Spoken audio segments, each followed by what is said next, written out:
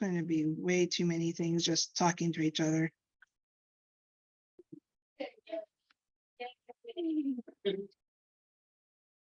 Somebody wants to be in it. I do have a person that is actually doing all that. Yeah.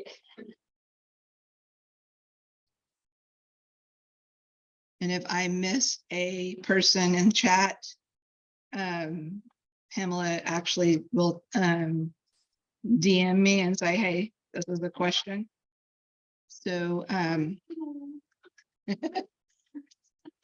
and what I'm going to tell you a little bit before we have our 15-minute break is that if by chance you have, if you're online or if you're in this room and you need to be online, or if you want to see what the PowerPoints are, if you go to unioncountypride.org/IDP 2023, it has a live stream. It has the link to the Zoom. If you are an attorney that needs the CLE, it has the link to the form for that. It also will, so if by chance you drop off with Zoom, you can actually see it on live stream, and it's through Twitch because it was easier than YouTube. It also, if you want to have the transcript or closed captioning, you can do closed captioning through Zoom. You can do closed captioning through Twitch. Another thing that I would like to, there are conference facts at the bottom of that page that if you have any questions that you don't want to come up to me, and then also the individuals who are in this room, there are name tags that are on the ground, on the tables, and that in here with the PowerPoint and on that page is if there was certain colors, green says, hey, come and talk to me. Yellow says, hey, I don't approach me unless I approach you. And red is don't approach me. If you want to change your colors, since I didn't say that at the very beginning. What's blue? Blue, that is you and Reagan's own color. You were like, I will talk to you and that person, and yeah. And I realized during this time, I was like, oh, they just picked their own color. And so I was just going, if you did ask, I was just, yep, that's yours. Yeah. So if you have any questions, just come and talk to me. I will try to work on our issue with changing slides. This is all a moving organism. So sometimes things don't work. And I will work on that and see if we can do that. So if you have any questions, we will have a 15-minute break and come back for our 11 o'clock session.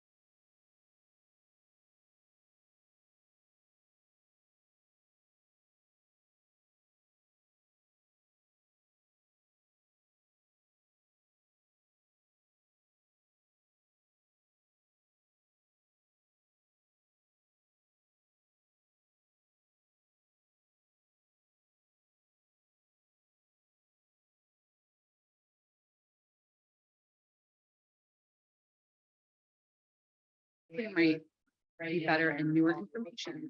Would it be too late to kind of? No, if you send it right now, then we can work on that.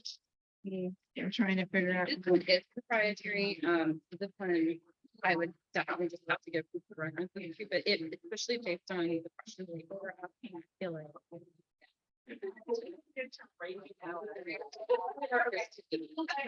A really great addendum to it. On my hotspot. Should. I get to see all of this. And if I don't, I will stop.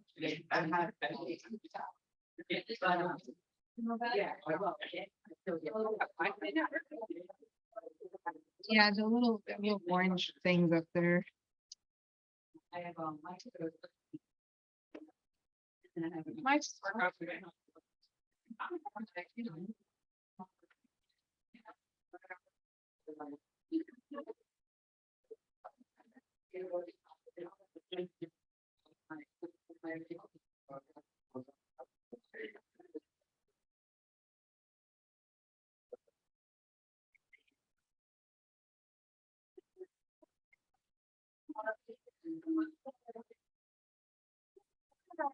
No,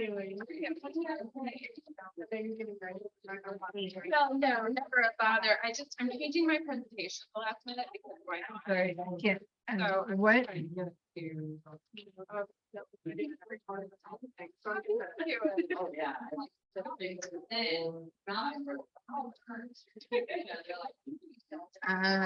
Oh. Okay.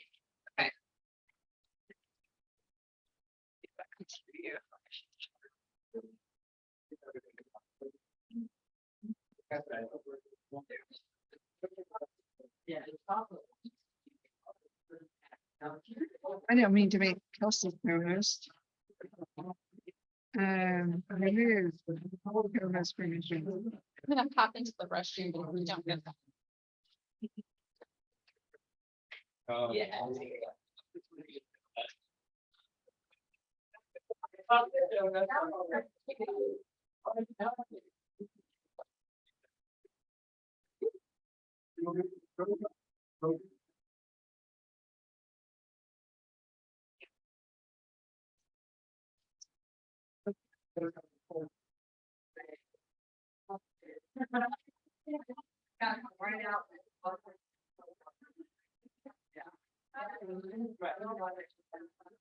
Yeah.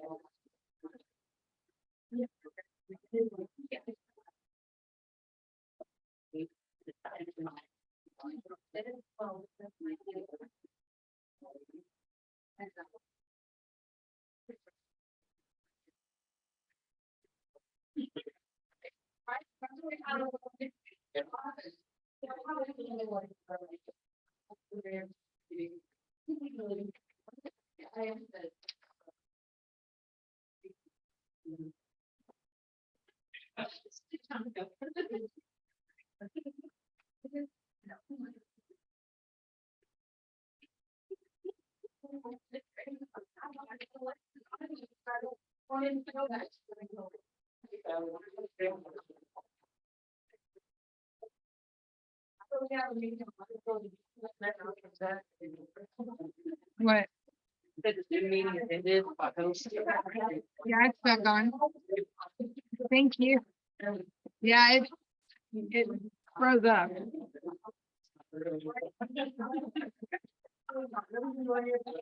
Now I have to figure out how to.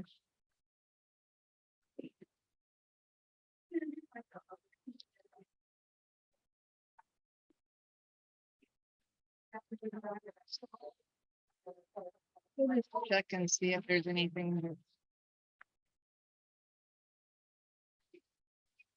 works here.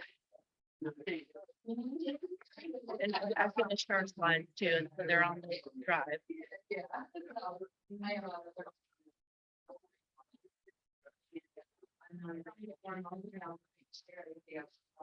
Why does it work for like 2 seconds?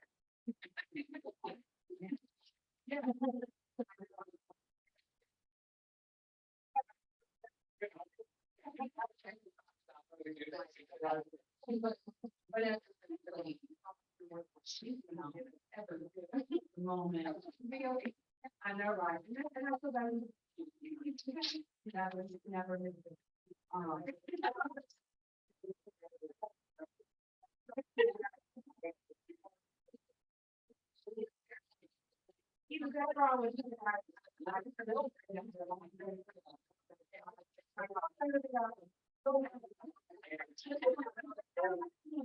I'm really tired of it.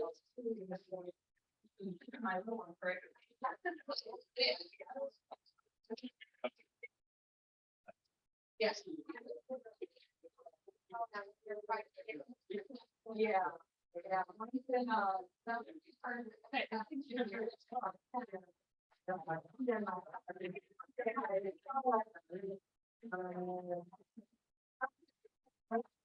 Yeah. Better. I mean,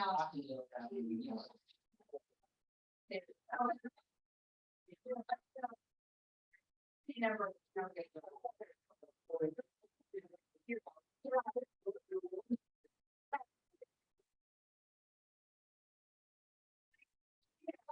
I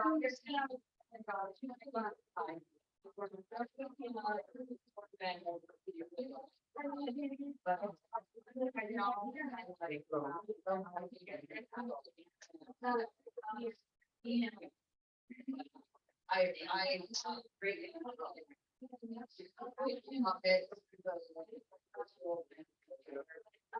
I've got another age, like, I'm the short little one. She's. Like, that's how I feel when we think I need one that or even. I'm older. That. Y'all can be my witnesses that it works. Yeah.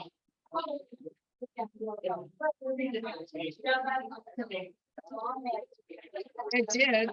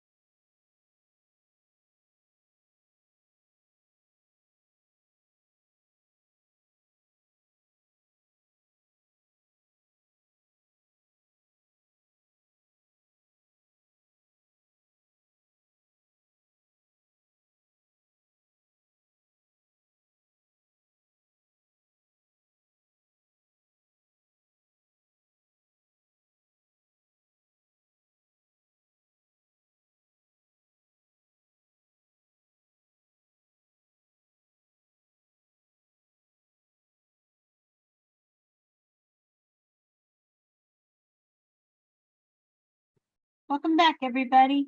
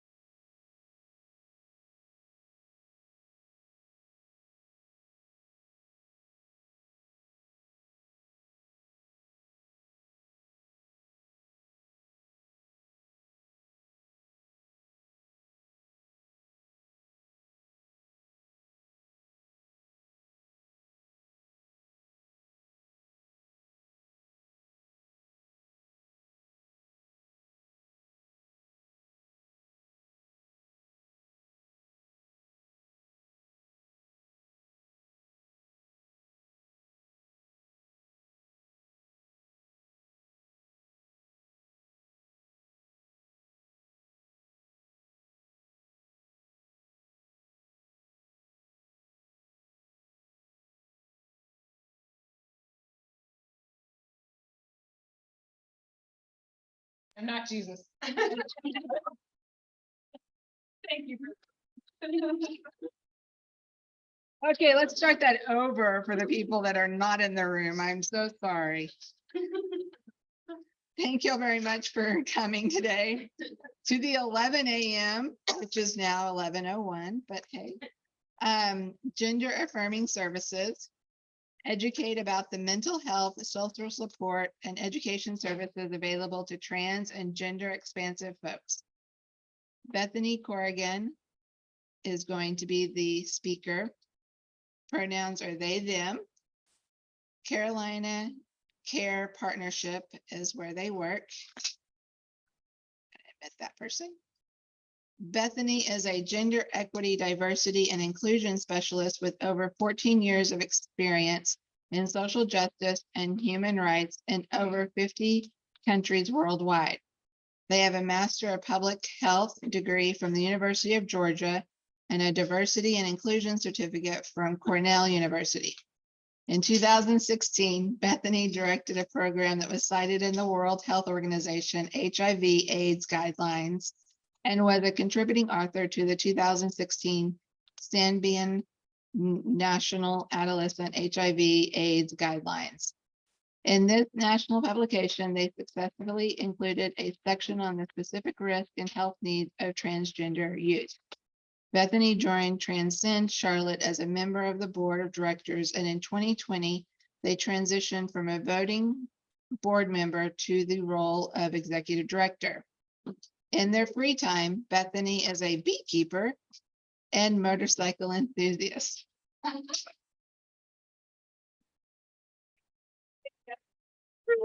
did. To print bio, I certainly would have just sent in my name and pronoun. That was really sweet. Thank you. I didn't know that was gonna get read. I am, so I'm not gonna introduce myself. Thanks, y'all. I did read something that we were supposed to describe ourselves, so I'm just gonna say I'm in my Muppet phase today. I found cereal in my hair this morning, and I'm wearing a blue Bands Off Our Bodies t-shirt. I'm super happy to be here. I'm throwing a curveball because I was going to talk about gender affirming social services, and the reason that I'm not is based on the last conversation. And so I quickly switched to a presentation that I've used in my curriculum at UNCC. It's a little bit shorter, which is probably better anyway. And it kind of delves a little bit into some of the issues that Joshua was touching on, which I think could open us up for a little bit more conversation, because I do find that in advocacy circles, one of the hardest things that we have to do is to divorce the concept of the social construct of gender from what people will term as biological sex. And if you are in, situations where you're having to fight with politicians or even doctors, right? Getting people to understand that we're talking about two separate but related concepts, and to, again, divorce and separate medical support, which is a human right, from social and cultural and individual affirmation of our identities, which is also a human right, right? But we find people conflate these things, and then they make legislative decisions based on it, and that's not great. So this might give you some, I heard we had some school board discussions going on and things like that. So this might give you an idea of ways you can approach things. The other thing I'll say, though, is I want everyone to give yourselves grace, because there's a lot of circumstances where you will come in with all of your tools and all of your arsenal, and you'll realize that you can't logic with people who are unwilling to be logicked with. So, right, we can be as prepared as we want to, but at the end of the day, right, sometimes people just aren't going to listen. Just a quick acknowledgement that we are on Indigenous land, right? Catawba Nations, Sugaree Nations, there's quite a few. And this is a great website. I'm sure everyone's seen it, where you can kind of go and give honor and do acknowledgement to the rightful lands of the rightful people that came before us and still exist here today. This is, well, I'll just describe it really quickly. This is a piece of artwork that was created in collaboration with Meg Nico, who, if you know, they're an Instagram influencer and an artist, and they created this for us 2 years ago as part of our Sacred Summer campaign, which this was at the height of a lot of the anti-trans legislation that was coming out across the nation. And we just needed some time and some space to celebrate the beauty of being who we are, right? We are not walking pathology, right? Like, we're not walking legislation, we're not walking billboards, we're humans. As Joshua pointed out, we're first and foremost humans. And so we had this really cool piece of artwork commission that we could share. So I like to share that because it's my wall. Okay. I chopped your head off with the I camera. know. Oh, Yeah. seeing right up my nose. I like the shirt, so it's Well, I'm going from, okay, don't throw it on the ground again. Okay.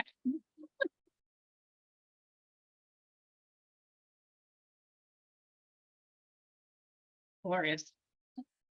Okay, so I'm sure everyone's going to get this correct, but true or false, sex and gender are the same, False, correct. Okay, so then what is the difference between sex assigned at birth, gender identity, gender expression, sexual identity, and romantic identity? So we're not going to go over all of these because, sorry, this is one presentation that's broken down over all of these concepts, but today we're going to focus on sex assigned at birth. Everyone has seen this, right? This is the non-plagiarized version that helps us break down these concepts. I'm going to get past this, but we are going to focus on sex assigned at birth. So sex versus gender. Sex is a pseudo-medical construct wherein a physician or a midwife or whomever is going to document, right, either F or M on a vital record, looks at a baby when it's born, and what are they looking at? Pretty much one thing, right? External genitalia. They'll look at that and they'll write down on your vital record, this is sex assigned at birth, right? Female or male.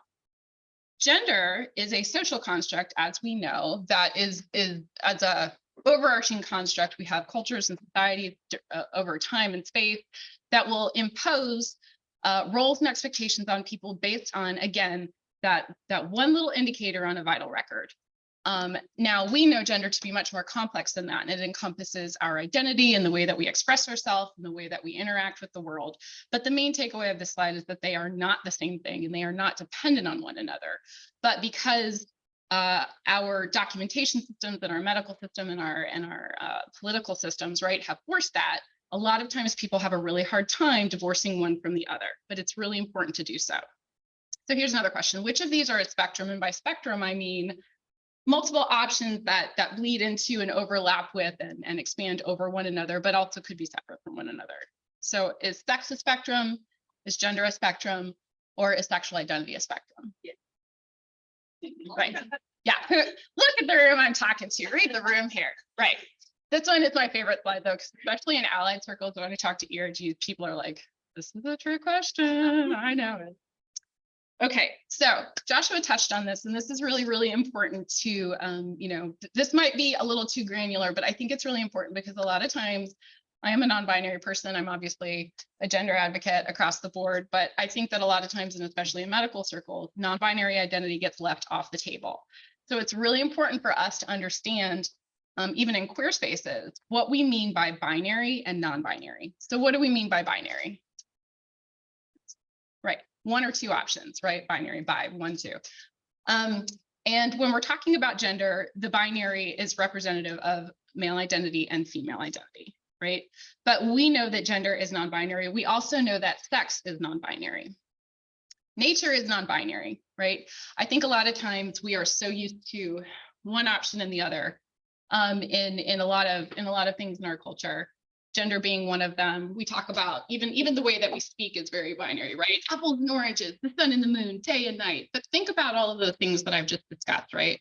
Day and night is a really good metaphorical. We're talking about a gradient of light and time and space and temperature. And every microsecond in a day is a valid time of day. It's a valid temperature. It's a valid, element in space. And the same thing with gender and with sex, right? So a lot of times, you'll hear politicians, you'll hear legislative bodies, you'll even hear sometimes medical professionals claim that binaries are natural and you can make therapeutic or legislative decisions based on that. And that's not true, right? The binary only exists truly, it was developed from computer code. Binary is a computer code, right? And for simplicity's sake, because when we make laws, we want to distill everything down to the least common denominator, Hey, Crystal, I can't see the presentation. You'll hear people talking about the binary as though it's natural, but it's not. I can't remember what comes after this, but I about that. And somebody said this a minute ago, right? Like there are so many examples in biology and physiology of non-binary existence and identity through plants, through flora, through beautiful, through other animals and other anyway. So nature is non-binary. Okay, a lot of people think that gender and sex assigned at birth, right? Even when they conceive to the concept of non-binary identity, they think it looks like this, right? You have two polar opposites and then some kind of a gradient in between. But I like to think more so that it is a true gradient, right? And again, taking that example of either the color Pantone scale or night versus day and all of the times in between, right? Think of every microsecond. It's not just pink versus blue, it's everything around and in between. And non-binary doesn't mean in between, and it doesn't mean just like the third option. It is an unending combination of options. And I always like to say, if we're going close onto 8 billion people in the world, there's 8 billion genders in this world. There's 8 billion very unique bodies that require differentiated therapeutic care. And for those of you who don't know what I mean by that, I mean, instead of creating standards by which no one can make a therapeutic or a medical decision outside of those standards, we use standards to ensure that we're not going to go off the rails and hurt somebody, but also recognizing that every single human, every single body needs specialized, individualized attention when it comes to things like hormone therapy and daily medications and treatments and even diagnostic tools. Okay, what can we assume based on sex assigned at birth? And let's put it into a specific context. Let's say I'm a medical doctor.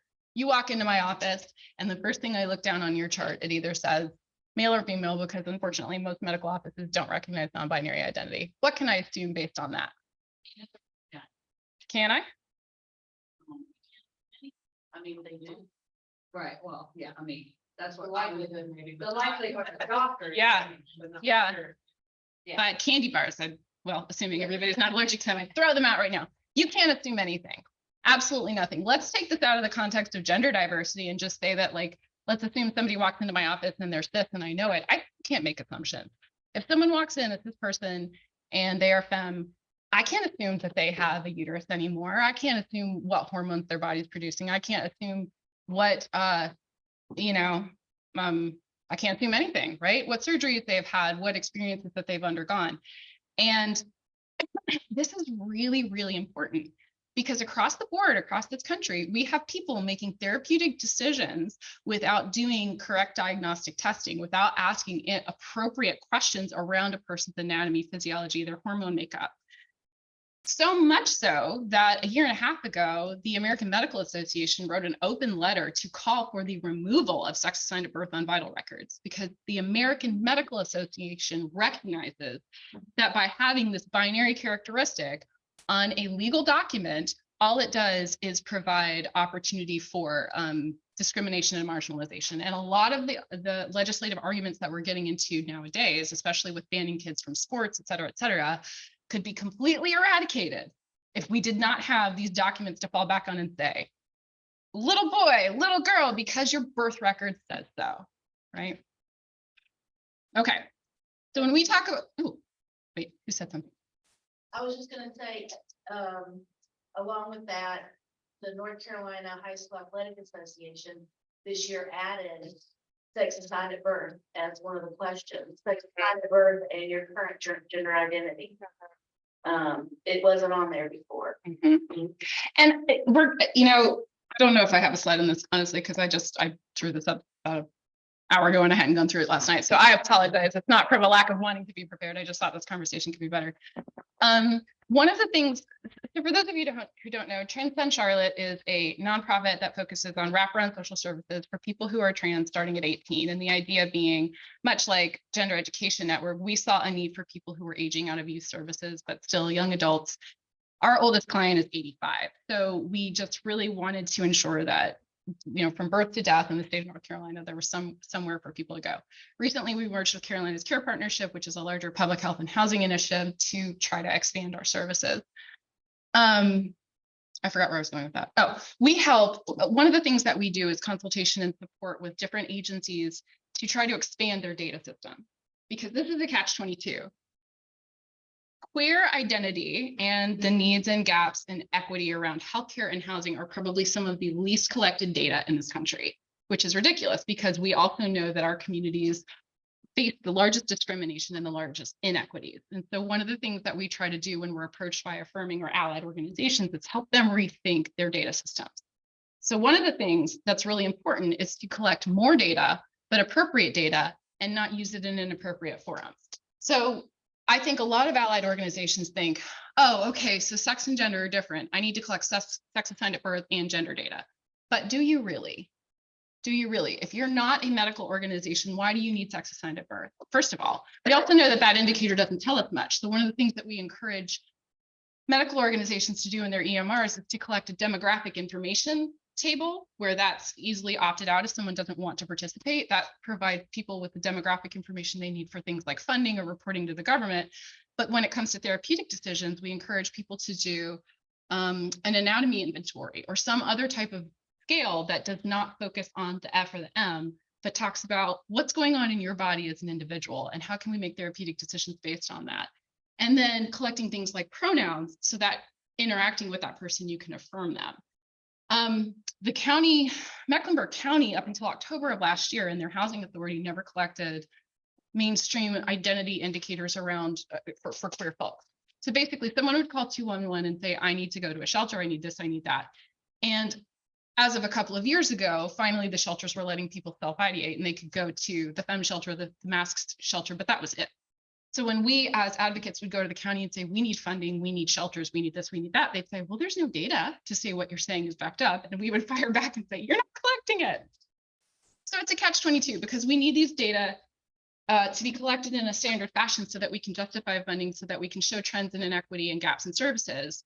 But the problem comes into, right, when someone acts like an ally and they're collecting the data, but that they're turning it around and using it to say like, oh, well, now I can exclude kids based on this one data criteria you're making me collect. Yeah, and they're not even pretending to be an ally. What it is- Right, right. What I think it is the direct response to the new birth certificate procedure, because originally the policy was they used your sex as it was on your birth certificate. But now, because trans people can get a corrected birth certificate, they had to find out some other way to identify trans kids to discriminate kids. Right. And personally, I think that the best way that we can invalidate all of these efforts, right? So if as birth certificates are being allowed to be updated, and eventually my hope is that nationally we see the removal altogether, what you're going to start finding is that from state to state, there will no longer be a standardized fashion in which people can collect that information, which is so important because then nobody can use it against us. I lost my train of thought because I got really excited there for a minute. Birth certificates, train of thought. So it'll come back to me. Yeah. So, oh, that's what I was going to talk about. So when we're talking about sex assigned at birth, so okay, if we can get away from this distillation of it's a letter, it's an F or an M, right? And we really talk about the complexity from a physiological, biological, medical standpoint, what we're talking about. Again, the more that we can complicate things and the more that we can invalidate these arguments that you can distill down to one or the other, the less power these bodies will have. Because again, I don't have a sex assigned at birth. It's not on my vital record. Where do you want me to pull that from? Because then what you're going to start seeing is that these school boards are going to be forced into picking one of these characteristics. And the more that we can undermine that you can't just pick one, the less power they have, right? So sex, you know, when we talk about that, and we don't use the word biological sex, because again, that gives credence to this idea that it's one or the other and you can fall into an easy category. It's not just your external genitalia, it's not just your internal genitalia. It's more than that. It's your chromosomes, it's your hormones, not just the hormones that are present in your body, but the receptors that receive the information from those hormones, right? Because your body can produce all the testosterone in the world, but if you don't have the receptors to receive that information and act in a way that produces some kind of a secondary characteristic, it doesn't work like that, right? So you need both. And there are unending combinations of those different characteristics. So true or false, estrogen is a female reproductive hormone. Estrogen and testosterone both naturally occur in all human bodies, or at least there's the capacity, right, for all human bodies to create these hormones. I remember I read a really great book in this particular case study where there was a cisgender woman who was trying to get pregnant for many, many years. And she was seeing one of the top reproductive specialists. I think it was either in New York or Philly. It was a major MSA. And she couldn't get pregnant. And it was this male doctor, and he would just kind of invalidate all of her concerns. So finally, she did her own research and realized that she had naturally low occurring testosterone. And her research showed that that was necessary for her to gestate and carry a pregnancy. So on the fly, outside of her doctor's prescription, she started taking testosterone supplements and boom, she got pregnant. And then when she took that back to him and said, you invalidated me because you forgot that I needed this, he said, I did. I profiled you because you're a woman.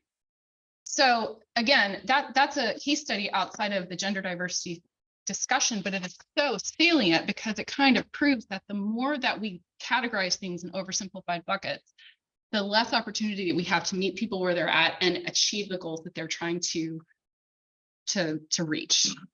So those categories, when we're talking about feminizing or masculinizing hormones, as they're referred to, right? Something that's really important is to remember that all of the hormones in our body are derived, this is an oversimplification, from the cholesterol hormones, right? And again, this is why all human bodies have the ability to regulate what's going on in their bodies, right? So there's 5 main categories of hormones. You got your estrogens, your androgens, progesterones, glucocorticoids, and mineral corticoids. And we're not gonna, right, like this would be classes and classes upon classes. So this is a hyper oversimplification. But the reason I love this slide is because it eradicates this concept that, oh, this body has estrogen, this body has testosterone. And a lot of people don't even realize that cholesterol is a hormone in and of itself, right? So it's really important to kind of keep that in mind. So there's not gonna be tests. The reason that I show this slide is because, and the closed caption is covering it up, but basically you can see again, testosterone is a precursor to estradiol, right? And all of those are derived from progesterone in some aspects. So the point being that, like, let's say a body is overproducing testosterone and your body has the capacity to self-regulate. And there are going to be natural hormone fluctuations in everybody's body. Another example that I like to use when, we're talking to legislators, first of all, obviously queer communities are going to be the hardest hit when these types of bills come out. But let's drill down further. We're really talking about Black bodies, right? People of color are always going to be the hardest hit by all of this legislation. And we see it outside of a gender diversity conversation. I mean, look at the Olympics, look at all of the Black athletes who have been banned from sports or told not to compete because they had naturally high occurring testosterone, right? And this is not adjusted, and so basically, I'm going to go off on a tangent. But it's just important to recognize this, right? Because the more that we can break down this concept that there is an acceptable within normal limits level of testosterone in a female body, and we can use that. Okay, let's say that they take away our ability to recognize someone's sex offended birth. Okay, well then we're going to start monitoring your hormone levels. You can't do that. Everybody's body produces and regulates its hormone level on just because someone has naturally high testosterone, naturally high estrogen or whatever, it does not mean that you're doping, or it doesn't mean that you're doing this or that, right? So the more that we can break down their concepts of what is within normal limits based on F or M, the more power that we have inevitably to break down these arguments that they're making. So basically, I know I'm probably over time, but again, this is a slide to sort of dispel this concept that, oh, testosterone does 1 or 2 things. It makes people aggressive and it makes them develop masculine secondary sex characteristics. Well, that's not true, right? Testosterone is important for bone density and growth, not only sperm production, but ovarian function, right? Sleep, sexual behavior, all of these things. Because again, our bodies are created, hormones have a certain function and they work together with each other and our own body chemistry. The same thing with estrogens and, quote unquote, the feminizing hormones, right? They don't just produce, breast tissue and hair in certain places, right? Again, muscle strength and density, menstruation, heart health, libido, sperm production, right? So again, breaking down the myth that this goes with this and this goes with that, and we have 1 of 2 options and we can make decisions based on that. Joshua talked about this, but intersex identity is definitely part of the queer alphabet soup, but not every intersex person considers themselves to be LGBT. And that's wonderful and perfect, right? Because we're all unique. And again, identity is separate from our body chemistry. I don't like to use the word disorder. Intersex is not disorder. It is a type of, it is a word to represent a myriad of situations and instances where someone's body might, quote unquote, fall outside of the typical limits of what certain medical guidelines have deemed male or female. That's really all that means. A lot of people are walking around and maybe intersex and never know it, right? Because this could, there's just lots and lots of circumstances. Someone's chromosomes might fall outside of the, you know, the XY or the XX. You could have a third chromosome. Somebody's, again, hormone levels or the receptors. You know, and that's a whole presentation unto itself. But again, it's something to keep in mind. And another thing that I'll point out, I'm sure everyone has heard the statistics, but in terms of, you know, we're not just talking about a small faction of people that fall outside of the majority. There are about as many people estimated to be intersex in our world as the population of Russia, as the number of naturally occurring redheads on this earth, right? So we're talking about a substantial portion of our world's population. Again, it's normal to be who you are. That's a really cool link, and I can of an advocate who has talked about, and I can send that out later, but it's like a 7-minute video. So again, a lot of people think that this is what we're talking about when we're talking about sex assigned at birth. Okay, you've got this scenario and this scenario, and if we're talking about gender identity, it means you switch from one of these to one of these. Well, first of all, medical transition is not necessary to be trans, to be non-binary, to be who you are. It is a very important tool. Gender dysphoria is real, but again, we need to stop simplifying identity. This is really about a representation of sex, right? You have all of the characteristics and the overlap with one another, and everybody's bodies are different. And every single one of these situations that are represented on this very tiny slide that I'm sure y'all can't see is a valid existence in one's physical body. So that's Trans and Charlotte. So sorry to throw everyone a curveball. If I'm trying to think of all of the most important things from the last presentation that may not get covered, medical transition is really important. So when we're talking about medical services, obviously hormone therapy, voice modulation, all types of different surgeries that could be given to someone. At Transcend, we give out free binders, free breast forms, free other specialty items like packers and gaffs. Outward expression is important, affirmation. I had like 7 slides on language, but I'm 99% sure someone else is going to cover that today when we talk about pronouns, and y'all probably don't need it anyway. So happy to answer any questions. Sorry to throw a curveball. Yeah. Charlotte, like what are the be like uninsured or No. eligibility for? No. People come to us for all different reasons. We have an online peer group. We have a virtual peer group. My way over on there has asked if, would someone ask a question out here? Oh, If sorry. you'll repeat them. Heard. Thank you. The question was, what are the eligibility criteria for attending something from Transcend?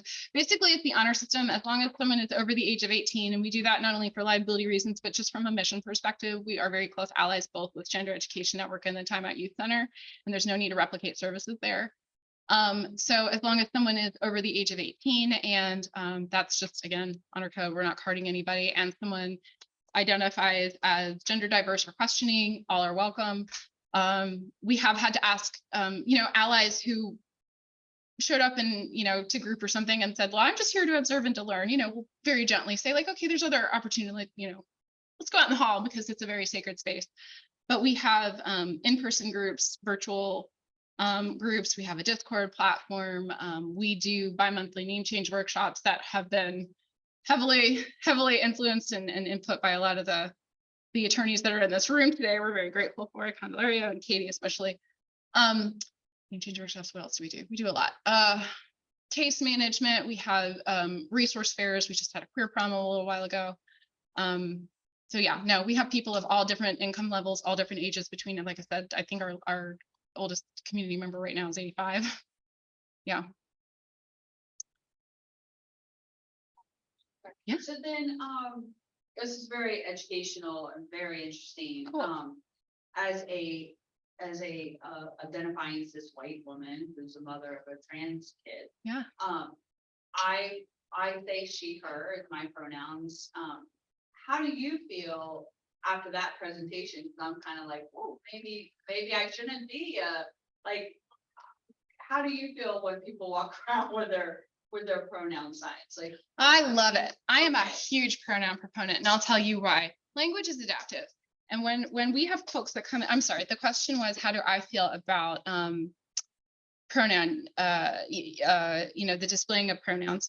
I love it. And I'll tell you, folks come in and I'll say, hey, quick pronoun check, name, pronoun, anything different since, and I mean, this might be like I saw someone 3 days ago, but I think that we need to normalize people being who they are in the moment that we're existing, right? And recognizing, and I'll tell you another thing I love about pronouns.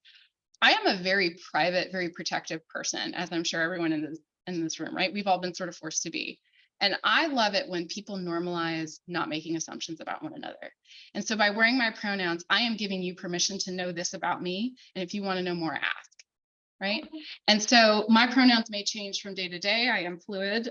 They've been consistently they for a while. But the point being that I am sending a message that I am the keeper of my narrative. I am the keeper of my story. And here is a gift. I'm willing to let you know this about me. And you might know more as time progresses. And I think that the more that we give people permission to own their narrative, the more we innately set boundaries around other people's narrative. And we keep those things sacrosanct. So I love it. I think that pronoun displays are more of a system thing and an ability to send also the message that I am attempting to be a safe space for you. I am attempting to affirm who you are as I hope you affirm who I am. But I think maybe the crux of your question, and I don't want to make assumptions, is, again, gender is a social construct. Let's think about this in isolation. If we all grew up on a desert island, right?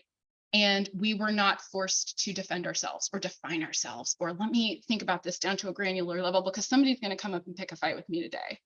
Our whole understanding of how we express ourselves would be completely different if we just lived in an affirming world where these labels were not necessary. Now, it's the same thing with race, right?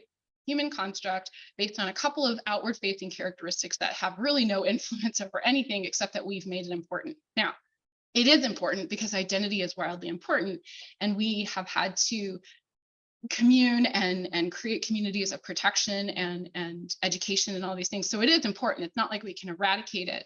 But I think maybe to your question, a very important part of that is to not over-label ourselves and say, okay, well, yesterday you told me you were trans, but today you're saying you're non-binary. Now, and we start to pick apart and question people and say, show me your trans card and prove to me that what you said is real, right?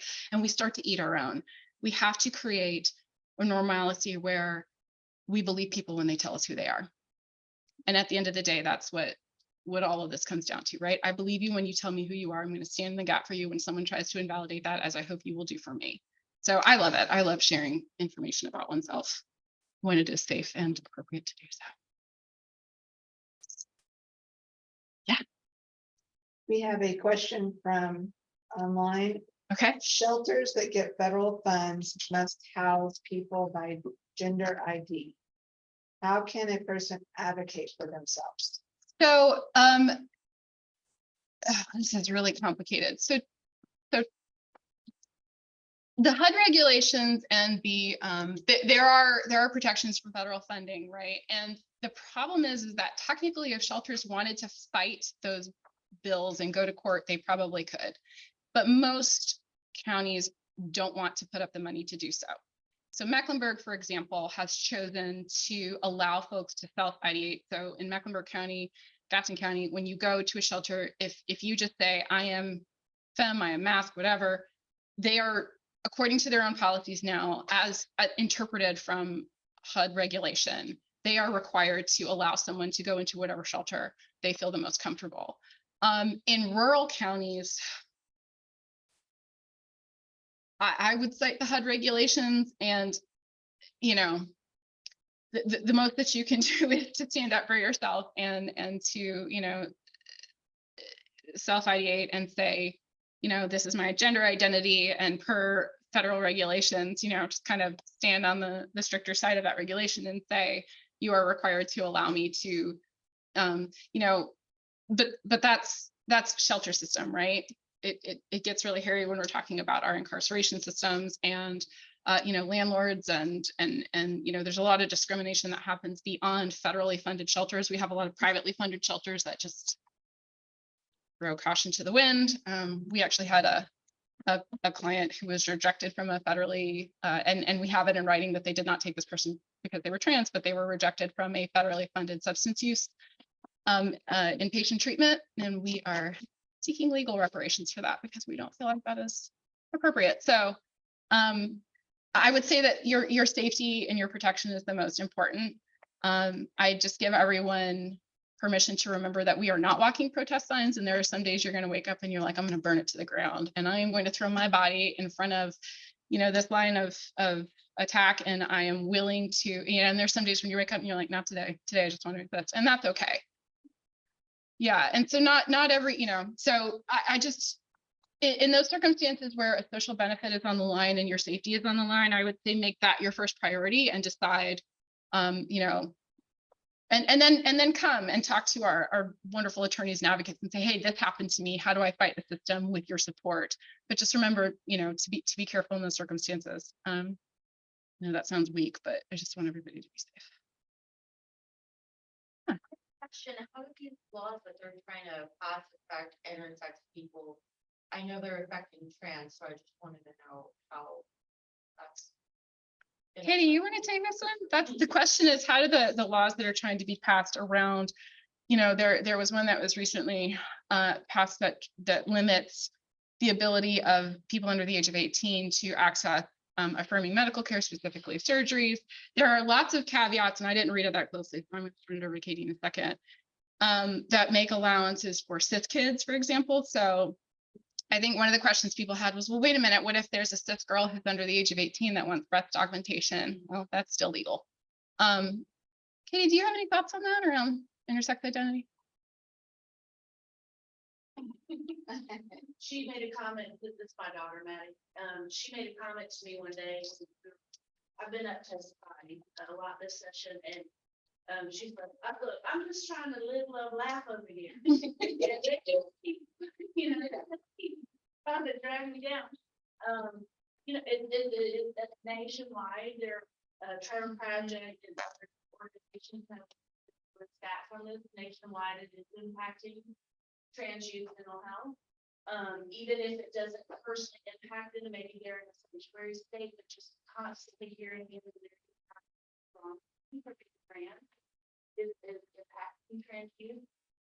It pisses me the hell off, but it activates me. But like our family, we were talking about, okay, we did not prepare appropriately in 2016 for the presidential election. And we had to rush through her name change before inauguration day. Mm-hmm. So we're going to be better prepared for 2024, especially with fans. We're learning her out of the country. We're talking about, I've been on the job hunt, should I get a job where I have to be in North Carolina, or should I get a job where I can be anywhere? In case we have to leave, and that by the way is a privilege. Yes. And also don't everybody leave because we're gonna leave people here that can't leave. So it's impacting whether it, I always say when Maddie transitioned, I always told her dad and I always told her we're gonna do everything we can to protect you. The legislature keeps trying to make me renege on my promise. And so, whatever we have to do for her individually, we're going to stay and fight for other folks. But it makes it hard when the government tries to insert themselves in your parenting. And that's awesome. And, one thing that I would say, I just have a thought, most of these bills try to create loopholes. Because this is the thing, the question that you just asked, how do these bills impact intersex people, right? Because there are different diagnoses that come with that, right? And a lot of times these bills try to err on the side of allowability, because a lawsuit that says you've excluded necessary care based on my identity and I don't have anything to do with trans identity, right, could invalidate the law altogether. And their attempt is to keep the law going, right? So much like they allowed cis kids to continue to have certain plastic surgeries and whatever, right?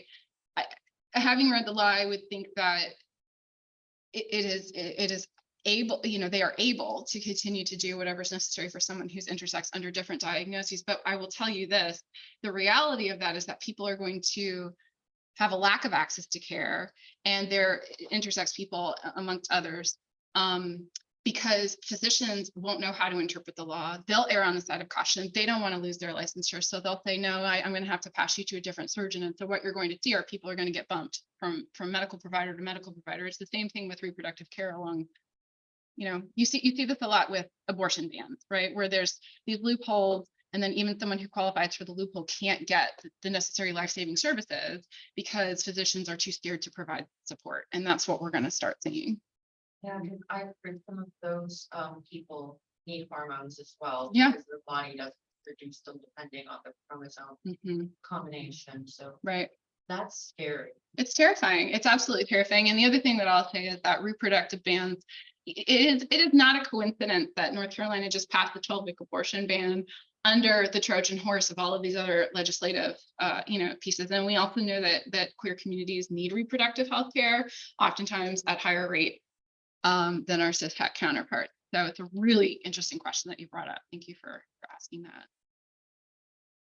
Yeah.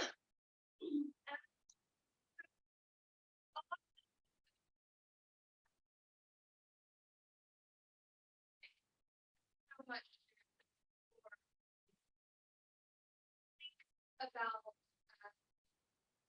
vast majority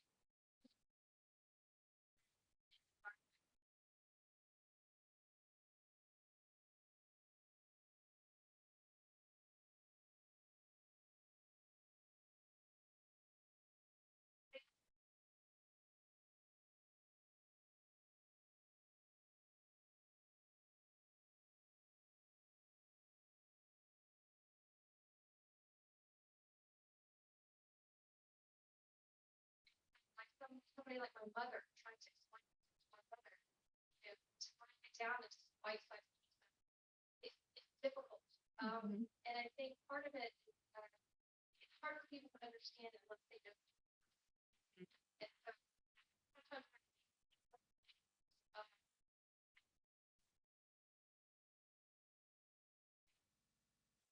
yeah, that's it's such a but trying to do that educational piece to get people to start thinking about these things differently. I find so challenging. And so what would you say to try to like me trying to explain it to my just that it's we're seeing such a backlash because it really does blow the world open to get rid of the fire. It's So what do you do?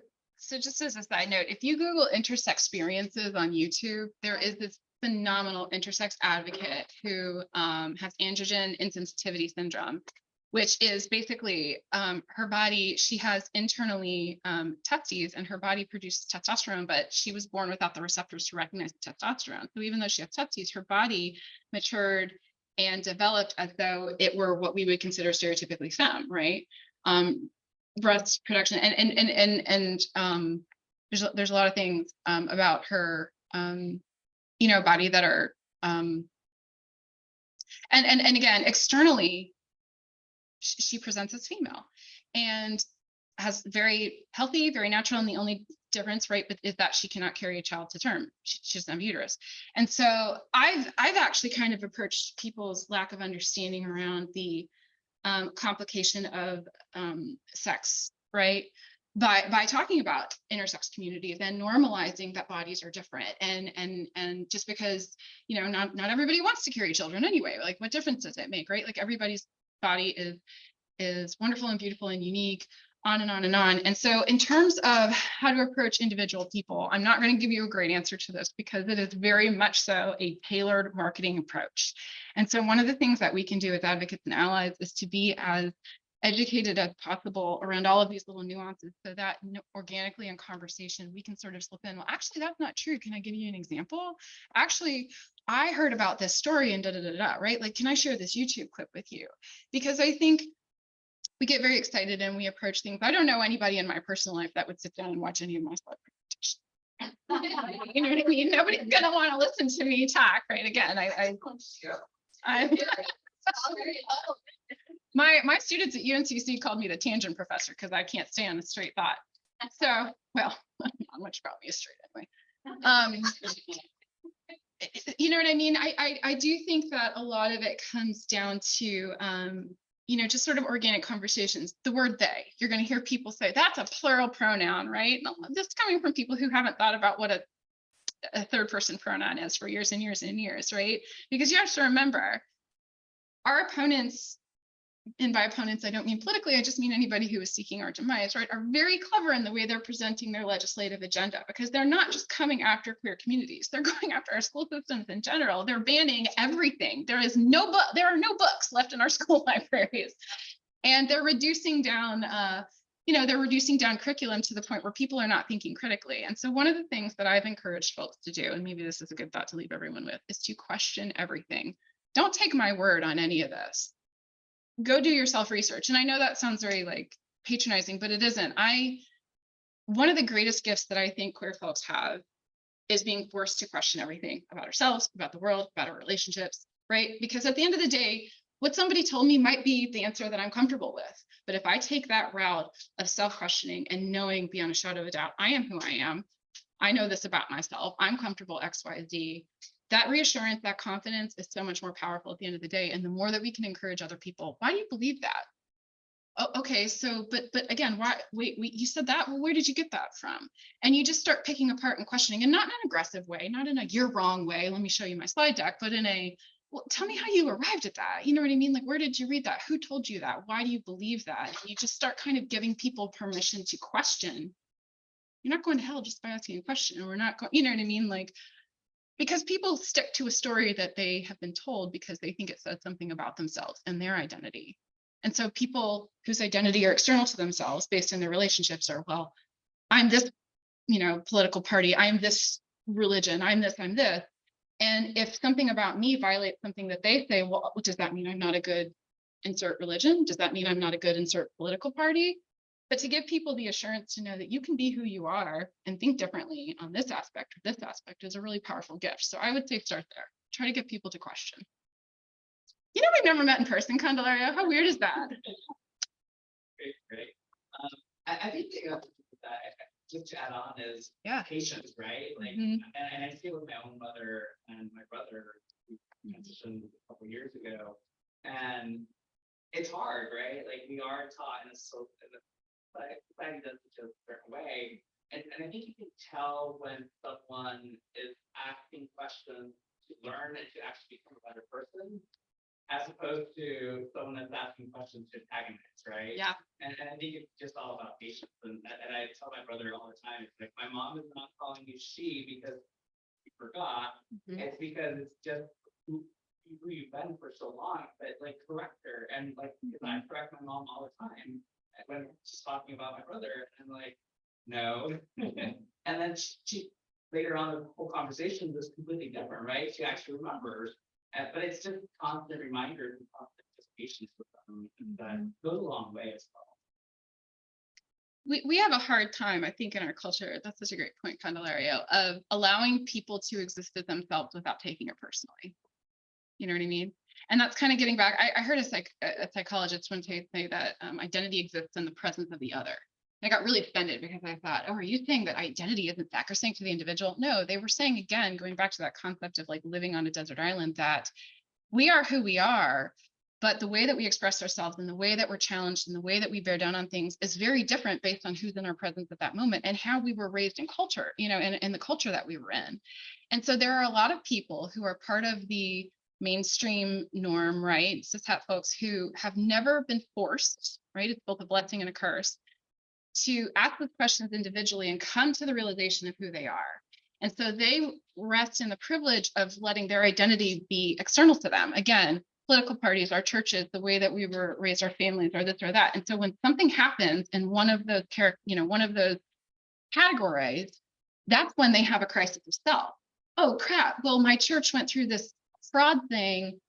Am I still a Christian? Oh crap, my political party did that. Am I still insert political party? Instead of saying, well, dang, that sucks, but I'm still who I am. I still believe what I believe. They messed up. I didn't mess up, right? That's the nationalism argument, right? We are part of this larger, and we follow it blindly.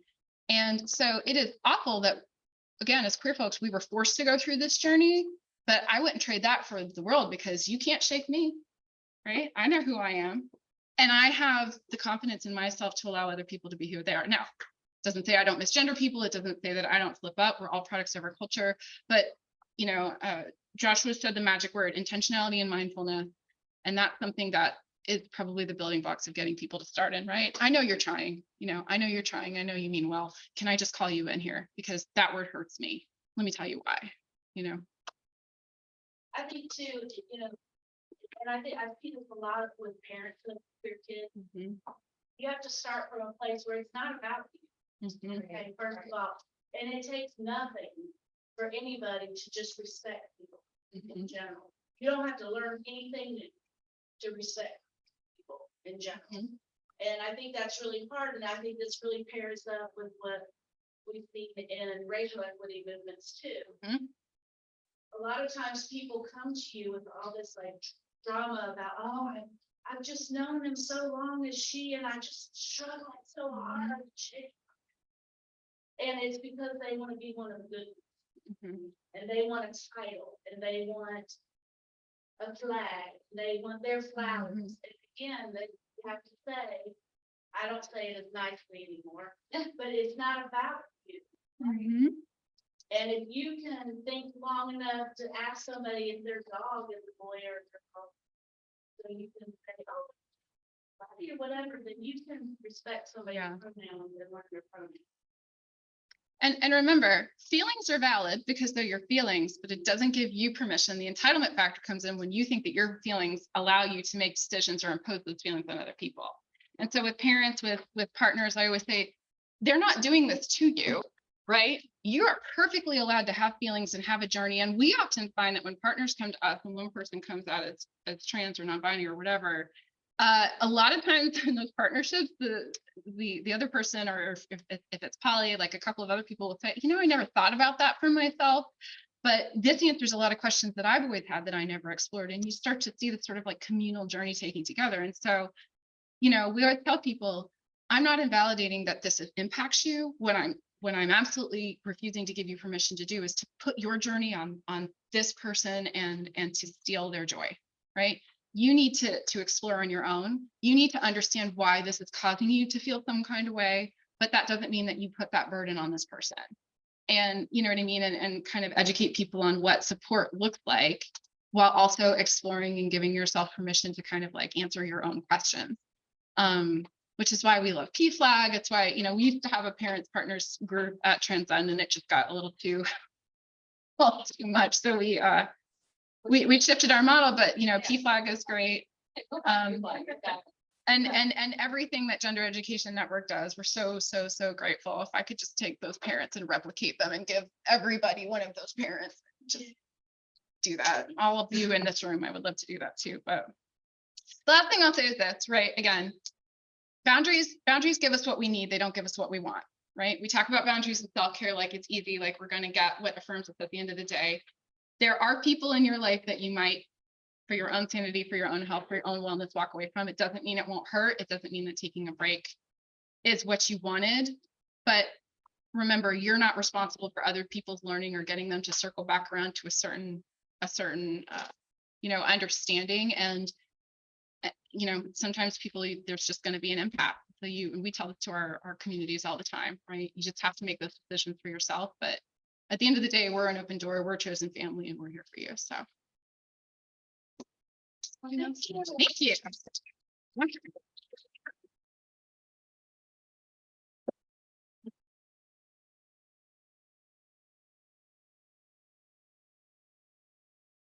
Now it's going to be lunchtime.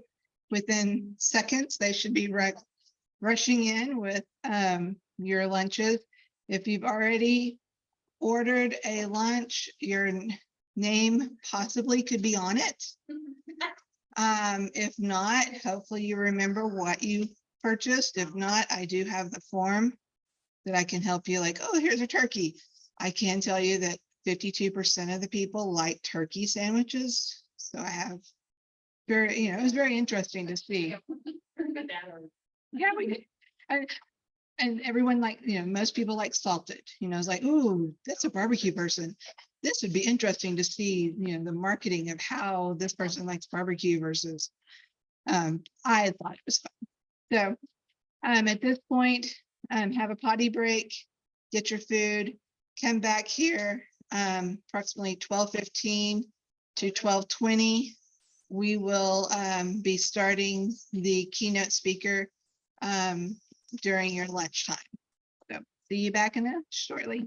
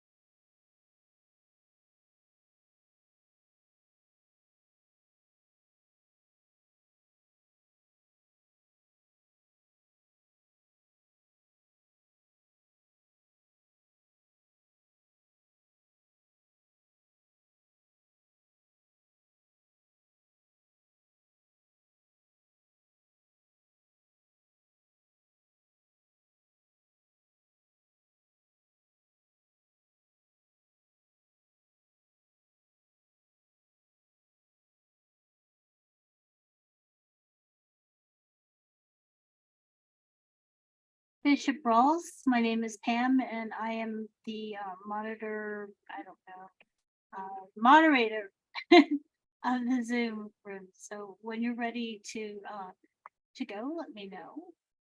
Great, thank you. Well, I think it was going to start right about 12:20, I think Crystal mentioned. But Okay.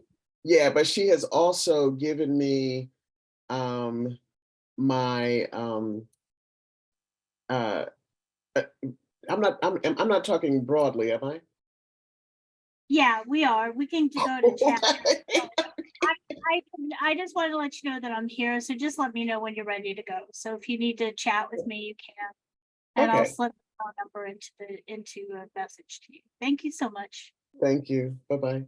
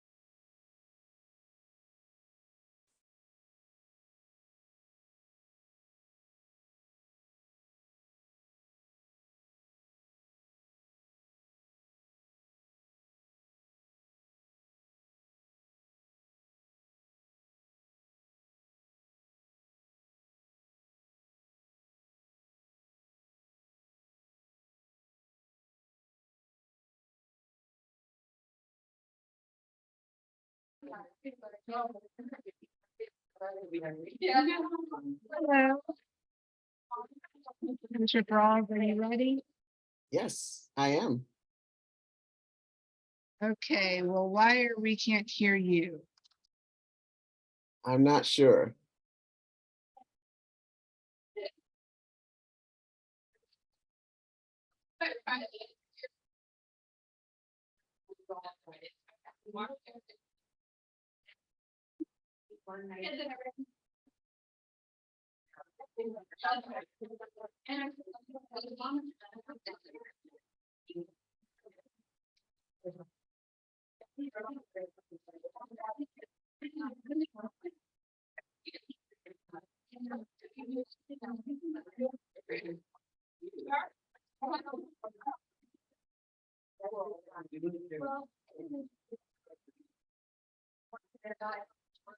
Hello?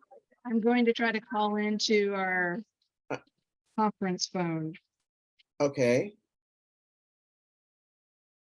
Can you hear me, Crystal? 704.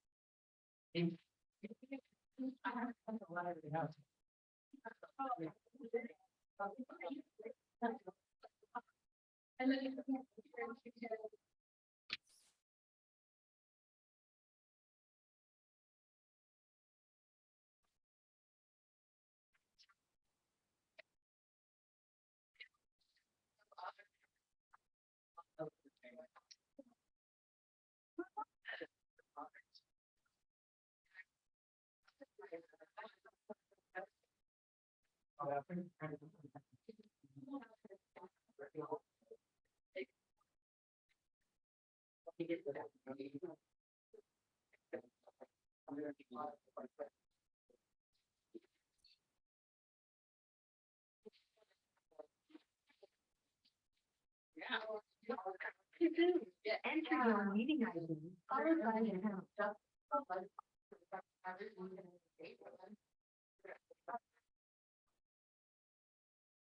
Pamela, we're going to call in from a number, the 704 number. Can you still not hear me, Crystal? So we can talk. Okay. Enter your participant ID by pound. Otherwise, just press pound to continue. This might also help with y'all hearing people in this room. Oh, I see.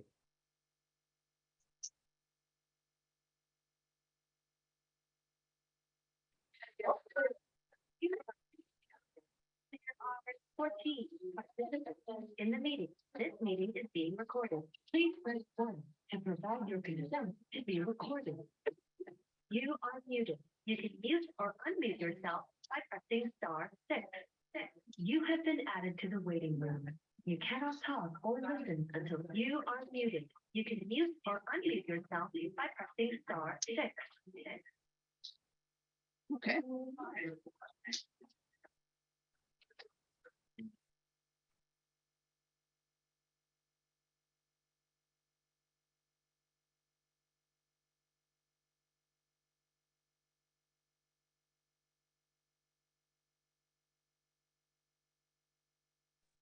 Can someone talk? Hello? Can you hear me now? Okay. I love it. That's great. Thank you so much, Crystal, for this opportunity to be with you all. I remembered Crystal telling me when she had an idea about actually starting a Pride event in Union County, North Carolina. And what an exciting thing that was to hear. I'm also so excited about the lineup that also she had and you all have. Lots of our fun allies and folk we get into good trouble with, for sure, with Chad and Bethany and Joshua and others. So I heard Candy asking a question earlier. So lots of wonderful people clearly there. I'm really most excited about the opportunity to have this conversation today around the ways that we work intersectionally to affect change. My name is Bishop Tanya Rawls. I am founder and executive director of the Freedom Center for Social Justice. The core of our work is all intersectional. We work primarily at the intersection of faith and race, sexual orientation, gender identity. And in that intersection, what we find is it is nearly impossible to affect change in one of those areas without it touching other areas. So if we're talking about wanting to make sure that LGBTQ people stay safe, we also then have to talk about the varied systems that make us less safe. In full disclosure, I am the daughter of Josephine and Aristotle Rawls. And those are real names for Black people. And I am also the granddaughter of Donna. I got to rename my grandmother when at 3 years old, she let us know, myself and my younger sister, Sabrina, that she was too young to be called Granny, Grandma, or all those things. So she let us make up a name for her. So we came up with Potato Chip and Pretzel first because we loved her so much. So we figured we would name her, try to name her things we loved at that time at 2 and 3 or 3 and 4. And so we couldn't name her a food product, but it wound up being Donna. And I don't know if it was for the Donna Reed show or whatever. But I acknowledge that because we all come from and through something and some place, and those places have great impacts on what we do and how we do it really for the rest of our lives.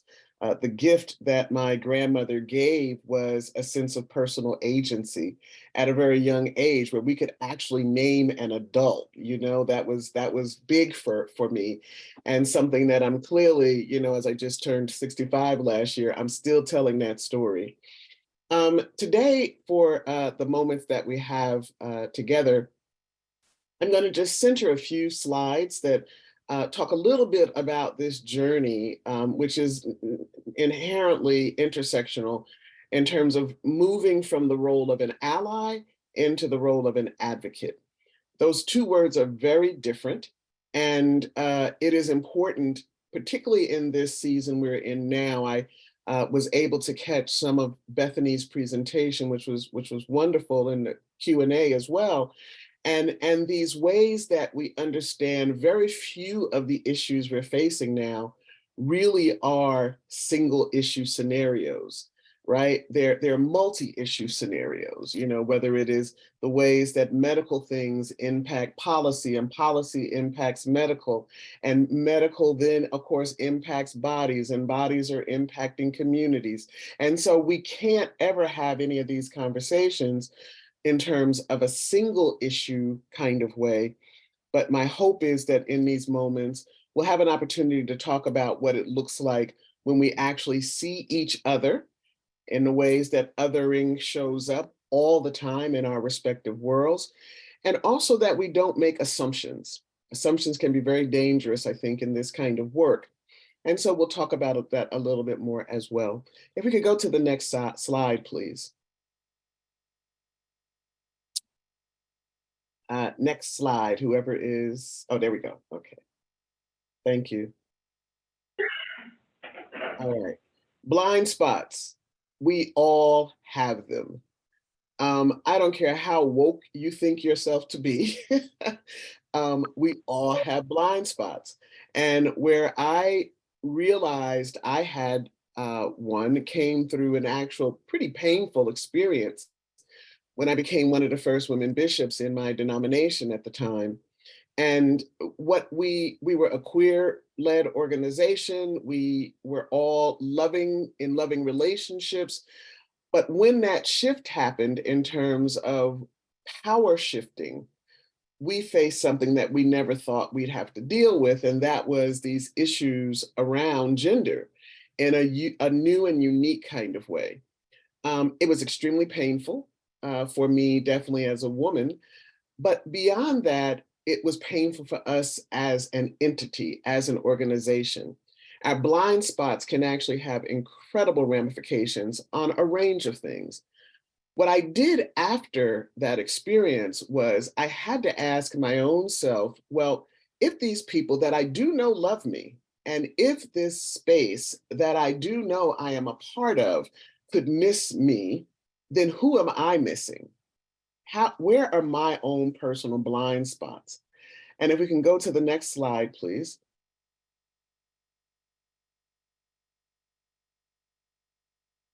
All right, it came to the trans community. And in this sense, what I wound up finding about myself was I had trans people serving in many capacities. They were running things and the like. But when I paused to say, how much do I really know? What I had to own was it really wasn't as much as should have been present. And so I then had to begin asking my own self, well, then what is now mine to do as this ally of this community?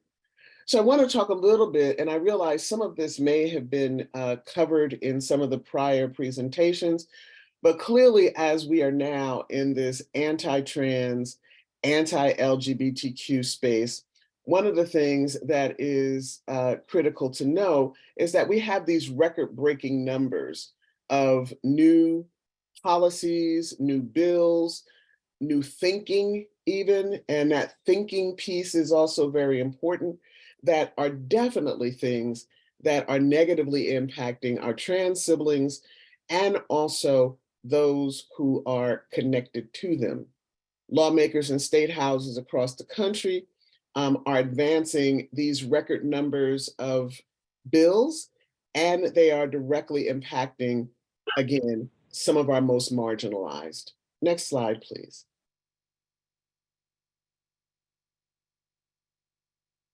So for the record, year to date, this snapshot, that over 520 anti-LGBTQ bills have been introduced, many of them also centering trans people and people who are gender nonconforming.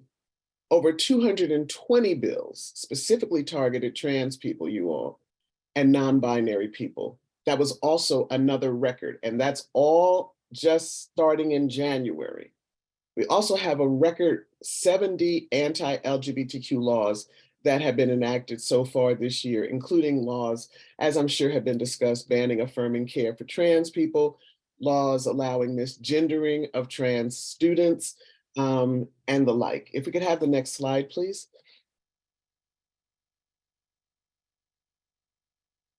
Last week alone, you all, in Arizona, SB 1040 banned trans students and school personnel from using school restrooms that match their gender identity and allows people to sue schools if they share a restroom or similar school facility with a trans person. And somebody's gonna need to let that settle in to hear what that's really saying, right? It says a restroom or similar school facility. So that can even be like a place that a student might be allowed to go to rest, or if they're struggling in any kind of way. So even sharing a space can also now lead one into trouble. Louisiana, HB 648 would ban gender affirming care for trans youth. Ohio, HB 6 prohibiting trans students from participating in school sports. And we know we've heard a lot of that in terms of North Carolina. Texas would prohibit diversity, equity, and inclusion offices at state colleges and universities. Can you even imagine? And would criminalize all drag performances. Next slide, please. That was last week. This week in Raleigh, HB 574, a ban on trans students in sports, is now out of committee, and that will likely be now going to the Rules Committee and being fast-tracked to be passed. Legislators also, however, reintroduced some bad bills. And this is something for us to also keep an eye on, because some bills, as they get slapped back, as I think I heard someone reference earlier, they also come back in other kind of forms sometime, or even the bill itself being reintroduced as HB 808, which bans same gender affirming care for trans youth, and SB 631, which is the companion bill to some of these, and that's that Don't Say Gay bill. Really, we're following someone else's master plan. If you look at laws that have been passed in Raleigh, in Raleigh, you can definitely look at Florida's legislative calendar, and you will see us basically mimicking or mirroring the things that are being done in Florida. So that's really bad news. And if we turn it just a little bit, it also may provide some valuable information for us as we think about moving forward. And as we move forward, what will be important for us is to understand what strategies and things we in the collective must start engaging in so that we can help ensure that our communities stay safe. Next slide, please. Just let them live. The Freedom Center has a campaign called For Them Too. It's headed up by our organizer that deals with Cameron Pruitt. Many of you all know Cameron, and he is our new director in terms of his title of Intersectional Initiatives. We had to expand the title. He was originally the director of faith organizing because so much junk started falling out from the Raleigh skies that we had to begin thinking about, well, what are we really talking about here? And so we had created a campaign last year called For Them Too. And the focus was asking a question of those who are non-trans or non-trans supportive of, can you at least pray for them too? Can you advocate for them too? Can you care for them too? As you're caring for all of the other youth, are the trans youth and gender nonconforming youth worthy of the same kind of care? And of course, there is a short answer for that, and that is that they must be. I don't think we can afford to hang back anymore and say, well, I'm just so sad and sorry that that is happening. At some point, we have to stand up and say, enough. And let us begin with our young people. Let them live. Next slide, please.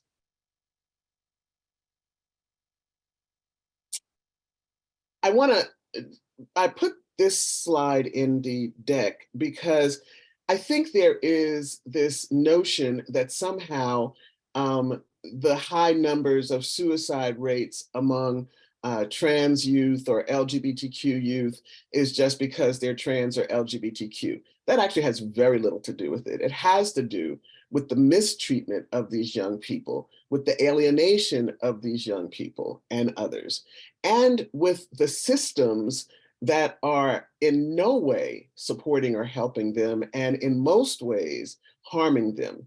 Can you imagine what it must be like to be young? And, Josh, I'm so happy that you were a part of today's conversation, but can you imagine what that's like to hear the news reports week in and week out, and some instances, depending on your household, day after day, hearing about the fact that there are those who are purposing to deny your basic rights?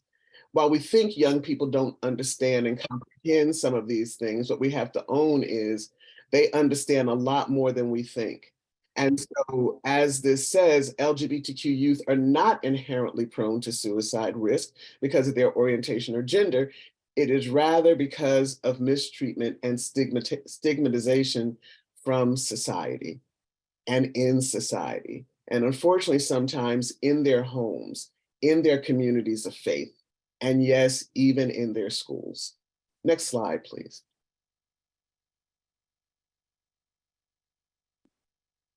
So what's going on, right?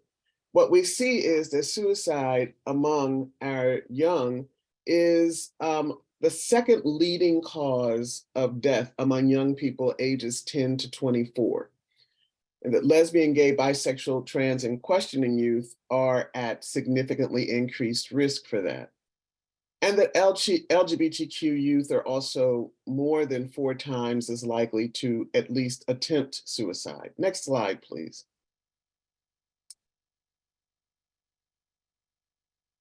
What I want to say in reference to this is we at some point have to get to a place where we say the enough. And the enough can't just be said by LGBTQ people. And it can't just be said by trans people. It has to be said by us all. All of us have to say, every child has a right to safety. Every child has a right to possibilities of a bright future. You know, we talk about sports, but what we have to own is sports actually really helps in terms of laying a foundation for those students that are interested in it, a foundation for a strong future as a professional, as an adult. And so when we take that away, we also remove opportunities that those young people may have. If we can go to the next slide, please.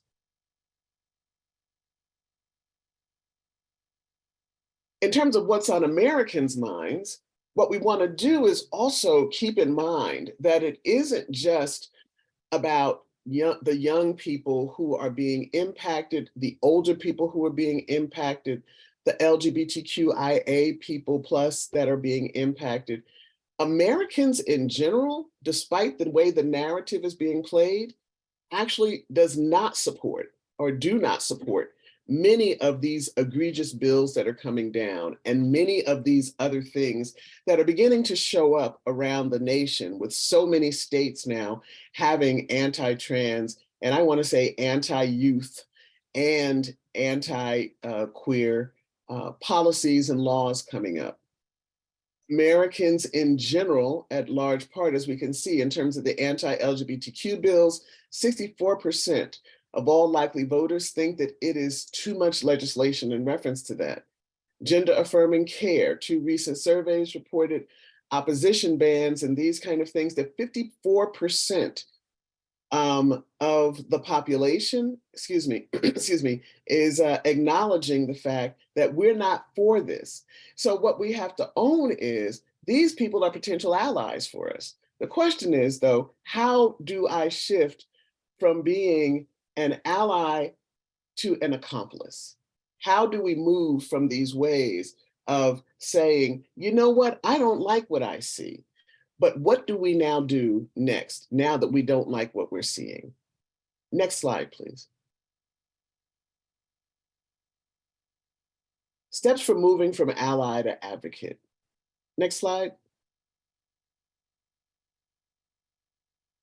One question most people say to me is, where do we start? The issues are so big, right? So do I start in terms of going to school board meetings? Do I start by challenging healthcare providers? Do I start by going to Raleigh and doing legislative work? Do I start by starting a new group in my church, or my synagogue or my mosque? What do I do? How do I get started? And I know there are those who may say, I've had to ask this question. I want to help, I want to do something, but I have no idea about how to do that. And what I want to suggest, as I listed the very things that are possible, is we must also consider doing it intersectionally, because that is how we're really going to be able to move this needle, with each of us committing to the work in the ways that we step up and out boldly. Next slide, please. So here's a few things that we might want to consider. Hello. It starts with hello. Oftentimes, there was a scripture in the Bible that I used to struggle with so bad, and it's linked to one of the most love-centered texts in our Bible, right? But it's this one, that ends with saying, and there's nothing greater than love, basically. But part of what it says is that love believes everything. Well, how can love believe everything in a world that lies all the time? How can love believe everything in spaces where people aren't always, open about anything really. It starts with hello. When we are intentional about engaging with those who are other than us, one way to consider that is saying hello and actually pausing long enough to hear the answer. It starts with hello, no matter what language, no matter what anything is, it starts with hello. And this, I'm bringing that text up because what the actual literal translation says is love believes the best first. So this notion of love believing everything, if you look at the original text, what it's saying is, well, love believes the best first. When we think about allyship, when we think about becoming an advocate, it really does demand a certain kind of intestinal vigor to navigate through all the varied things that can come up sometime when we don't understand a thing or when we don't understand a group. I would say that that's the case with some of our legislators, but I can't necessarily say that in the same way because there's clearly another kind of agenda. But what I am saying is that most people that you encounter will be open to conversations. And the key is, am I ready for the conversation? Next slide, please.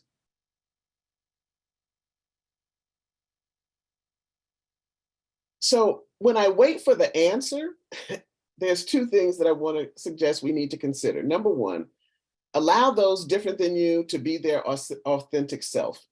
There is a place and time, and I have to say, since I've been getting older, I am much more authentic, much less slow to say what I think. I get it now why, much older people, I used to be able to say old people, but now I'm part of the old crew. But but I get why people struggle sometimes with older people because it's like she just say whatever's on her mind. You know why they do that? Because you don't have much time left. Why waste the time? Say what you mean and mean what you say. But the other key is, right, when I'm hearing another person and giving them space to be their authentic self, what also is important is, am I then willing to also open up a part of my authentic self? I do think sometime intentionally when I'm going to different spaces to speak, I ask myself the question, depending on the setting, well, how gay do I want to be? Do I want to be like gay, or do I want to be like kind of gay, right? And I have to think about that. And even me, right? Like when I think about all of the varied work and things that I do, I literally think about that, right? Now it's just like you're going to get the whole package, right? But when I was younger, it was like, well, let me see. Now, do I want to introduce my wife? Do I want to, like how far out do I go? The more open I can be, what I have found over the years is the more likely it is someone will be open with me. So allow others to be their authentic self is what I want to suggest you consider, but also know that that's just not about you mining information from them. It's also about sharing information. Next slide, please. Stay deeply curious. Bethany, I heard you acknowledging that as part of your presentation. When you are inherently curious, so I'm not going to just approach a situation and say, oh my God, that's strange, right? It's interesting. We hosted a group of students from of African descent from Kingston University in London yesterday. They had lunch with us, and we, for many of them, the experience of African Americans is kind of foreign because they don't know, they didn't have to live through the kind of their ancestors, the chattel slavery experience and all of these kind of things. So what we did was we hosted lunch, but we brought foods that were pretty native to the African American experience. Among those dishes was chitlins, okay? So we did have a little sampling of chitlins. So it was like, wow, what is that? Because they'd never heard of chitlins before, right? And so, and some of you, well, I'm sure all y'all know because we most from the South, but of course that's hog intestines. Well, let me just say, it was only about a spoonful of and a half, maybe, that came out the chitlin pot. But fundamentally, I appreciated that person that tried the chitlins, right?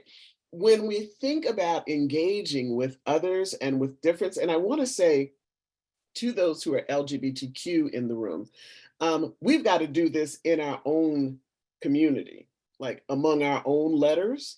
We need to be able to own the fact that sometimes we're not curious about enough about each other, right?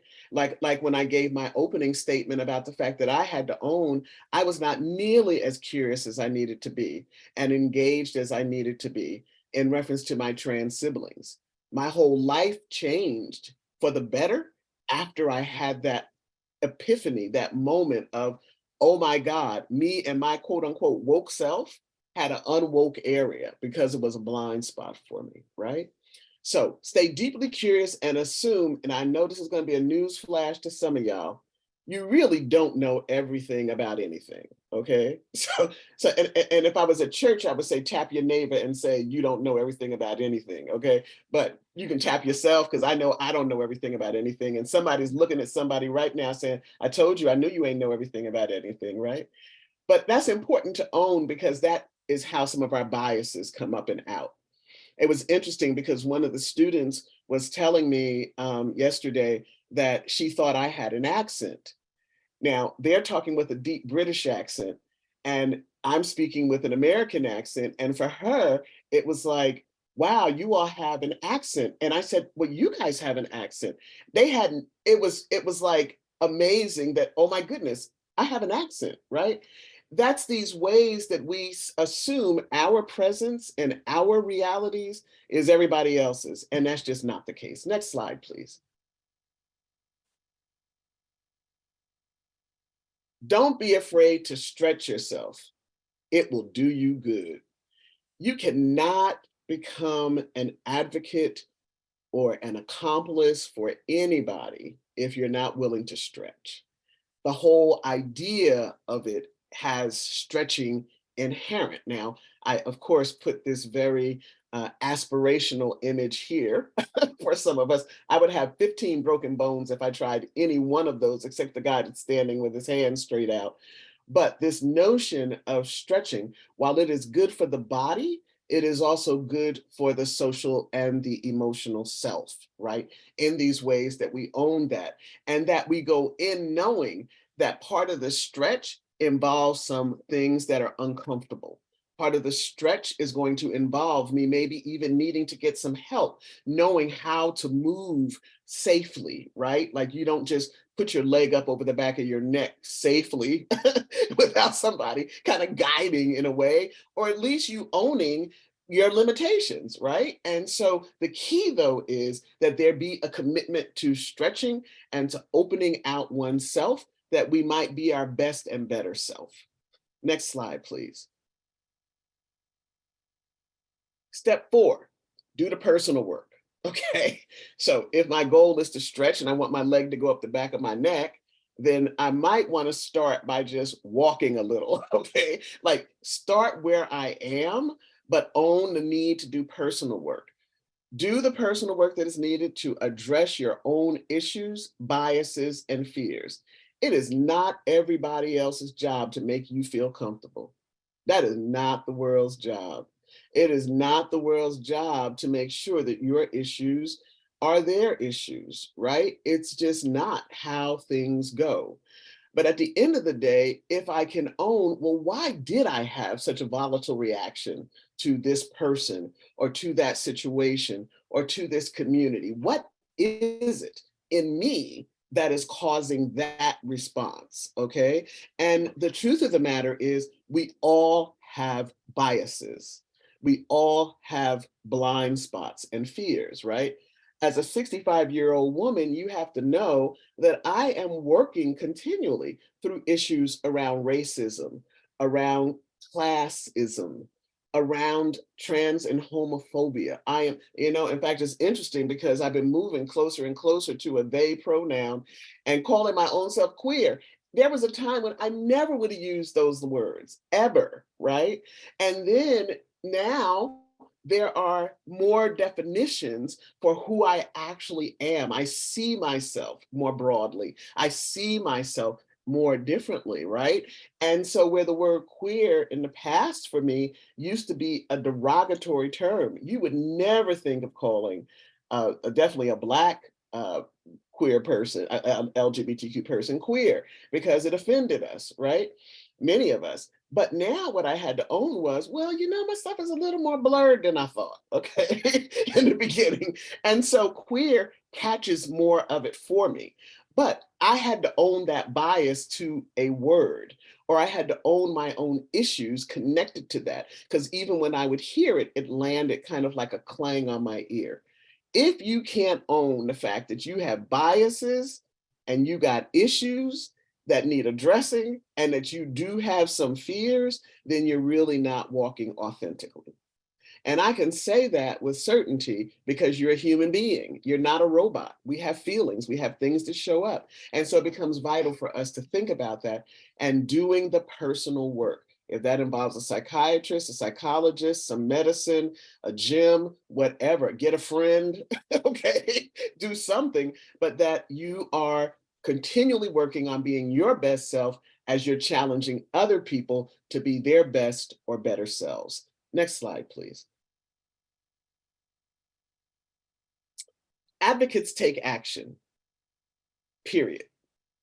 When I'm an ally, I don't have to do anything. As an ally, I can just walk with you. I can just say, hey, I'm your ally. You know, it's kind of like if I'm talking to white folk and somebody tells me they have a Black friend, you know what I'm saying? It's like, I'm so happy for you. You have a Black friend. That's so wonderful. But what does that mean? What does that translate into? Or the person that has a gay friend or knows a trans person that they not like trying to dog, right? At the end of the day, advocates take action. Next slide, please. So here's some things I'd like to leave you with to consider, and then we'll open up for some Q&A. Make a donation to an organization or cause like the Freedom Center for Social Justice, for example. make a donation, okay? But I want to say to you, that's one of the lowest levels of sharing in most instances, okay? I can write a check. Now that is an advocate role. That is an advocacy act, but it's low level. You know, I don't have to I don't even have to leave my desk to be that kind of an ally. I'm not minimizing it because the movement, our organizations, individuals, money is important. But I want to challenge you around understanding the role of the check versus the role of what you can do in terms of full impact. Number two, review policies to see if they reflect safety and support for LGBTQ, and I should say people, because depending on the setting you're in, just do a quick sweep around the room and see how are our policies? Are we lining up with who we say we are? Attend a march and actually stay for the march, like actually listen to the speakers and then engage in their calls to action and challenge those who speak negatively about marginalized populations. Now, this is a next step in terms of advocacy, right? So it's one thing, you know, I give credit for steps. So let me just say that, okay? So a step is I now no longer join in the transphobic talk that was happening around the water cooler.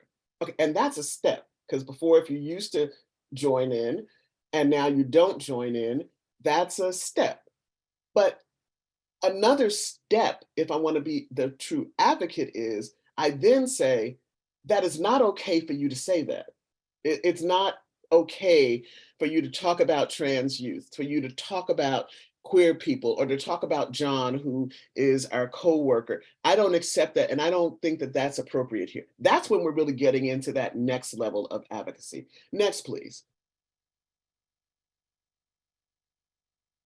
Volunteer. All right. For so many organizations, most of us are underfunded in terms of the scope and scale of work we have to do. So if you don't have money, it doesn't mean you can't find out who's doing what.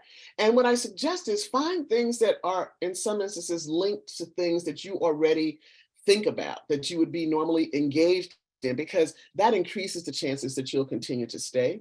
Call legislators and share your views. Let me tell you something, and Cameron has been a great help with me in terms of this, but also some others who do work in more of the governmental and legal areas. If you think that those legislators aren't looking at those phones and who's ringing that phone and who's talking about certain issues, they look at phone rings. Okay. And so being able to come and also share, go up there occasionally, start a band book club. And how about asking an impacted person how you can help? That's one of the best things right there, because we also can't be arrogant as allies of assuming that we know what somebody else needs. Next slide, please. So I want to thank you for your time and for your attention. And I also want to encourage you to move along the continuum, that to not just be a great ally, but to also move to the realm of advocacy, because we desperately need that in these times that we are. For the statistics and varied other things, again, it is not the community that is impacted, their responsibility to get you up to speed. Help your own self as well through some of the techniques we just talked about. Thank you again so much for your time, and I have my information there if anybody wants to follow up with anything after our session.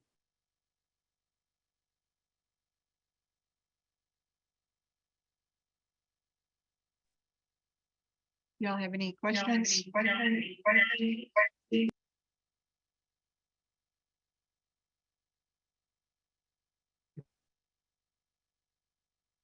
I just wanted to say I used to do radio in England, and because they liked my accent, I came back to the States, and I asked, my friends asked me how I got a job there, and I said, because I liked my accent, and they said, they're the ones with the accent, so.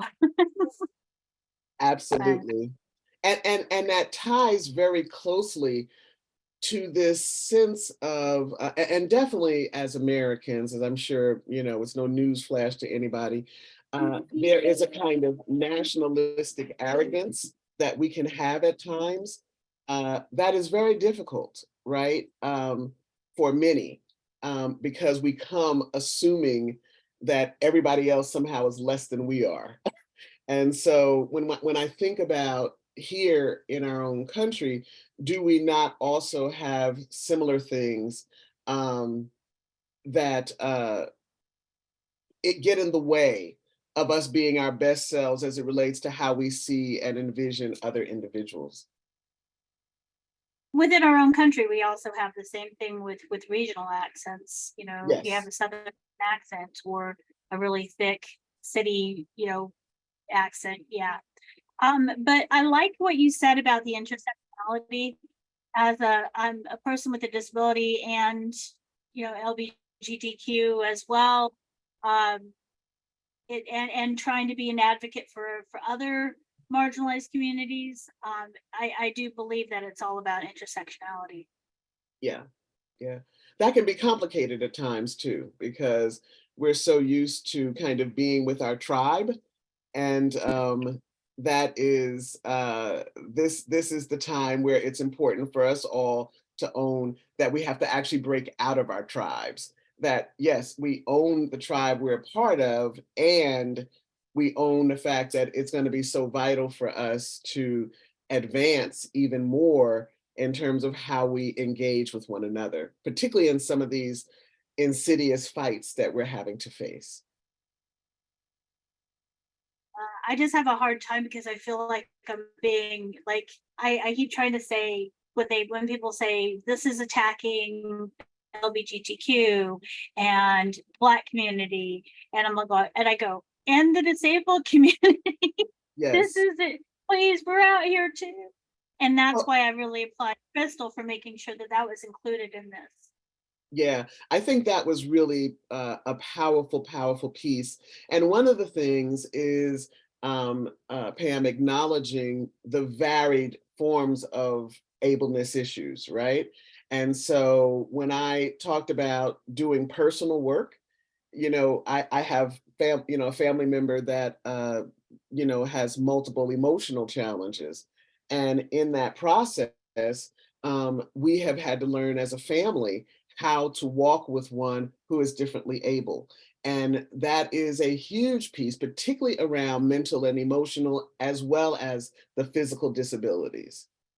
And it compounds when you're talking about the African American community, because we're seeing more and more people uh, that it's now being because of cameras and stuff like that, we're finding out about these poor Black men who have schizophrenia or whatever being killed by the police in police custody. And it's usually because they're having an episode. I have a friend who's having an episode right now in another state, and I'm afraid to call the police. Yes. Yeah, Well, unfortunately, Pam, for Black men, they actually don't have to have an episode. They just have to walk out their front door. But, right. barring that, Yeah, but to your point, you're looking at another community, right? And so, in these ways that we spoke about the continuum and these intersections, these same police are ones who would be more likely to harm a trans person or a gender non-conforming person. So then the issue becomes our issue and not just a Black issue or not just a schizophrenic issue. It is a bigger issue that should concern us all, because at some point it will come to our door, in our house, or right up on the street.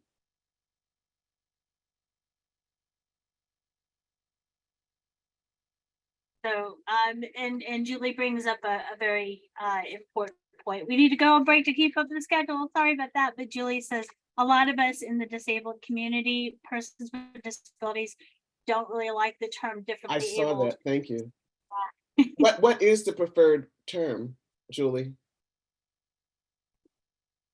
Disabled. Okay, great. And I it's usually say disability. yeah, People with- I've heard different things. And so there are those also who do not like disabled and actually find that term offensive and prefer centering their ableness versus their disabledness. And so again, this is a prime moment as well of things we have to think about. But thank you all so much for this time and conversation.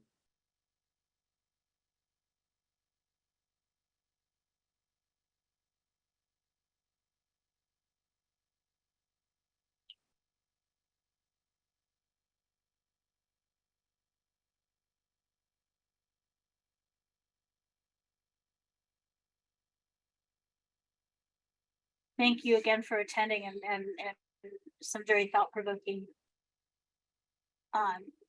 Hello. Big, Hey, yeah. how are y'all doing over there? Do y'all hear us now? Yes. Oh, goody. Now I figured that out. I'm going to mute you again until we get to our 15-minute break, okay? All right.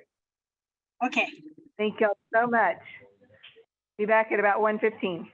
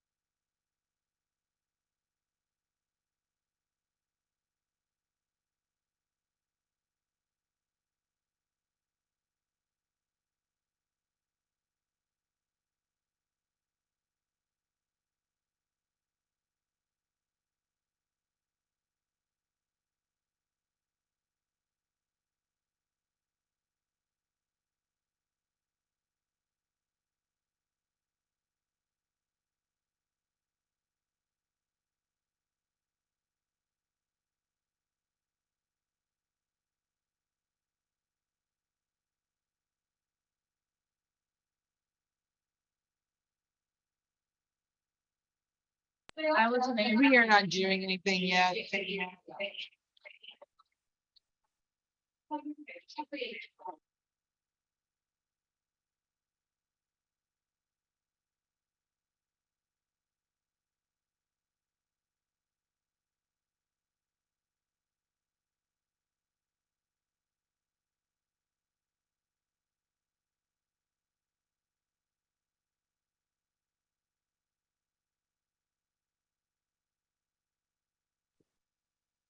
Thank you again for attending today and by tomorrow.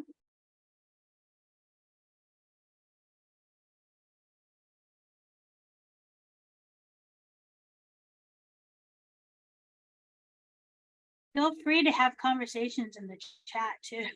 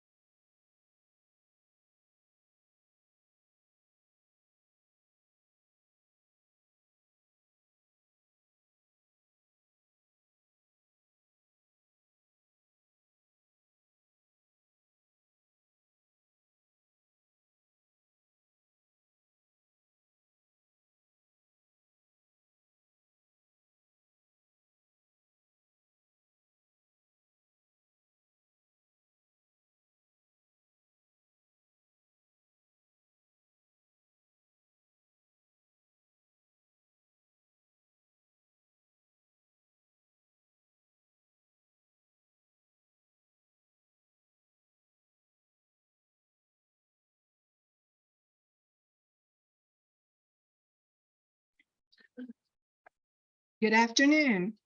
I'm Crystal Robinson. They, them pronouns. And we are going to have at the 1 o'clock hour is Katie Jennifer and Maddie Jennifer. It's a family that is going to talk about growing up trans and parenting queer children. Thank you very much.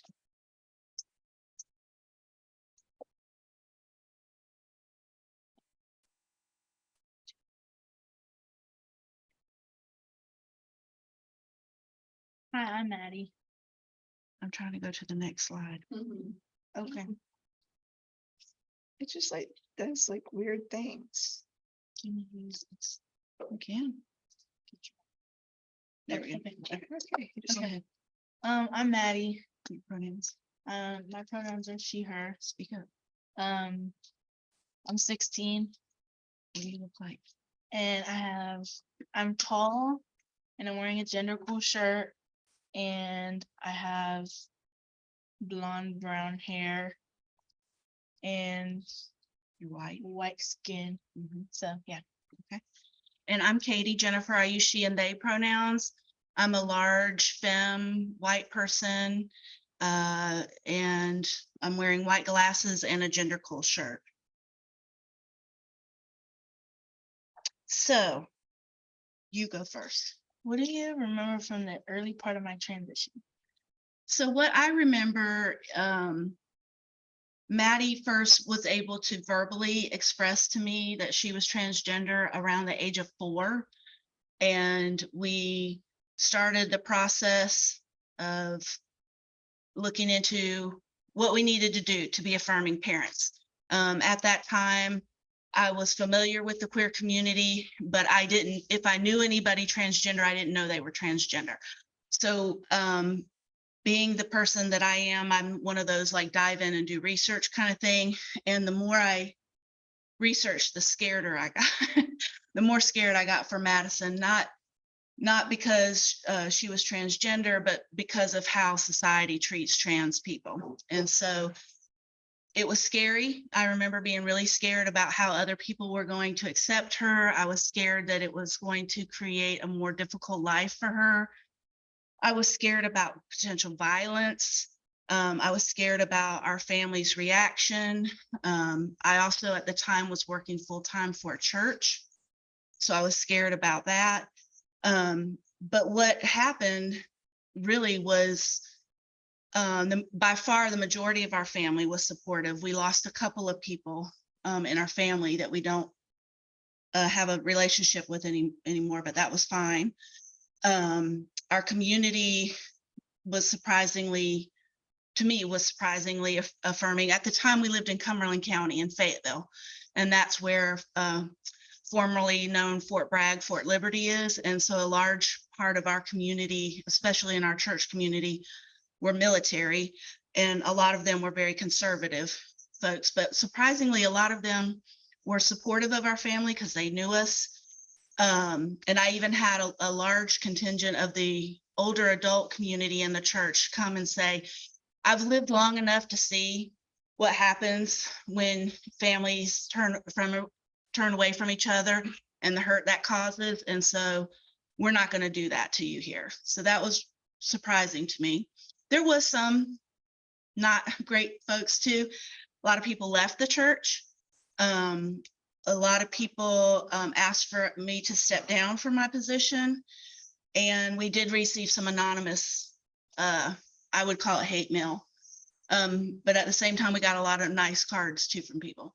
And then school, because Maddie was younger, I was able to start talking to the school where she was going to be going before she ever got there and kind of warn them. And I say warn because I am not, I'm not going to go with your flow. So I was warning them more about me as a parent than anything. So I just wanted them to start preparing, start thinking about it, which was helpful at the time. Maddie, what do you remember from the early part of your transition? So I kind of I don't have any perception of like pre-transition. I always remember being a girl.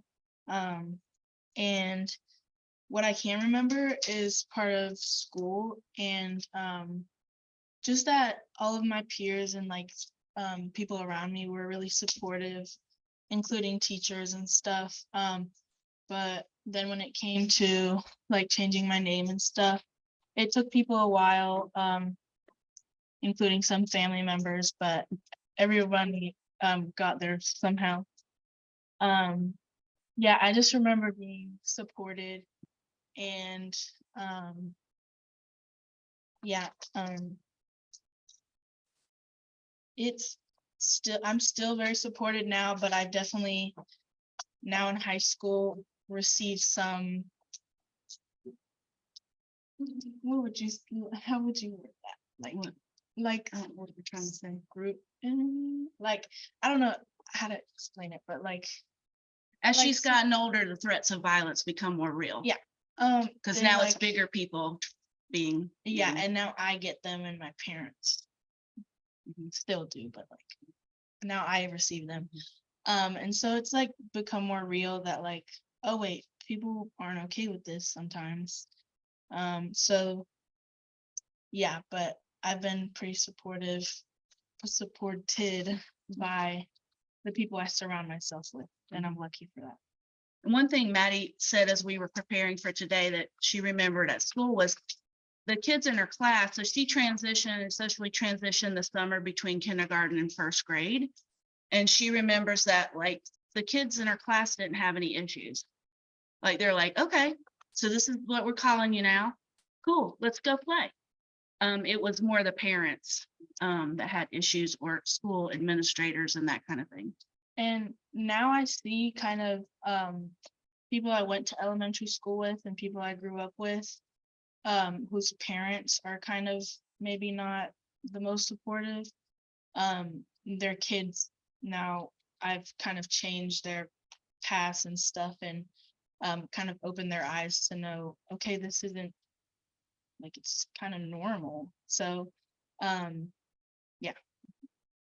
Go ahead, you can do it. Maddie, how has having a loving family and community helped you and allowed you to follow your passions? Wait, hold on. I need to read that again. It's just the support has really like guided me towards being able to do kind of whatever I needed to be happy. What does the support look like when it comes to your family? What does support mean in your family? I don't know, I just like never really got any negativity from my family, or I didn't see it.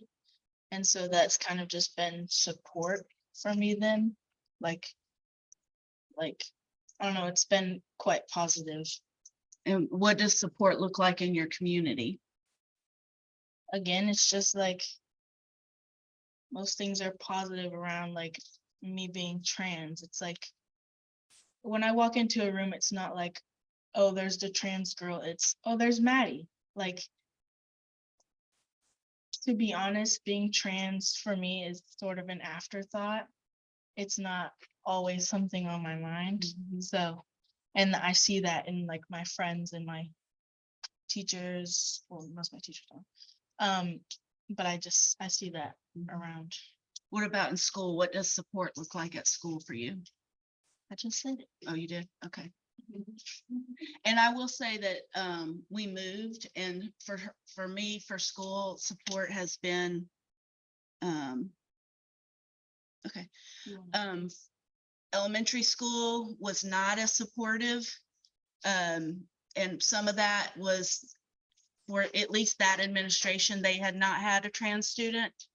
It also didn't help that a local news station showed up at her school at pickup time and interviewed the parents about the trans kid in the school, and outed her to everybody, which then set off this firestorm of parents at the school for about a week, until the superintendent got back from a conference and did an interview with the media saying this, trans students aren't new. We have at least one or more trans students every year entering a new school, and we handle it with the school and the student on a case-by-case basis.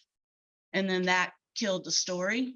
But for me, having a loving family and community during this process of this journey as a family, when she first transitioned, because I was in first grade, so she's 6 years old, the media's at the school, which then set off more media every day at the school. So I remember getting a call from my friend that told me like, hey, did you know this reporter's here asking everybody questions, says he has a picture of Maddie. He's not showing it to anybody, but he says he has one. And I remember getting off the phone and yelling down to my boss and saying, who should I call first? The school or a lawyer? Yeah. And so I called the school first, and we kept them out of school for a few days, her and her sister. And but that, and then we signed her up for softball. This is a Parks and Rec league, 8-year-old and under. She practiced with the team. The coach was a friend of ours. We knew she'd be safe. The day before the first game, they call and say she can't play. It's against their policy. So, it was just one thing after another. And then finally HB2 happened. And so I've just like lived with rage for a long time.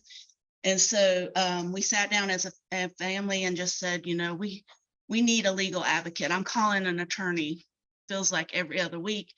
And so we decided that I would go back to school I don't recommend it. So that I could be the advocate for Maddie in the legal field. Her dad's a nurse, so he's got the medical stuff covered. But again, like I mentioned to the participants here in the room earlier, I was very naive in thinking that becoming an attorney would help me protect my kid when the NCGA is constantly trying to insert themselves into our lives and our personal family decisions. So, but you know, here we are. I just want to add on to what my mom said, about like sport. I played in that softball game. Played the whole season. Yeah, when the reporter came to school, my whole school was very supportive. The teachers made like a teepee tent over me while I went through To to get the on the bus. bus. So they couldn't Yeah, film her. something else I was gonna say, but I forgot. The principal went every day after that to her classroom in the morning to make sure that parents weren't waiting there to say or do anything. Yeah. But at the same time, that seems very supportive, but then they wouldn't let her use the hallway bathroom. Talk about why being on your school's cheer team is important to you.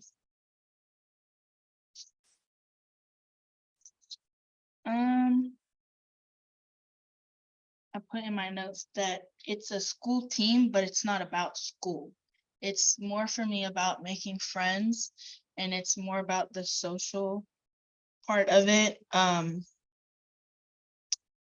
not dominating the sport. I'm not a stellar athlete. I just do it for fun, for memories, for friends, for another group in the school that I can talk to about anything. Yeah. What is it like to be a gender cool champion?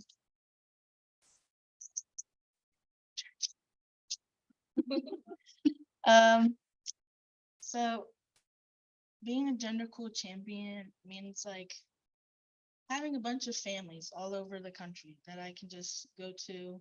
I have 14 different moms, so that's really fun.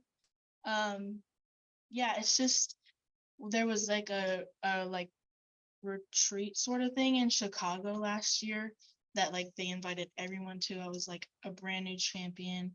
And so yeah, I just felt super welcome. Again, being trans was on the back burner for all of us when we were there.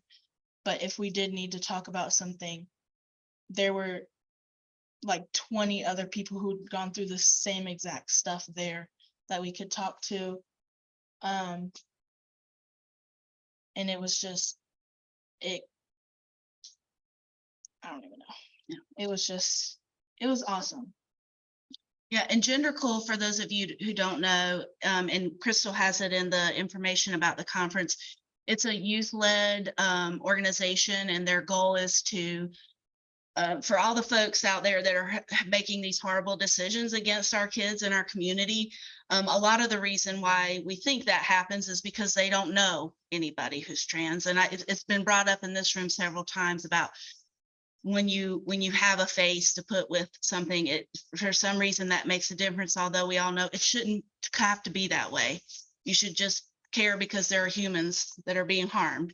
But so Gender Cool tries to partner up with organizations and businesses and companies and that kind of thing. They do reverse mentorships and things so that people can't say anymore, I don't know a trans person. I'll use what they say is they share positive light and positive stories of trans and non-binary youth from all over the US. I think they want to go global, I think. But yeah, they're just trying to share some positives through all of the negatives that go on constantly. So one of the ways they're doing this was groundbreaking for the organization. It's only 5 years old this year. Is they just had a panel of 6 gender cool champions on the series Our America, Who I'm Meant to Be. It's now streaming on Hulu and ABC News Live. You can also see it on GenderCool's website, which is gendercool.org. I highly encourage anybody to watch it. It's not extremely long or anything, not time consuming, but you'll get to see 6 really fascinating young adults who the least interesting thing about them is that they're transgender. And then, okay, sorry, I'm about to ask myself. What is it like to be a parent within the Gender Cool family? At this family retreat that we went to last summer when we were introducing ourselves, it really hit me that for the first time in a long time, and if there's any parents out there, I know there's parents out there, it felt like I could put my armor down for a second, which until that moment, I didn't realize how heavy it had been. And I felt like I didn't have to be on the tip of my toes, the edge of my seat, ready to jump in front of Madison at any given moment for whatever somebody was going to say or try to do. And I didn't realize how heavy that was or how long I had been doing that. You just automatically do it. You just automatically go into that mama bear, whatever kind of mode you want to call it. So it was because even in queer spaces, we don't always feel that as transgender related folks. There's a question on the floor. Oh, no, I was just gonna say, you can tell how much you were on your toes because you became a lawyer. Yeah.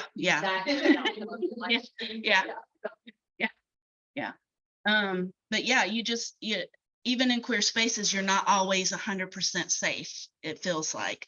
I think that's changing. But we've talked about that some today too.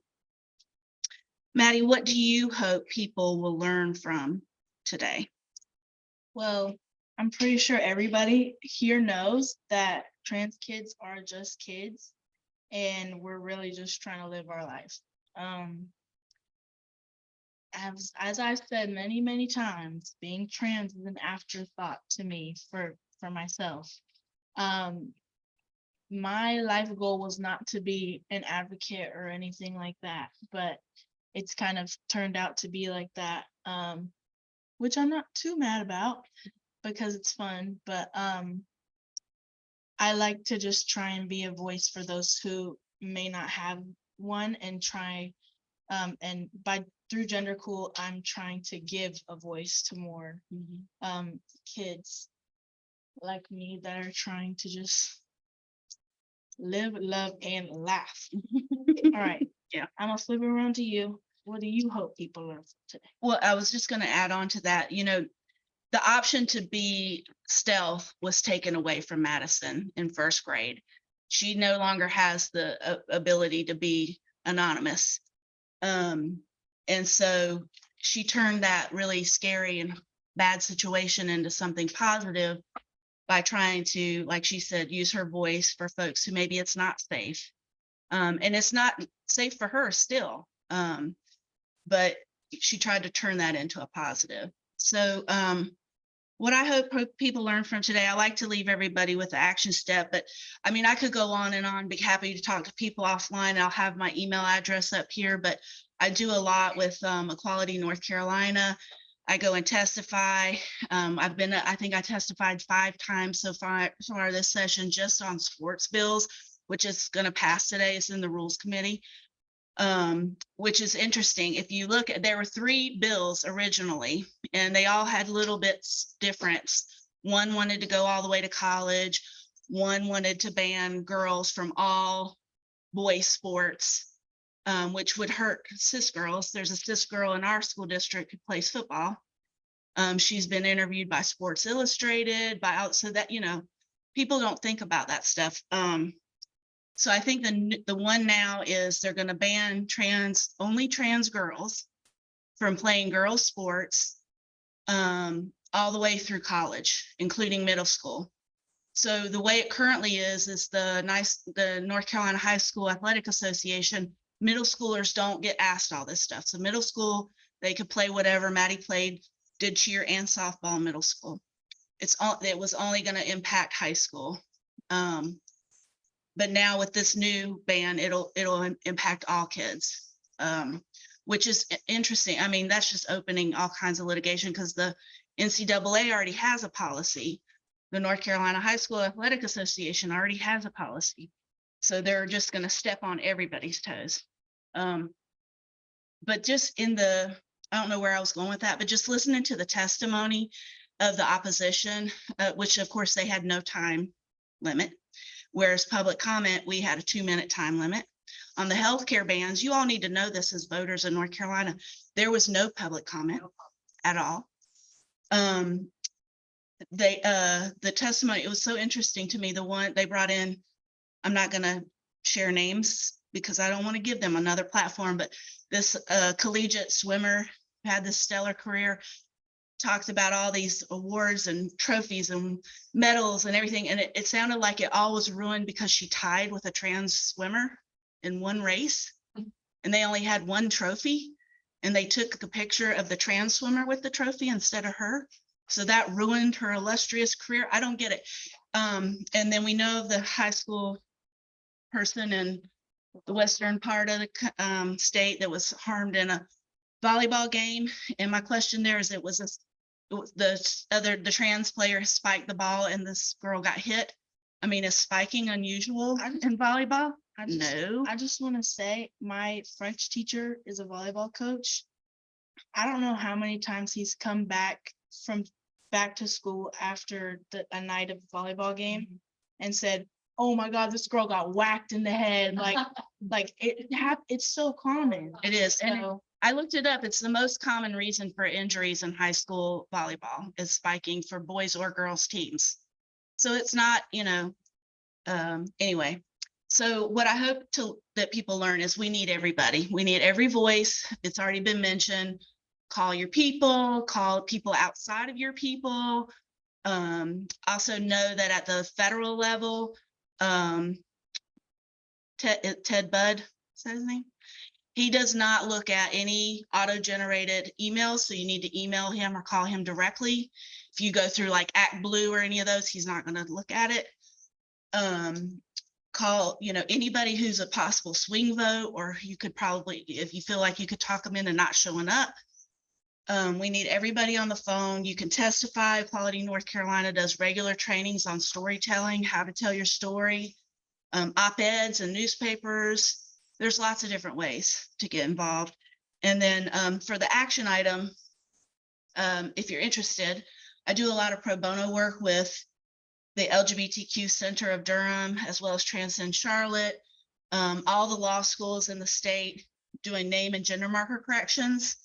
And so the LGBTQ Center in Durham, one of the issues that we kept hearing from the trans and non-binary community was, we can get the information. It's great that you're helping us do it. We can't afford it. The filing fee alone is $120. If you're over age 16, you have to get a federal and state background check, which requires fingerprint cards, which cost money. The checks cost money. If you have to get a certified copy of your birth certificate, that costs money. All these things, if you have to get something notarized, that can cost money. So it can cost up to $300 to get your name corrected. So this fund helps anybody in North Carolina. You don't have to be in Durham. And one thing I like about it too is it's very straightforward. There's no need for you to have some traumatic story to get funding. You don't have to say, I'm worthy because of this, anything. All you have to do is say, I need some help. There's no financial requirements. There's nothing. So if you're interested, that's a QR code so you can donate directly to that fund. And that's my email there. And I think that's the end of what we have, right? yeah. All right, so we can have questions. Anybody have any questions? Yeah. First of all, I adore, Thank you. sorry, first of all, I adore you guys. I think you're amazing. I think, I can't wait to see your organization and stuff. My question here is for Maddie about your mom. Because I am, as everyone knows, a fierce loud advocate for my kids. But how do you feel about your mom being such a visual advocate for you, like in not just locally, but statewide? Like, how do you feel about her always being out there? The question is about my mom and how The question on the floor is, how does Maddie feel about her mom being so visual, being a visible advocate? It's very inspiring to see somebody who's like not even like a trans person, just like an ally. That's the word I should use. An ally just speaking out, like just because she cares, because she wants to. It's inspiring, and I think I can inspire trans kids and all that, but she inspires the other allies in the world to speak out and to use their voice.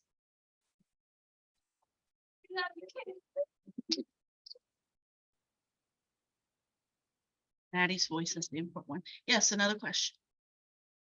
From online.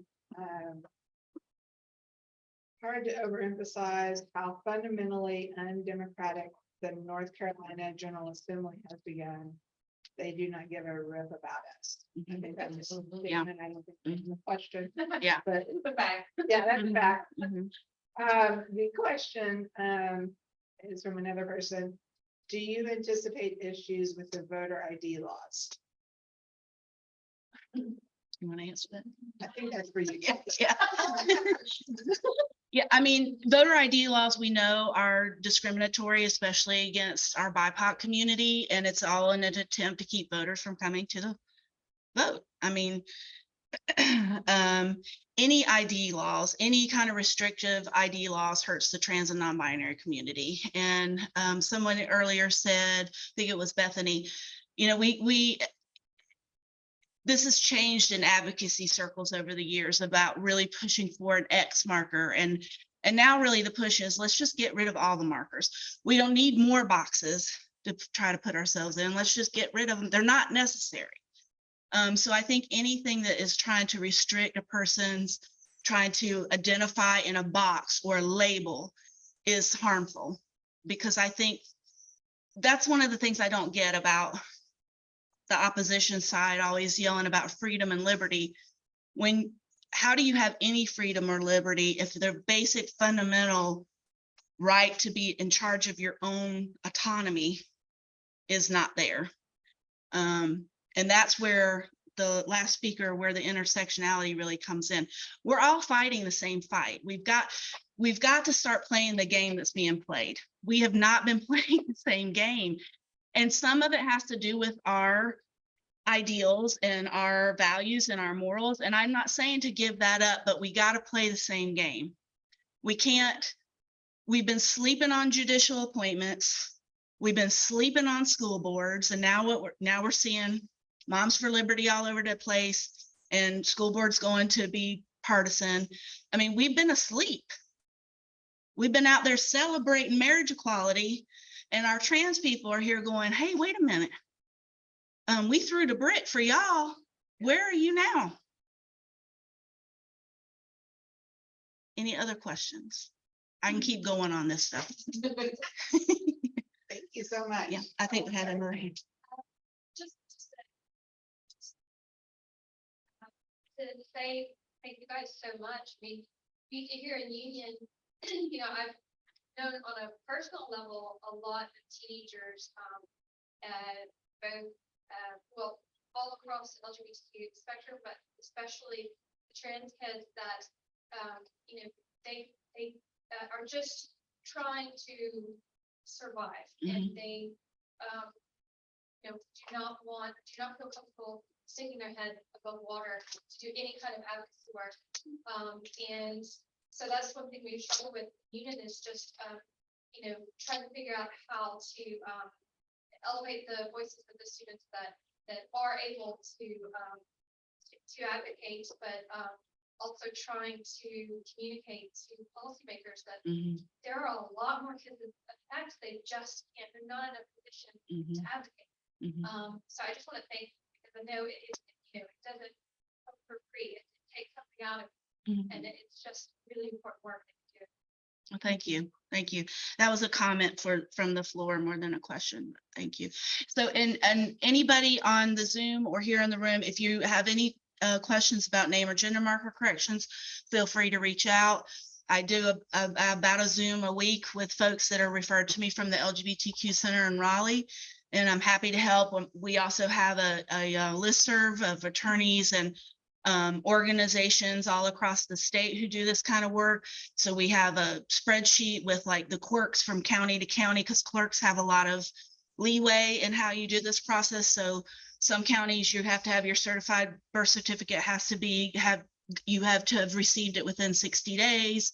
Some, they don't care. So we have all that information, and we're collecting it all the time so we can help you kind of navigate some of those bumps that don't need to be there. So please reach out. And if you don't hear from me, reach out again. Bug me until you hear from me, because I will lose your email in the pile that I get. But thank you for having us. Thank you.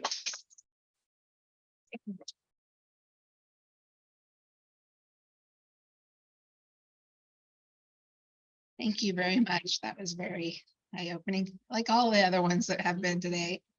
We will take a 12-minute break. Okay. And then start the 2 o'clock one, which will be Molly from PFLAG. And we also, for the people that are in the room, there should be cookies back there, and they're somewhat healthy. They call them Greenwise healthy cookies or something like that. So I was trying to, you didn't get like veggie straws. So I did let y'all have like the fun ones. Those are yummy too. So I will see y'all in about 12 minutes.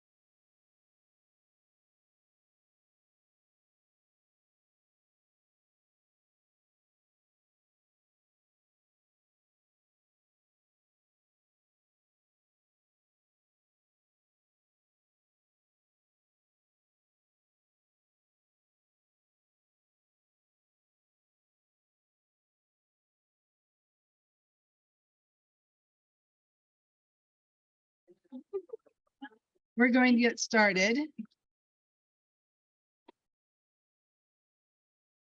Oh.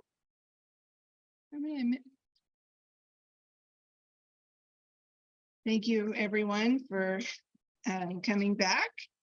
And we are now at the 2 o'clock. And it is Molly Burkholder. And if I pronounce your names wrong, I forgot to ask you. Oh, good. And they are with PFLAG Charlotte. As a youth development professional and proudly queer person, I've seen firsthand the difference that accepting supportive families can have in their lives of LGBTQ people. PFLAG is a place that fosters community, offers support, free of judgment, so that families can not only survive, but thrive in moments of struggle and joy. If you want to read the rest, you can. It's on the website. And I will get the PowerPoint ready. I've already explained that we had the PowerPoint issues earlier.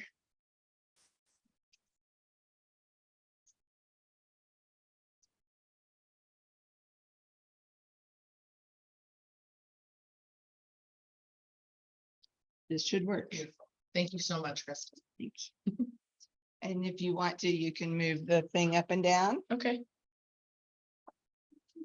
Hello, everybody. My name's Molly Burkholder. Thank you so much for having me, Crystal. My pronouns are they, them, or she. Really, I'm not fussed. Whatever pronoun feels right to you in the moment works for me.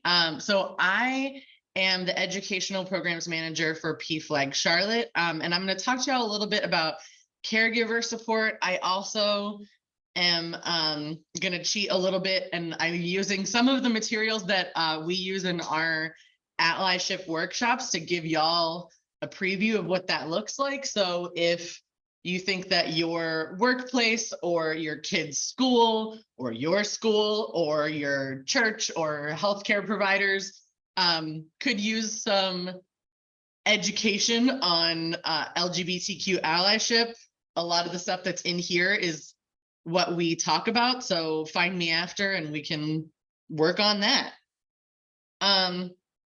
So this is just a little, sort of community engagement agreements. I don't like the word rules, so we're not going to use it. Just that throughout, if you have questions, feel free to raise your hand. And then, take the lessons, leave the stories is what we like to say about confidentiality, right? Like we want to learn together and grow from what we talk about, but somebody's personal story about their family should not be becoming water cooler fodder, right?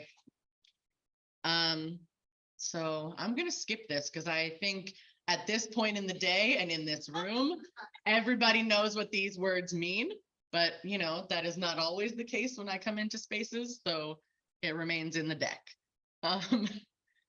So something that I wanted to talk about a little bit is this model that I really like for talking about gender identity and sort of these three dimensions of what make up our gender identity. So those things are your body, so how your body looks, how it grows and changes throughout your life, your own expression, so what you choose to wear, how you walk, how you speak, those things impact your sense of gender identity. And then finally, attribution, so how you're perceived by others. So the reason that I really like this model, instead of, though it will always hold a special place in my heart, the genderbread person or unicorn, is that I think that this is a really good way to demonstrate that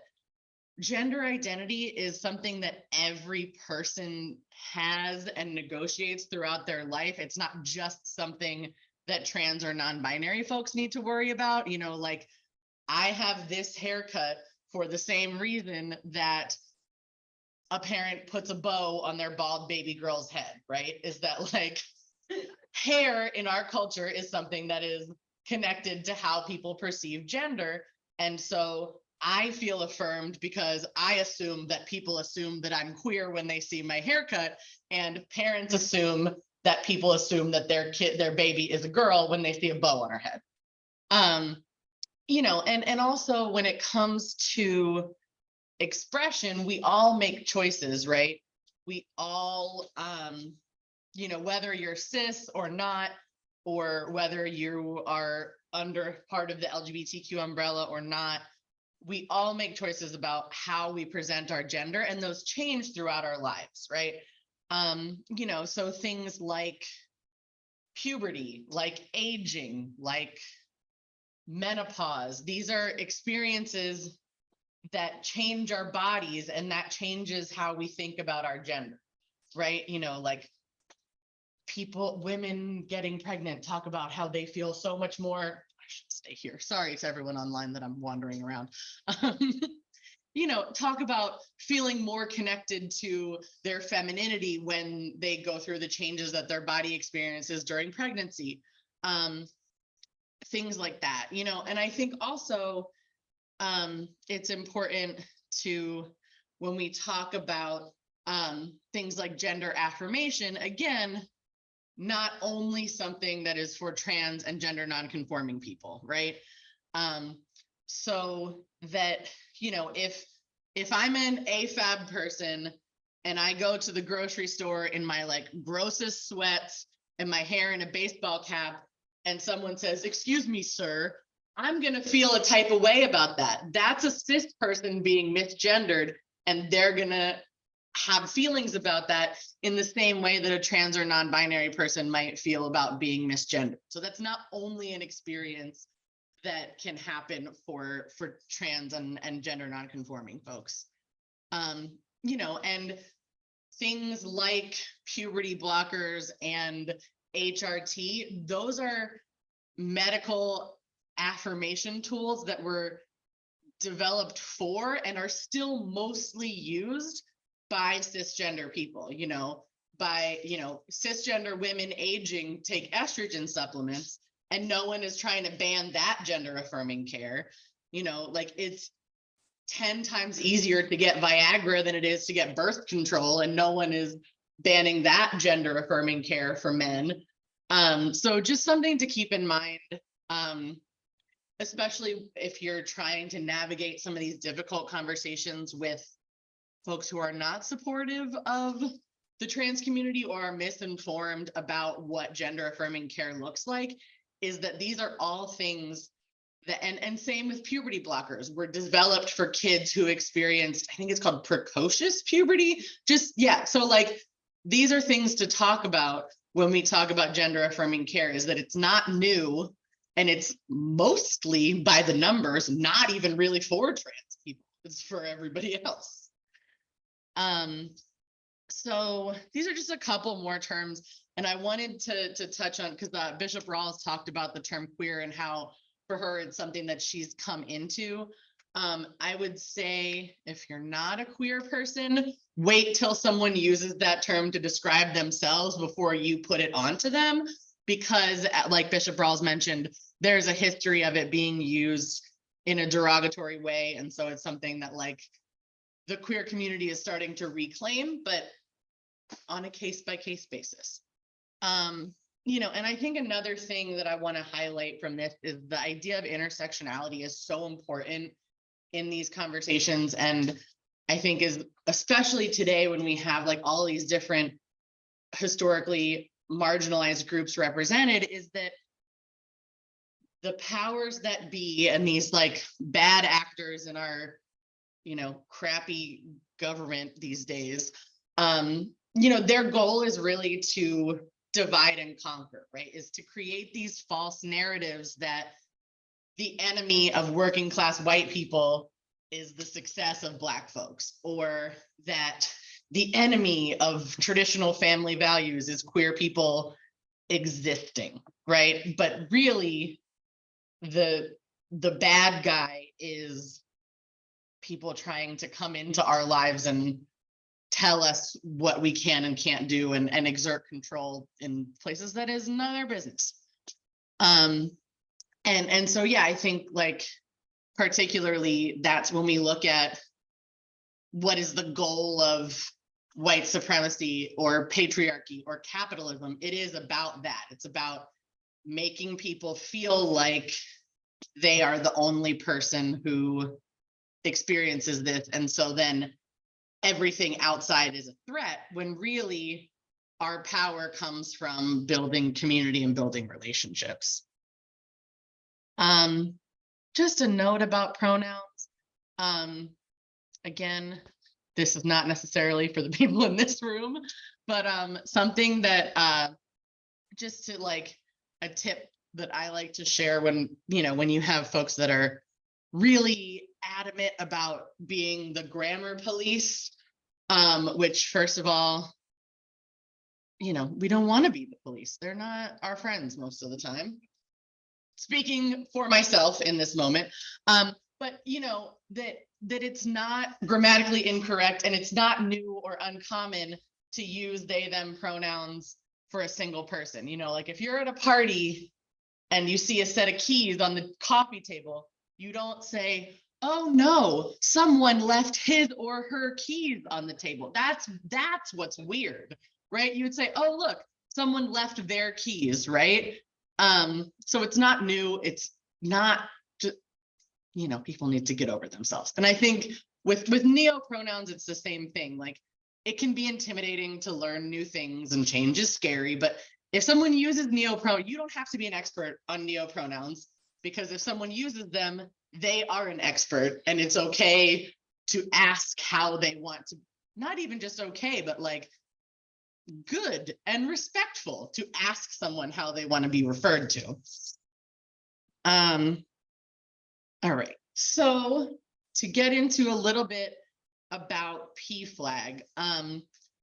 So PFLAG is a national umbrella organization with about 400 local chapters across the country, that was started when Marty Manford, who was a queer activist in New York, brought his mom to Pride. And she also was, I think, wrote an editorial that ended up in the New York Times about how she supported her gay son. And people wrote in and said, we also love our LGBTQ child, loved one. And then sort of this community formed around folks supporting the queer community. And so the goal of PFLAG is to create a caring, just, and affirming world for LGBTQ plus people and the people that love and support them. And so we do that through supporting families, educating allies, and advocating for equality through our chapter networks and a lot of other things. So, yeah, so first we have peer support. So for PFLAG Charlotte, we have an in-person and virtual meeting for Charlotte every month. There's also a meeting here in Union County. Shout out. Which y'all's next one is Monday? Next Monday. Okay. So not in 4 days, the week after. Yeah, so there's Union County. If you have folks that live up north, we have a North Mech. We have a North Met group also. My job is, as I was saying, I go to different businesses, schools, healthcare settings, community organizations, and talk about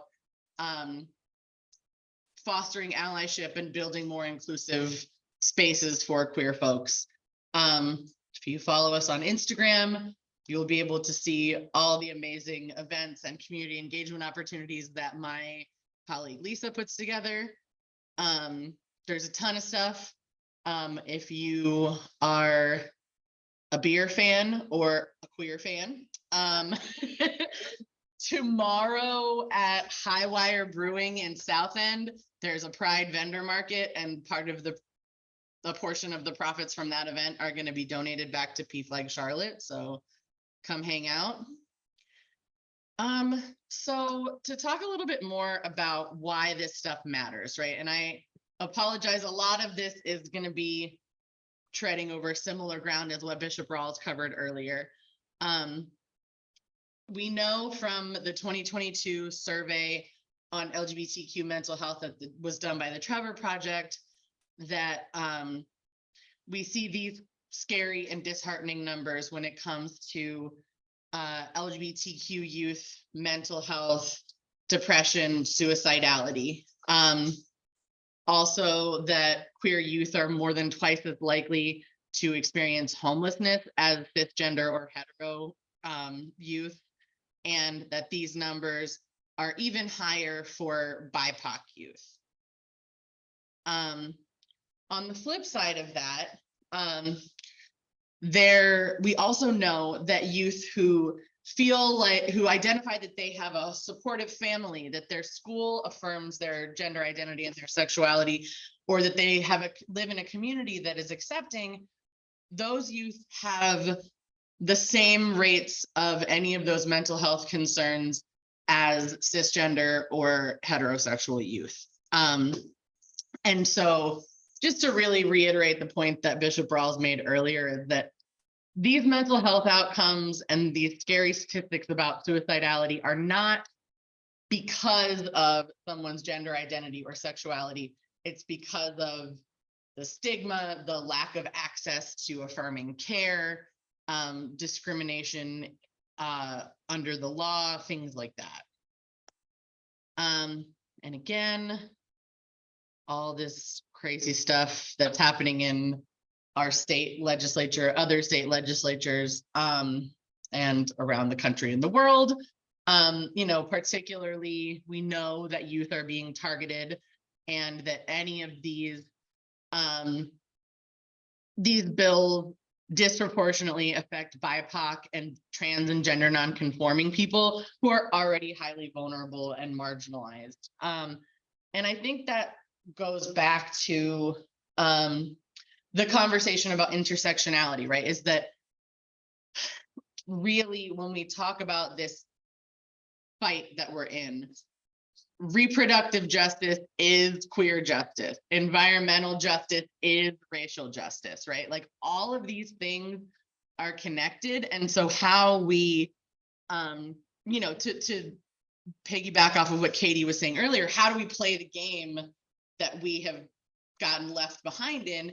And it's, I think, through community and coalition building and pooling resources, because that is something that I think has gotten lost in a lot of these conversations. This stuff also matters because of queer joy, right? I think in a lot of popular media, whether it's entertainment or on the news, we see a lot of tragic stories about queer people, whether it's a disproportionate amount of movies and TV shows focusing on the HIV epidemic, or just or family rejection because of religion or whatever it is, to really emphasize that that's not what defines being queer for us queer folks, right? That our lives are defined by community and the joy that comes from like authentic self-expression and found family and things like that. And I also think in a culture and at a time when people are trying to push us back into the margins and into the closet, that being joyfully, loudly who you are is a form of resistance against that discrimination. Skip that. Okay, so hey, familiar faces. Yeah, so when we talk about allyship on an individual level, again, I'm saying a lot of things that have already been said by Bishop Rawls and folks earlier. Being aware of your own biases and comfort level, and also challenging them and working to push out the edges of your little comfort zone. not assuming gender identity and sexual orientation. I think a lot of anti-queer narratives start from the place of cisgender and heterosexual is the default, is the norm. And if we can flip that and normalize not making those assumptions, that's a really good step towards what true inclusion looks like. When it comes to listening openly and actively, right? I probably should have put educate yourself about local resources or area resources before this, but work to educate yourself first as an ally, right? Don't assume or default to making the queer people that you are lucky enough to know explain themselves to you. Caveat to that is that if you're lucky enough to have a queer person in your life who you have a relationship where you can have that type of dialogue and they're willing to help you learn, I really like this model of permission to speak in rough draft. So like if you have a question and you know that you don't know the right words to ask that question in the most respectful way possible, or if you I am very much an external processor, and sometimes I need to just like word vomit and then be like, okay, this is bleh, but let me walk it back now, right? So that permission to speak in rough draft is really helpful in those type of sort of tough conversations. And then I think the other piece is this oops versus ouch, right? So my brain works, or my mouth works faster than my brain most of the time. I am also, I have a Southern mama, but I was raised in the Northeast. And so sometimes I say things before I think about what's going to happen after I say them. So if you're having one of those conversations and you miss that preface of permission to speak in rough draft, you can say something and then go, oops, that's not what I meant. Please give me the grace to try that sentence over again. And then on the flip side of that, we want to make sure that, especially if we are the ally in that situation, that we're not centering our own comfort and feelings. And so giving space for the person you're talking to say, ouch, like, hey, I'm assuming you didn't mean this, but when you say this, it's offensive or it's triggering because of X, Y, Z, and being open to that feedback and seeing it as an opportunity for learning and growth. And then, like I said, educate yourself first. There's a lot of resources. A lot of them are in this room today. Even more of them are on the internet. Another piece of individual allyship is that PFLAG likes to use the phrase lead with love, right? Take care of the people in your life first by asking them how they want and need to be supported rather. I think there's a tendency, especially if we're in that caregiver role, to be protective and then want to jump straight to action and say, I need to do these things to protect my kid or my sister or whatever it is. But it goes a really long way to say, hey, I know the news is horrifying. Is there anything I can do to support you how you need in this moment, right? Bringing visible allyship, which is, fantastically not in short supply in this room. Doing things like, whether it's at work or at church or with other parents at your kid's school, introduce yourself with your pronouns, just to normalize that is a thing that can be done and it doesn't have to be a big deal, right? It's just, hi, my name's Molly, my pronouns are they, them. Because then if someone says that to me, Jen comes up to me and says, hi, my name's Jen, my pronouns are she, her. I go, oh, it's okay for me to say my pronouns are they, them, because this is a person that gets it when it comes to pronouns, right? And again, holding your fellow allies accountable. You know, I think the queer community, from our elders down to our littles, are exhausted right now. You know, we have, you know, like Maddie was saying earlier, sort of have been put into this advocacy space because we have to fight for our own rights. But one of the biggest ways that you can show up as an ally and move into that next advocate and accomplice space is to say, like, no, I got you. And then you be the one that calls out discrimination or prejudice so that queer people can go back to just being a person and not having to always put on their, you know, fight for queer justice hat. You know, again, with language, our culture and our language defaults to the gender binary in a lot of ways, and shifting yourself to that gender inclusive language is just another way to signal to queer folks who might be in the room, whether you know that they're there or not, that you are aware of trying to be more inclusive, you know. And like, you might, like, we all slip up. I'm a genderqueer person whose job it is to talk about queer stuff all day, every day. And I have misgendered trans friends of mine, you know, and that's okay. It's just about like, oh, thanks for the correction, and using that as a moment to do better next time, right?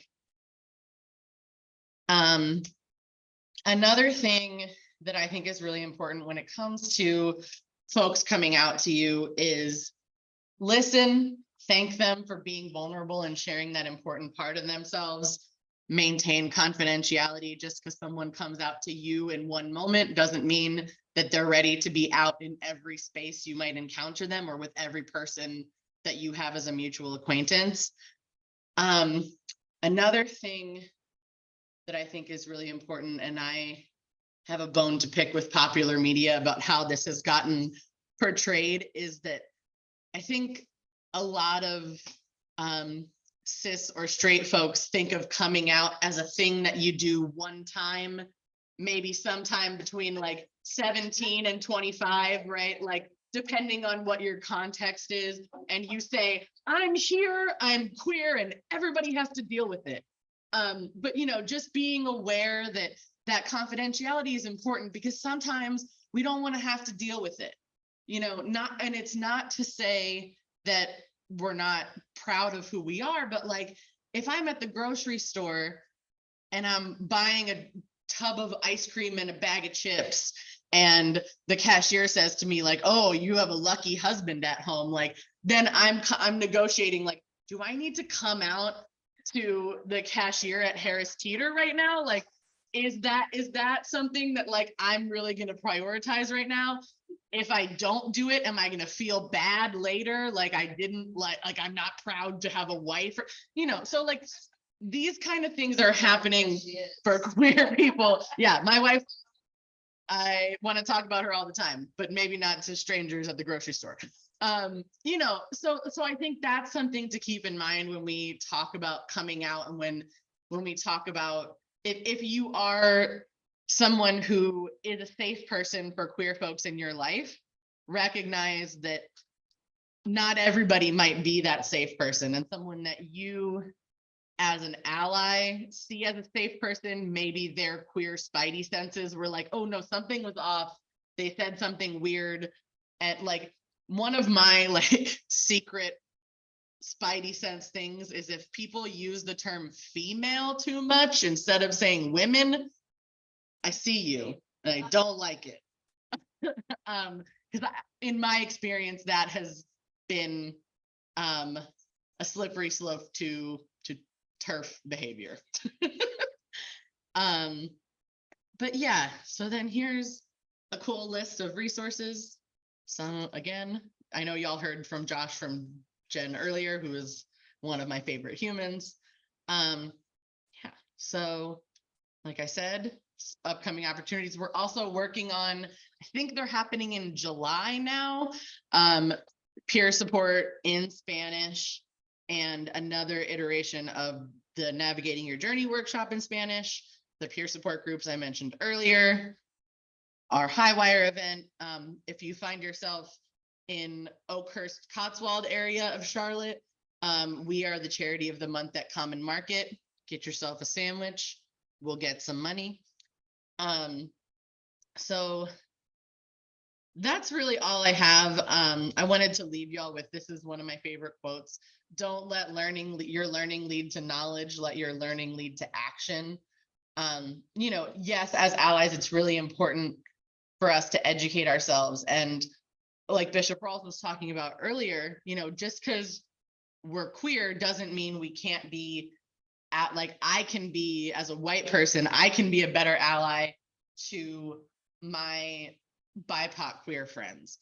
As an able-bodied person, I can work on my allyship with the disabled community. Like, there are opportunities to be allies among and between all of us who are in the struggle together, right? So that's all I have.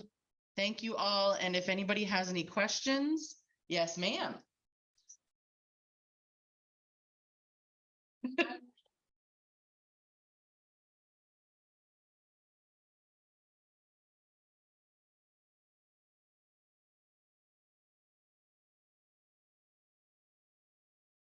Yeah, yes. Yeah, it's a thing. Yeah, and I feel like it's twofold. Like, on the one hand, it's being disrespectful to women and femmes, because like a female is how you refer to like an animal's, right? And then the second layer is like, if you're talking about female, then you're doing that icky thing of making it about like biology instead of identity. So yeah, that's Always saying it, these females. yeah, it's always like a generalization and negative stereotypes. It's never like, wow, I have so much respect for the females in my life. That's not what people are saying when they use that. Any other questions, comments? PFLAG Union County, y'all got anything you want to say?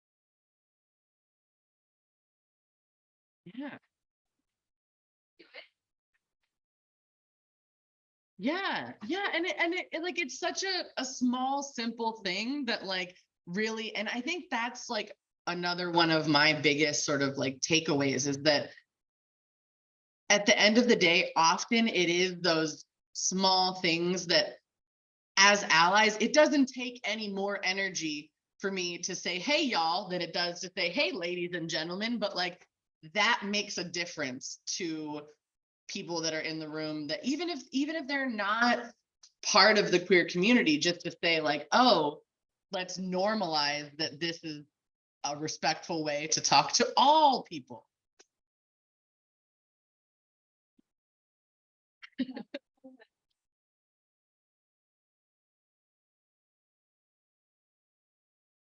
Pastries with parents. Yeah. Yeah. Or, and this is not necessarily LGBT, but like, people who were children saying, parents, everybody in the. can take care Right. of us. Like, you're Like, grown-ups, you're caregivers, caregivers. Yeah. Really it comes down to it, it's about remembering that everybody's different, and you can't just slap a word on something, like, 'cause there's gonna be people it doesn't apply to, Mhm. and instead of going, oh, I can't accommodate everybody, but you can though, because there's this other word over here that. Everything. Right, and also you can at least try. Yeah. Right. Yeah, Crystal. Caregivers able to be. Well, yes, we have ideas of what caregivers. Mhm. Speak from a kid, yeah, especially on a child divorce, all those, daddy dances. And Yeah. and with work like 4 jobs, you just sort of like had a random adult that was, assumed that position that. Yeah. Yeah. Well, Living here. I don't know, in county or whatever parent. the weird gendered stuff.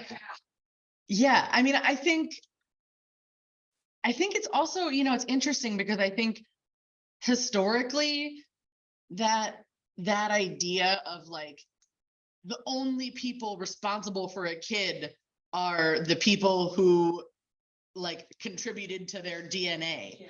And that's not like, that's new. This like nuclear family being the center of all, like, like it takes a village is a cheesy tagline, but really like, I think that's so much of like, when we talk about the isolation of like sort of our current culture, it's that like, we're being expected to do all these things by ourselves that usually used to be done by like a dozen people. Yeah. Yeah. Yeah. Absolutely. Well, so Crystal, I wanted to ask you too, though, with what you said about the disabled community, not liking to use the word caregiver. Is there a different term that's like widely used, or is it just sort of person by person?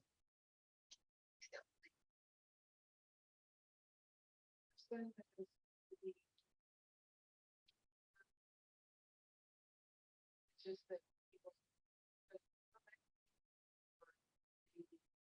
Word that is used for parents.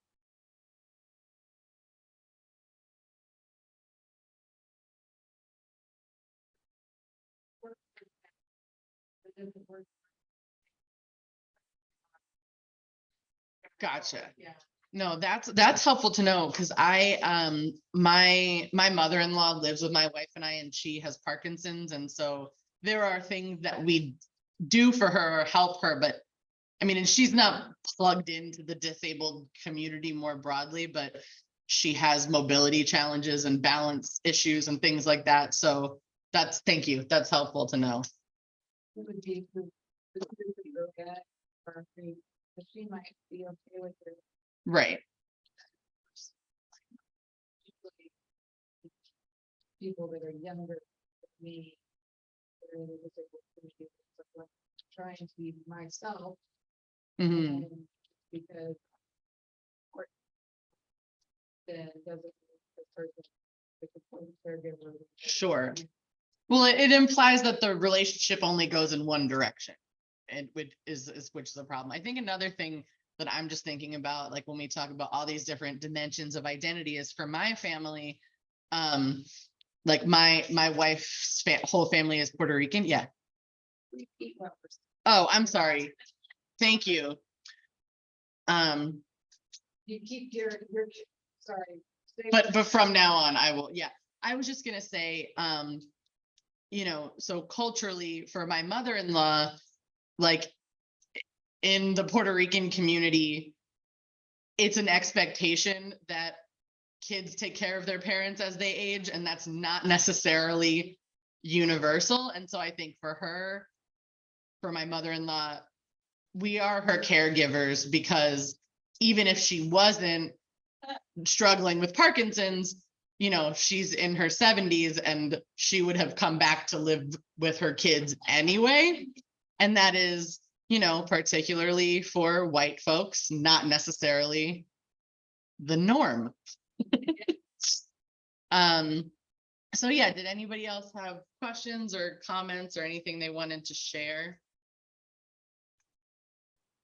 I I just like that T Flag is starting to, rebrand itself to be more inclusive. So, because the whole umbrella is quite large now, so I appreciate that they're more rebrand. Yeah. So the comment was that PFLAG has been going through a rebrand to be more inclusive. And that's also, I didn't mention this when I talked about the history of PFLAG, is that when it started, the acronym stood for Parents and Friends of Lesbians and Gays. But then as the organization has evolved, and now I would say a lot of peer support really focuses on support for folks who have a trans or non-binary person in their life, that PFLAG with the lesbians and gays piece was not trans inclusive, but by that time PFLAG had a lot of name recognition, so they didn't change the name, but now we just don't really advertise what the acronym stands for or used to stand for. Yeah, so Thank you. yeah. One last comment. I appreciate that PFLAG is also doing some Spanish work. My mother probably attends some of y'all's meetings. I mean, she's an amazing person, but it's like a great place to find other people that have these questions and like are going through this, right? And I think like I sit on the board for the National LGBT Task Force as well, and we are doing a lot of heavy work on the Spanish side, especially with elections coming up, right? And I think like a big segment of our community, and I mean, the Hispanic population is continuously growing in the United States, and I think we do need a lot of education. Yeah, no, and that's definitely been something that our board and leadership has been working on. Because I think sort of and I've only been with PFLAG for a little while, since this past fall, so less than a year, but I think that trying to figure out how to offer peer support in Spanish, workshops in Spanish, and we're also hopefully soon gonna roll out doing a separate BIPOC peer support space, is understanding that for like the Hispanic folks in particular, that it's not just about translating materials and finding people who can speak Spanish. It's about understanding what the needs are of that community and having connection to the community. And so that's, just to like shout out our community engagement manager, Lisa, has put in the work to build relationships with folks at orgs like LAC and LACE and Circle de Luz, and just trying to like actually get a sense of what the community needs are, instead of saying like, this person speaks Spanish and knows someone gay. Because I think with good intentions, that has been how it has been done in the past, to not a lot of success. Yeah. Passes have they had? I have to ask. Sorry, can you say that again? Because it said that they're trying to stray away from hiring somebody who speaks Spanish and know somebody gay. Have they had any faux passes that are bad, or what happened? Oh no, it's nothing. Nothing that I would know. Not with PFLAG Charlotte specifically. Just in general, I've done other work in the DEI space, and people with good intentions can rush the process, and sometimes it looks like, oh, and I think that it's also, it's happened to me too, where I've been one of the few out queer people, and they're like, oh, you tell us how to do allyship, and like, now that's my job, but it wasn't then. So yeah, I wouldn't say that I don't have a specific example of something from PFLAG that has gone like that, but just to say that we're, trying to take the more intentional, slower route to build a foundation before we offer a program that's not going to meet the needs of the communities that we're trying to reach. Thank y'all.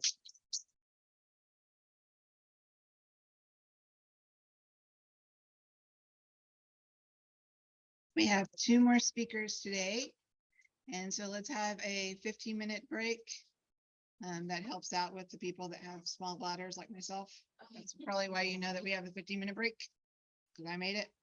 So if I will have come back, what? Come back in about 15 minutes and we will start with Reagan Shaw.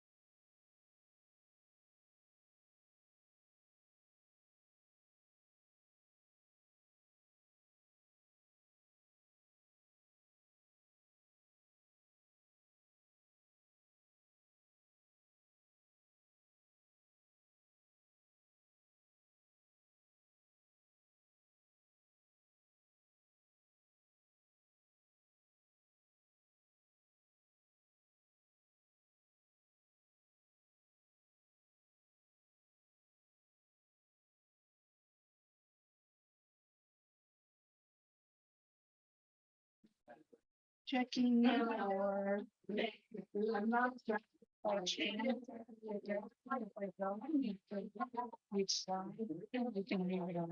Move this around. Okay. And,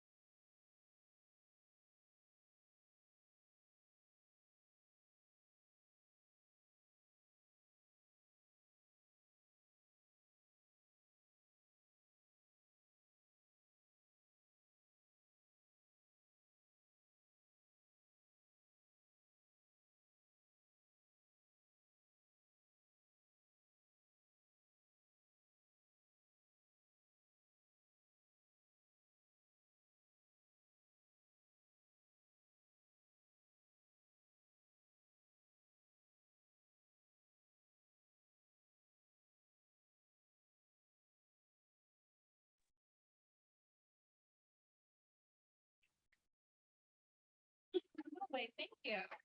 Oh, rusty on PowerPoint, so. I don't even put any notes on it.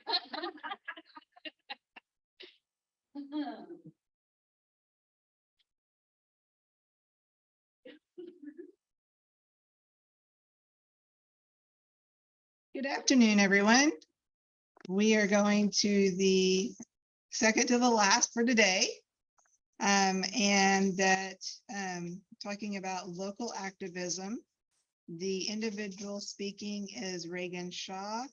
She, her pronouns, and she is a parent of a child in Union County. I will start the slideshow. Oh, sure. Sure. Okay. You'll have to stay in this section. All right. Hi, guys. I am Reagan Shaw, she, her pronouns. I'm a short, middle-aged white lady, average height and long, average weight and long auburn hair. And I have a royal blue print shirt on. I come here in a place of humility. I'm very new to activism, and I'm really grateful to Crystal for bringing everyone together. There's so many years of professional and educational expertise in the room, and lived experience, which is so extremely important to try to understand issues that we've been dealing with today. I'm used to speaking only about 3 minutes to a very hostile audience at the school board. But typed everything out to make sure I get everything in, but maybe I can relax a little bit more and get out of that mode. So thank you guys for that. It's nice to see some friendly faces. So I titled this "Joining the Fight for Inclusivity at Union County Public Schools" because this fight, existed long before the issues this year that have come up in the school board. There is a lot of local activism in Union County, so I'm very new to this. I am a mother to an LGBTQ high school student here in Union County, and I started to speak up at the school board when they began to target symbols of inclusion for removal from the schools last fall. My inspirational friend, the ray of sunshine that is Jen Sanders, is my sidekick. We're regular speakers of the Board of Ed. We keep the seats warm and try to keep each other going. Today I'd like to share with you the things that we've learned in the past school year. I don't have all the answers, and the journey is just beginning for me. Please feel free to call me out if I get anything wrong. I am definitely early in the learning process, and I want to learn. So if I take any missteps, please let me know. And a lot of this is just, this is how I see it right now, but a lot of it's just open for discussion if you see it a different way. So perhaps the most important thing I've learned is the best way that we can mobilize people here in Union is really to elevate the student voices. They're the ones that are on the front line and of the policies at the school board, and therefore their lived experience, it really is the most compelling. We're fortunate to have some very powerful student organizers here in Union. One student, Sydney Salatino, has been integral to the effort. She was the main student organizer behind a petition receiving over 1,700 signatures, and also the lead organizer of a recent protest rally where she and other students stood out in the rain in downtown Waxhaw. And a special shout out to the amazing Equality NC for providing substantial support to her organizing. So the progressive turnout for the next BOE meeting is exploding with lots of new voices, and that's largely due to Sydney's outreach, as well as some other phenomenal student activists like Lily Auslander, who will be speaking at the conference tomorrow. I'm going to play Sydney's speech in its entirety, hopefully, with a little luck from technology here. It was in the rain, so I'm hoping the audio will be enough in this room. So I'm going to try to play that now.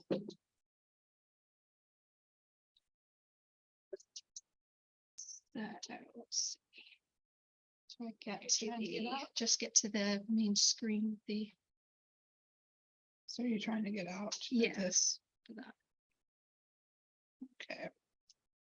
There we go. That's what I'm looking for, the escape button. So, it's not that one, it's this one. Okay. Is that, is the audio coming through?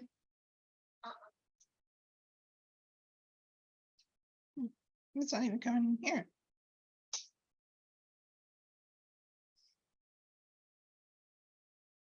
Okay, we'll have to, I guess, work on that. I can carry on with the speech, but we'll see if we can play it. We could play it a bit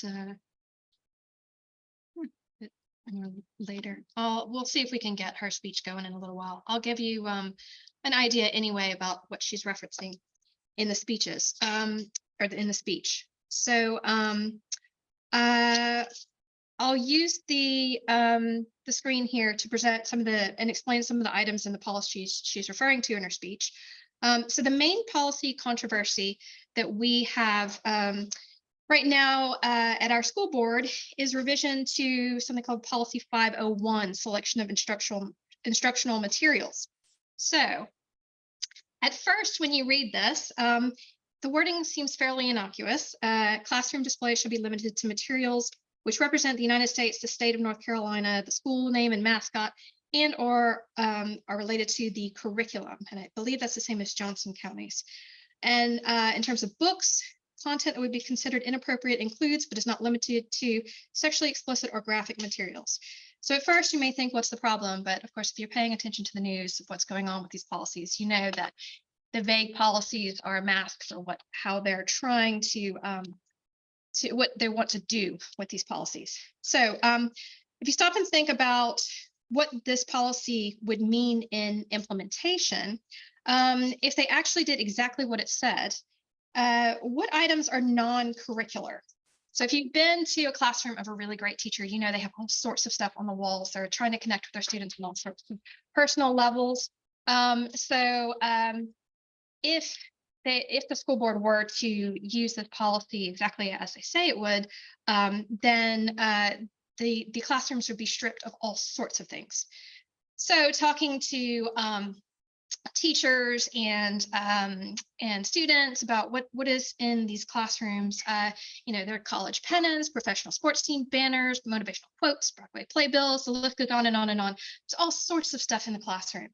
So, the teachers are like, what in the world? We're suddenly going to strip our classrooms. And if they did, you'd have to get these big dumpsters outside the schools and just dump everything out. So why did they do this? Well, why did the board want to put this policy in place? Well, this has a lot to do with a local Moms for Liberty chapter that had an uproar about a Pride Progress flag earlier in the year. So, to the next screen.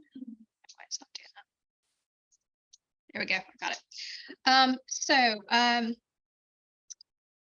We had a local performing arts high school that was advertising their musical Jesus Christ Superstar, which went on to win, I think, a record 11 Bloomies.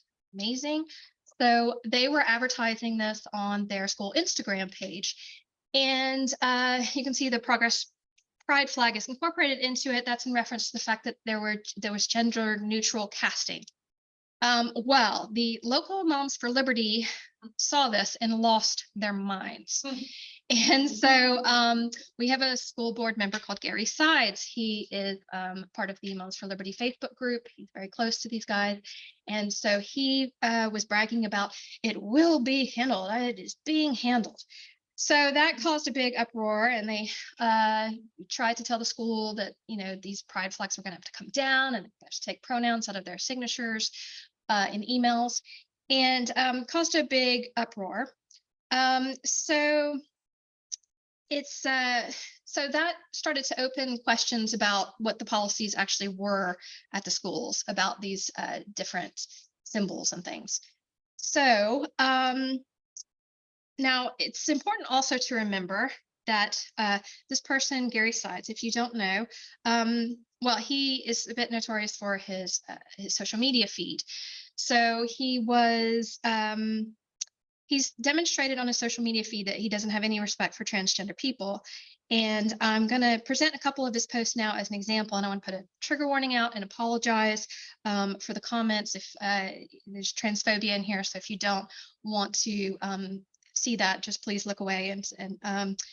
But I do feel it's important for people to see what we're talking about and understand the discriminatory biases that we're under in union. So we are trying to get the word out about who these people are. So the next slide will show you what I'm talking about. So, this is just a couple, this is just a selection. He has all sorts, but this is just a couple of transgender posts that he made. One is a nasty meme, and the other, he and his buddy are ganging up and mocking the bodies of Leah Thomas and Dr. Rachel Levine, saying the idea of them in a swimsuit makes him want to vomit. Now, if a student did this, they'd probably be suspended under the rules that we have set up for our schools. So anyway, apparently it's okay for a school board member to do that because we have brought that to their attention and they're not actioning it. It's also worth mentioning that this school board has a bit of a history of toxic members on the board. In 2021, the school board member Travis Kiker resigned after he was found to have made racist posts on Facebook. The chairperson of the board at that time allegedly liked these posts on Facebook, but she denied knowledge of it, and she's now on the board of commissioners. A local journalist had a look at the time at some of the other members' social media history, and this man, Gary Sides, was on the school board at that time, and they found that he had made some racist and offensive posts. Now, they hadn't uncovered the transgender ones yet, but he was already in the news for making these horrible posts. For racist and offensive posts. He refused to resign, and he was reelected last November. So when these Facebook scandals broke in 2021, the board did damage control. They allowed a citizens committee on diversity, and there was a huge push by local activists. Moms for Liberty had turned up, and they were also talking anti-CRT at the time. So there were local activists, including Charlotte area liberal moms, and I believe the NAACP, and there were people pushing for something to be done. So they hired DEI consultants. A lot of time and money was spent on the consultant study. As time passed and the scandal dissipated from the headlines, the board in the end ignored the final recommendations, one of which was to hire a DEI officer. So all this is the background to this revisions of the 501 policy. And also worth noting, one more thing to just show you what we're dealing with here. Early in the year, there were a whole load of book bans. So this was before the policy was even changed. So some of the ones that we're dealing with, Old MacDonald Had a Baby. They banned it because they said there was infiltrating young minds that with the idea that two men could have a baby. And when Aiden Became a Brother has a transgender child in it, and The Hate You Give apparently made some people uncomfortable. So these are the types of bans that we're already dealing with in Union. Yes, I was going to try to do Sydney's speech, but we'll see if we can get that to that in a little while. I'm not sure why we're not getting audio on that. Next I'm going to try to discuss some lessons that we've learned in interacting with the board itself. It's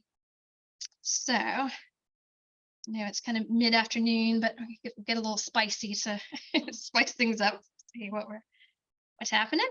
So we have 8 conservatives, 1 progressive. Progressive is the gentleman in the middle row to the far right in pinstripes. And we have 5 of these people were just voted in November, so we're stuck with them for a while.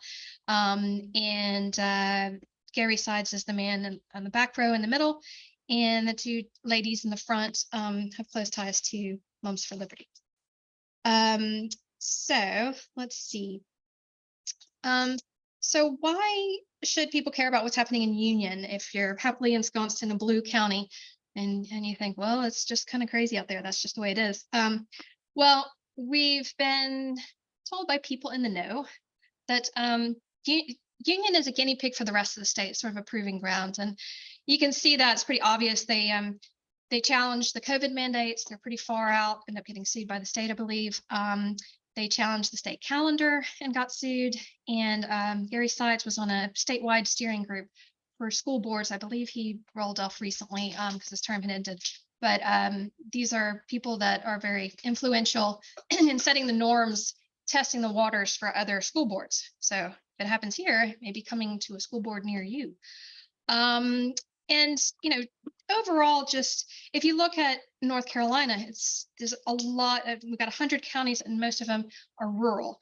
So fighting policies like don't say gay and things like that, if you're just fighting it at the state level, you're only doing half the job, because if you defeat it at state level, then it's still a threat in all the rural counties. So, you know, it's important to try to challenge this to make sure it doesn't spread across the state.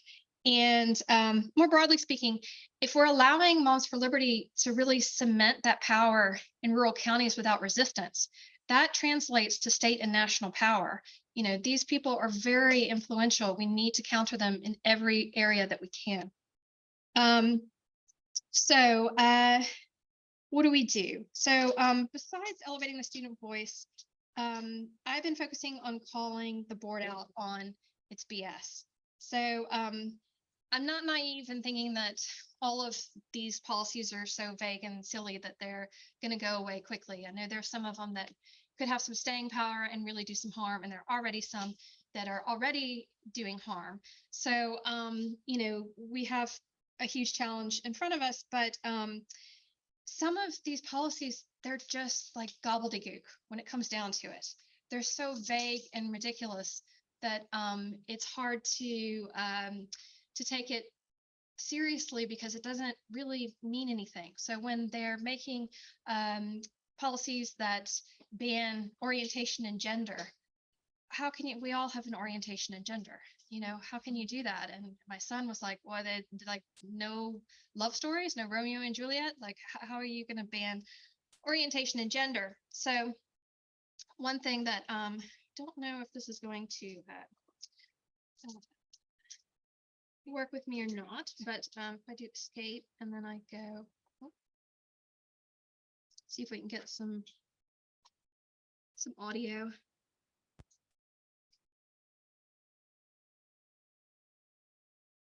Go here maybe. Okay. And then we go to, let's see. Oops, no, that's not the other one. Oh, is that it? No, here it is. Oh, it disappeared. We're gonna have to stick it back in. This March, whatever.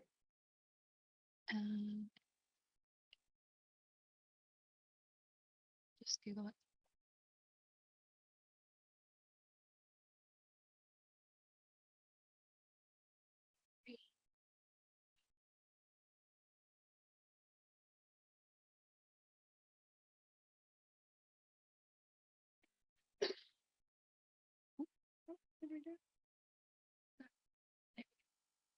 All right, let's see if we've got some audio on this one. Apologies if you've already seen this clip. It did go viral, but I think it's important. Language in your bill. No classroom instruction by school personnel or third parties. Okay, that's okay. I'll describe it.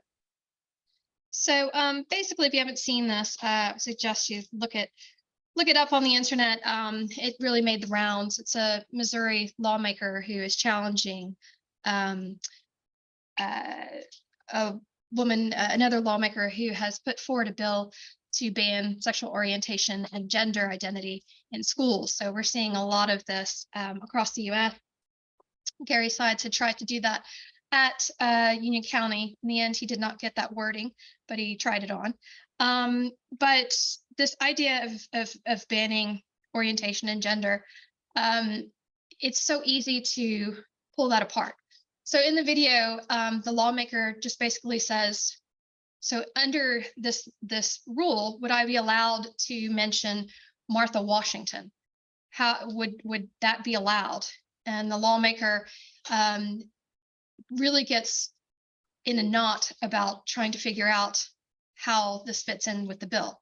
So she says, you know, well, is that because she's his wife? And the lawmaker says, well, yeah, I think that would be a relevant fact.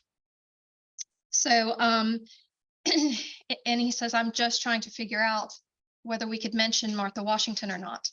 And she said, I don't know. So ultimately, it's not that difficult to pull these arguments apart. And so I call it the Martha Washington test of equality. You know, if you see this come up, all to come up with, you know, a heterosexual equivalent or cisgender equivalent, and just say, okay, well, how is this different? And you're seeing this a bit with the book bans, because you know, the most obvious thing is that they've been able to ban the Bible under the same, you know, rules. So for me, dealing with UCPS, 501, when it's saying, you know, books that are too sexually graphic, or it's so easy to then just pull it apart. What they're trying to do, because they're trying to put the discrimination in the implementation part, not in the actual rule itself. So I think our jobs is, one of our jobs is to sort of be cartographers of the policy, try to map out the geography of it and say, okay, well, what does this mean? What about this? What about this? You know, how is this going to be implemented? And they don't want to talk about it, you know, that because they want it to be done on the sly without anyone pointing out to the fact that the implementation is discriminatory. So I think it's our job to really point that out. You know, trying to know what to ask is important. So I would say that, you know, ask everyone that you can get hold of to get some ideas of questions that you can ask. Now, during this process, I was able to, I was informed by some teachers of this thing called Standard 2 of the North Carolina Professional Teaching Standards. I had no idea this existed, but it basically says that at state level, teachers are actually evaluated by how well they're showing their respect for diversity. So establishing a respectful environment for a diverse population of students. So teachers are saying it is curriculum, you know, inclusivity symbols are curriculum. And so that for me was a very important thing to learn and to ask the board. So I think that it's important as well to keep in mind, there's, to me, it's like you're asking in two different directions. You ask horizontally to map out what the policy would target and what it won't. So try to get them to prove how they're going to implement this and get them on record about that. And then ask it vertically, as in run this decision-making up an org chart. So what's the escalation chain? Who are the final arbiters of this policy? Who's in charge here? And a lot of the teachers are scared to ask these questions because they're fearful of discrimination, you know? So I think parents and people who aren't employed by the district really have a responsibility to step up and map this out, because we can be more aggressive in how we pursue these answers. So how do you get the answers? It's one thing to come up with these questions, but if you've ever dealt with UCPS, you'll know that they do not like to talk. The answer is usually no comment. And a lot of times emails just do not get any response. But you can start off with that, email, get lots of people to email, see if you get anything there. If you don't, ask publicly. So you can go down to the Board of Education meeting. There's Jen and I doing our thing. In this particular instance, I wanted to highlight the fact that the board was refusing to answer a very simple question. And their policy is we don't answer any questions at board meetings. And so I knew I probably was not going to get an answer. But I wanted to highlight the importance of getting an answer to a very simple question. So I asked the question, and I stood there for 3 minutes. So I asked them, does the pride flag, will the pride flag be removed under policy revision 501? And I stood there for 3 minutes. In total silence. Total silence. It was very uncomfortable for all involved, but that. No, I don't like silence. But there was a media crew there. And, that was part of the point. I wanted the board to give us an answer on this. So this was part of how to ask as well, is get the media to ask. So I don't know if this would have still been the same. It may have still been the same headline, whether or not I did the 3-minute silence or whatever, but it helped me to tell the media what I wanted them to pay attention to. So, it was kind of an uncomfortable moment that was hard to ignore. So that was the headline afterwards. So there were multiple media outlets that were then asking the board, and guess what? They didn't get an answer. So the next thing, I just went and asked in person after the meeting. And this was like such a simple thing, but I don't think they were expecting it. I just walked up to him after the meeting and I was like, hey, when am I going to get an answer to this question? And so I would definitely try to find these people in person, because it's much harder for them to ignore you in person. So I got a funny old answer when I asked. I started to ask Gary, and then the lawyer came up and they said, oh, it's the principals that will make the decisions on this. But then and I said, well, what if there's a disagreement? They said, it'll go to the assistant superintendent of academics. So, okay, I'll email that person. So the next morning, I emailed all of them and said, can you just verify? This is how I understand it. This is the escalation chain. I will disseminate this information as widely as possible. So let me know, if there are any problems with this. Well, I got an email right back and it said, it's just the principals and not the assistant superintendent. So she must have not been in the firing line there. So I said, okay, it's the principals. Is there no escalation chain above that?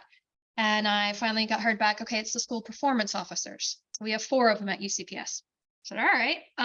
So I emailed the principals, and with the help of teachers, I came up with this handy little spreadsheet. And I said, principals, you have been identified as someone who will be making decisions on this policy. As a stakeholder, I would like to know what your views are so that we can inform the board before they vote on this, how it will impact us. So this is a stakeholder analysis. We would like data from you, since you have been identified as one of the people who will be arbitrating the policy. So I sent the spreadsheet. I also let them know exactly what the board had told me, and that it would be escalated to the school performance officers, and that we were writing to the school performance officers. So I didn't get a single response from all 51 principals, and I'm sure they were delighted to hear from me. But that wasn't the point, really, to get the response. The point was to show them that if they were going to make a move on this policy, that they would have to answer questions about why they had done it. And they would have to put it down in writing, and that this spreadsheet exists and would have to be answered for, that we were watching what they were doing. And so I then emailed the school performance officers, all 4 of them. They all have PhDs. I'm sure they were completely delighted to be put right in the middle of Gary Side's Fox News culture war. So I wrote to them and said, guess what? You are supposed to make this decision. Let us know what you think about this, and let us know why. And so they responded, it's not us. You'll need to talk to our boss, who is the assistant superintendent of academics, the original person they had sent me to. I'm like, oh, so I emailed her again, copied everyone in the board. I'm like, I'm back. And she probably had finally had enough. She sent me this email that said, the administration does not determine the intent of any board policy. And she quoted the policy, which says the board has to decide this. So all that time, the board was throwing their administrators under the bus on it, but it was the board that had to answer the question all along. So a little, that's what we learned from it, is that they will shuffle you around, but in the end, you can find out who is the person that has to answer this question. So once we found out all of that, I emailed the board and I was like, guess what? It's you. It's always been you. So tell me, you're the one that has to answer the question, nobody else. How do you interpret this? You know, can inclusivity symbols be considered part of curriculum? Because that's how a lot of your teachers are interpreting it under standard 2. I still have not gotten a response, and that has been a long time, you know, quite a few weeks, if not months ago. But the reality stands is that if they do not make a decision on this, then their administration cannot enforce it. So we basically put that on full blast and said, so we have in Union County, we have a group called SOS Union County. It was set up before I came along. It's a wonderful resource to be able to get information out. We have over 2,000 members. So once we found out that this was the situation, that the board had not made a decision on this, and therefore their administrators could not enforce it, we let everybody know that. So that's something that I think, yes, including the mold. So there are molds in there that I'm sure they're feeding back to the board. So some people would say, you know, what is the point of all this? What is the point of fighting the board? What is the point of going down there and advocating? They never listen. People get frustrated and then they never come back and they just feel very defeatist about this. Now, maybe I'm being naive, but this is what I think we've really achieved in trying to engage them and get all this on record. A lot of it is just putting things down on paper for legal groundwork if we should ever need that in the future. And the second thing is just the Martha Washington test, you know, making sure that we know that they know that we're paying attention and we're going to demand answers. So we found out that BOE is the final arbiter, refuses to do so. We let everybody know that. We also got it on record that all of those policymakers and everybody who they tried to bestow responsibility for it, they refused to provide a coherent answer during the stakeholder process. So they will have to answer why. If they suddenly get feisty and a principal is like, well, we said we could do it, where I'm going to go through and rid my school of rainbows. They're going to have to, the word will get out that that's happened, and they will have to answer to why they refuse to participate in a stakeholder analysis. And also just letting them know that this spreadsheet exists. This discrimination really only works if they can do it on the sly and nobody was paying attention. You know, that everyone's defeatist and just be like, I don't know, the board, oh God, and something happens in some school somewhere, they think that they can get away with it. They're not. We're watching and we're letting them know we're watching and we're here. So the fourth thing, we let all the teachers know, like if they start harassing you, go photograph everything in the school, everything that is non-curricular that they are not asking to come down, because that is showing that they're, you know, I think I'm not a lawyer, but to me, it's showing that they are enforcing it in a discriminatory manner. And it's getting it all on record. So we are creating the receipts. So, you know, overall, it's about creating a culture where they know that they are going to be forced to be fully transparent about what's going on if they're going to use this policy in a bad way. So that's sort of what happened.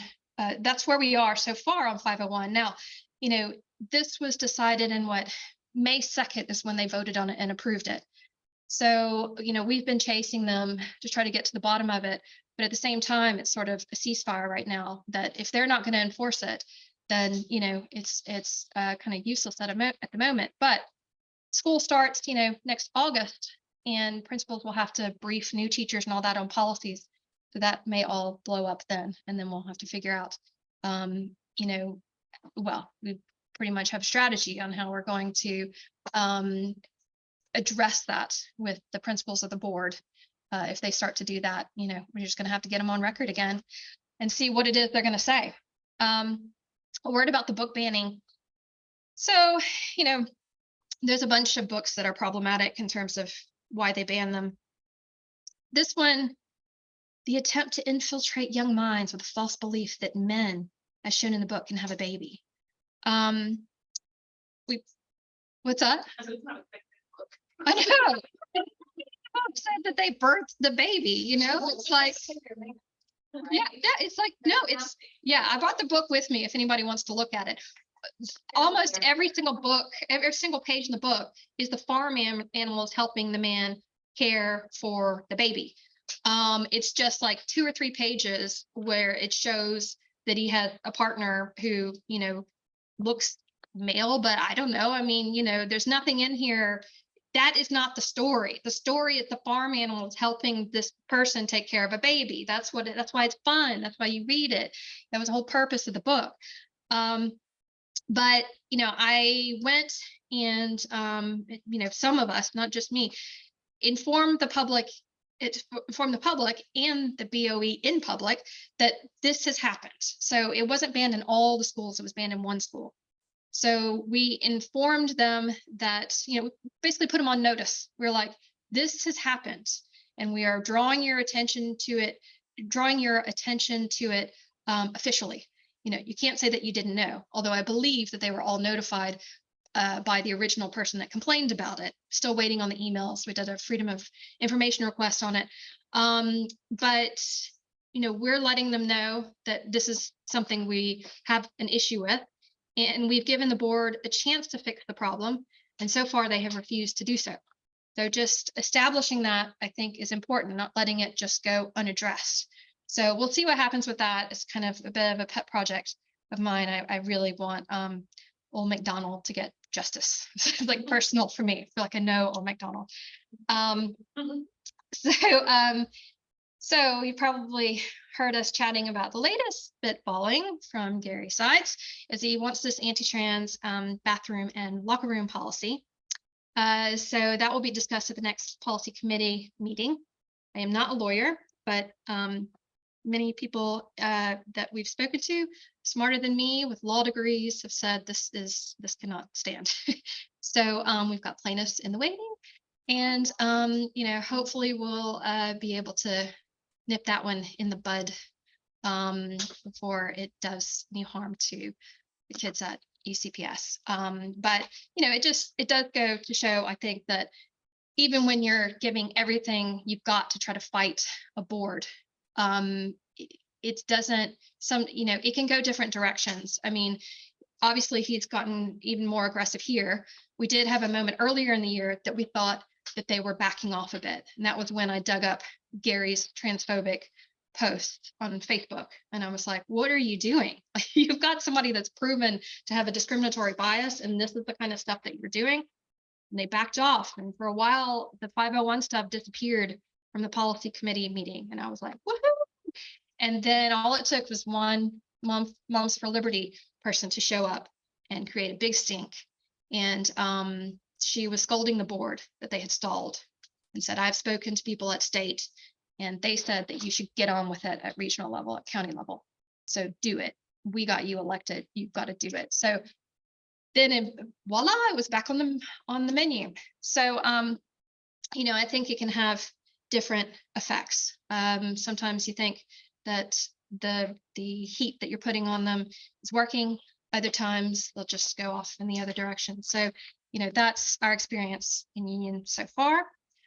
Ways to help some of this has been brought up by other people, other speakers here. And like I said, I'm all very new to this. So this is just how I kind of see it. But I think, developing these Martha Washington counter arguments can happen in so many different places, and amplifying those messages that, this is just discrimination, or it's just gobbledygook. What are you talking about? You can't just ban all talk of orientation and strip all of our, you wouldn't be able to represent any families. You can't just go after old McDonald. Everybody's got an orientation. So I think trying to amplify those arguments as much as possible to call them out on it. And we have these huge lists of books that are banned, and trying to come up with equivalents that are heterosexual or cisgender, and just say, why are you using two different methods of evaluation here? It's just not fair. So keeping that going, I think we've all got a duty to call them out on the BS. And there's all sorts of activist campaigns that are going on. I think Red, White, and Blue are doing a banned book truck, so that sounds like that would be fun. PFLAG does a Read for Love, I believe. So, you know, getting at some point, might do a Read for Love in Union County. That would be fun with some of these banned books. We'll see what they come up with. The 501, we haven't had a list yet of what they've tried to ban after 501 has gone into effect. So I'm waiting for that. One of the challenges that we have is when we do freedom of information requests, it takes forever for them to get back to us sometimes. So still waiting on some of that information. Overall, I would just say, you know, for me, I feel like countering these Moms for Liberty talking points are so important because we have to remind the world who they are and let people know what they're saying and what they're doing, because 99% of people in Union County are going about their daily lives not thinking anything about what's going on at the Board of Education. I mean, this is happening, you know, we are talking to a very, very small little audience right now, and we've got to let people know what's going on, because if not, they're going to go into the voting booth none the wiser of what the actual effect of their vote is. So, you know, we need to give them the reputation that they're earning. Some of the things that come out of their mouths are horrendous. Some of the things that, you know, Jen and I have had to listen to, you know, especially against trans kids, it's just horrendous. And I mean, we had one guy that was all upset about one of the GSA clubs in a middle school, and he went on this huge rant, and then he quoted the part of Romans that said something to the extent of those of demented mind or deserving of death. And then everybody clapped afterwards. And we aren't the only county to have this happen in. There was another one who did the same thing. I don't know if it was in West Virginia. I can't remember exactly where it was, but that one went viral. It's just horrendous, some of the stuff that comes out of their mouths. And so I think we need to stop and call them out on that and just say, this is not acceptable.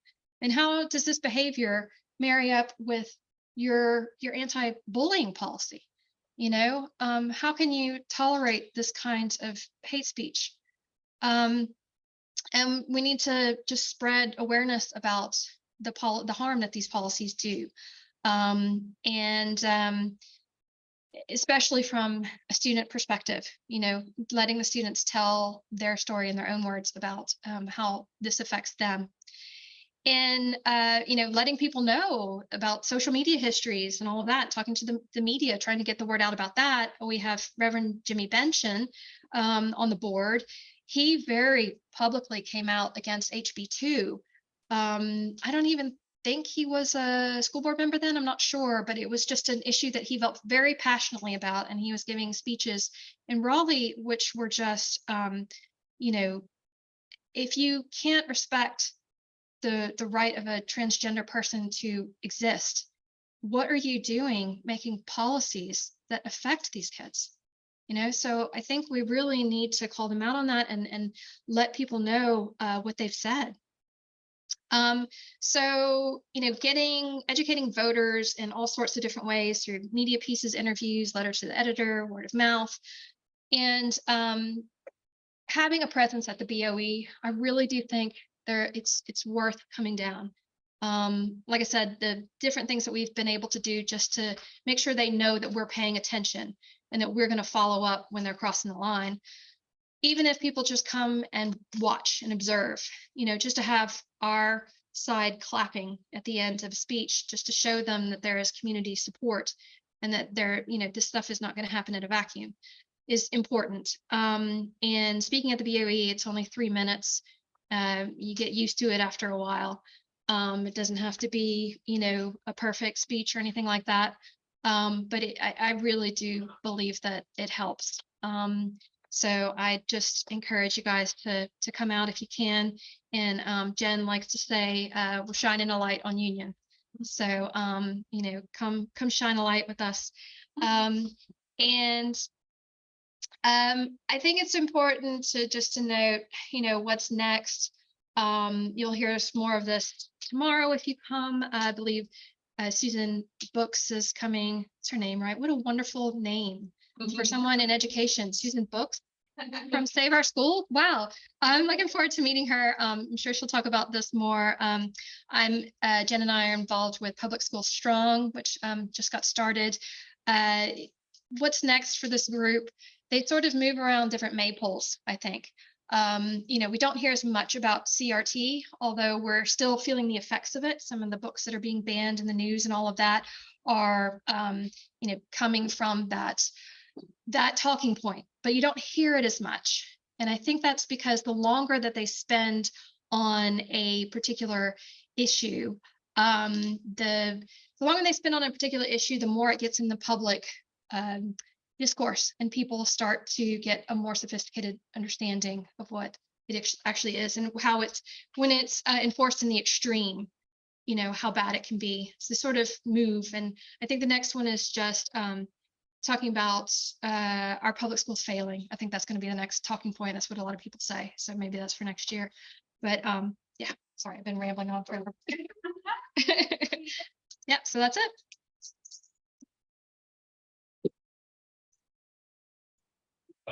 Yeah. Have you identified, first of all, when's the next board election?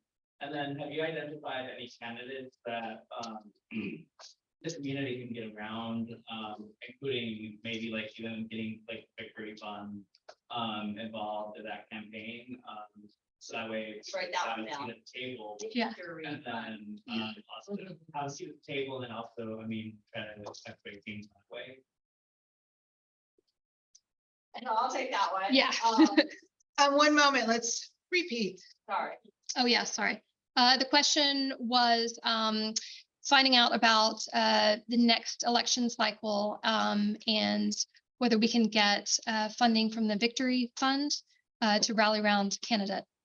Now, Jen, if you want to answer that, if you'd like to just come up here so that the people out there can, and I can also answer that based on what I've Yeah. done in the.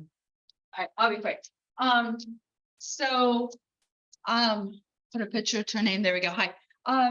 So the next election is 2024 for the board. There are 3 openings coming up, two, District 2 and 5, and then there's 4 then 2 at large. So we have 4 seats coming up. How many? Out of 9. So I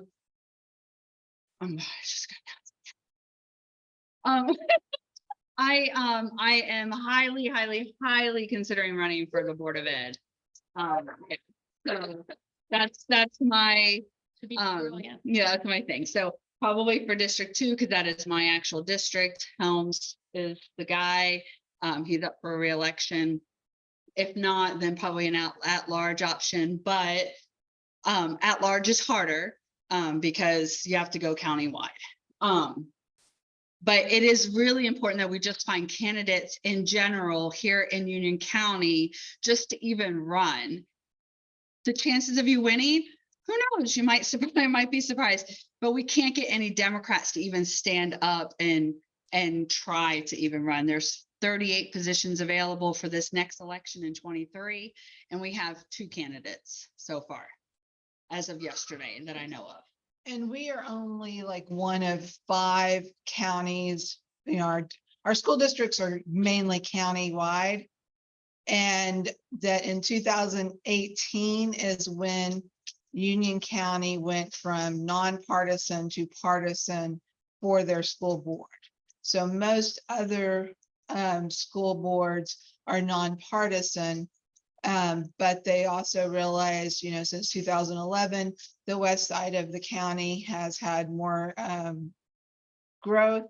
That's where all the individuals from other states moving in to North Carolina, and the old guard knew that it's changing. People around here are like, and I didn't mean to be partisan. I'm just supposed to be a nonpartisan kind of thing, but it's basically, we've got people that want people to live and people that don't want people to live right now, and 2 different parties right there. Right. And so they took it to the state to make Union County partisan. And since then, we have had only Republicans on except District 1. And we barely just kept a Democrat in that position this last time because of gerrymandering. And so it is one of those things that it's an uphill battle. But before 2018, we had a parent of a trans child on our school board. So it wasn't like it was, Right. and it was a completely different county back then. So another thing is I wanted, while she was talking, the school board does not answer any questions from public comments unless you're going to be an exciting person. I know, sorry. Are you really good at church like that? You're like,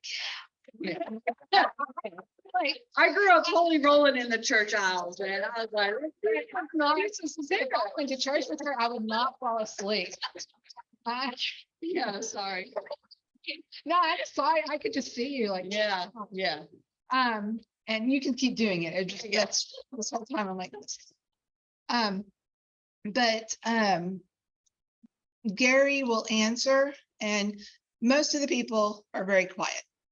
We have a couple, like my District 5, I don't even know what his voice sounds like. He is like, him and Sarah are basically the Clarence Thomas of the school board. And so they,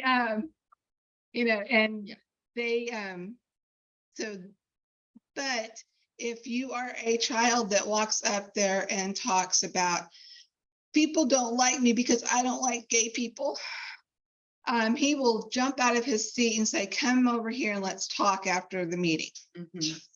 And there was a kid that did that. Yeah, he wanted clarification that the senior administrators had heard properly and that they would take appropriate action. So I tried to use that with the book. I was like, can you now make sure that, your senior administrators heard properly and you will then get assurance they will take appropriate action? But Silence. yeah, sorry, but I'm gonna follow up on that really quickly because we don't want to harp too much because I know we gotta move on. But not only that, but the second month, that same father came back and threw Gary under the bus and pretty much said, you had a 2-hour private conversation with me. So then I lost my marbles because for 8 months I've been sweet and honey. And I tell you every month, my kid's not safe at school. My kid's being bullied. My kid is being targeted for being a trans kid in the school, and you do nothing. And this one kid who gets called out for being a homophobic student gets the private audience with the board members, and I lost my mind. And I'm just telling you, that's probably why I got a little fire under my bottom to probably run for board. Because again, as I remind the board, every month there are 41,000 students in the district, and every student matters. Every student counts. So there you go. There's my rant. So there you go. So there you go. All right. Okay. Oh, good. Good. Okay, we will take our 15-minute break. And then I will get set up. Oh, we don't actually have to do a PowerPoint this time. So I will get the 15-minute break, come back here, and we will start the last person, and then we will be done for the day. And then I'll see hopefully all of y'all back tomorrow morning. Great job.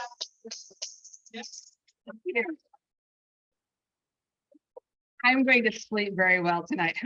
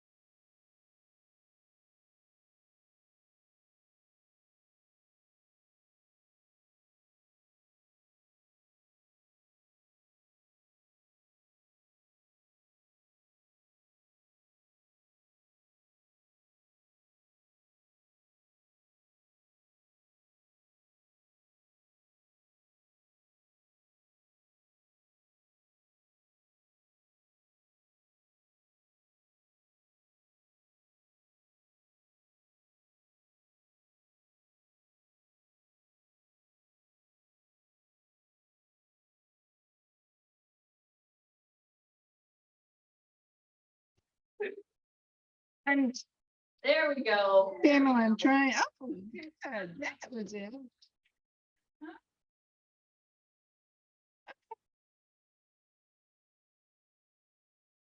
Now I'm trying to get the, You just make that a little smaller, right? there. Picked up really well in that closed caption. Yeah, stop talking, Jen, and you won't read it anymore.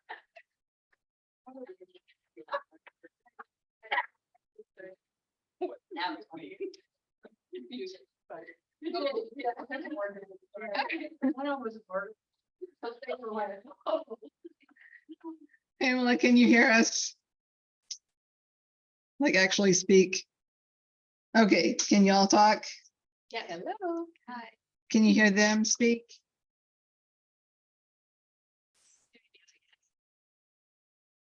Chantal. Can you talk up, like speak loud? Yes. I need them to speak because I don't have a level. Yeah, speak really loud. Okay. Can you hear them now? Hi, everyone. Can you hear me now? Frozen. No. Oh, now it's frozen. You know what? Okay, okay. Can you hear?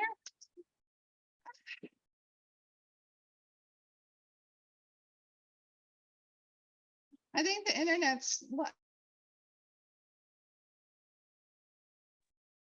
Are people coming in like after work or something and doing stuff on the internet? Eating up all the bandwidth?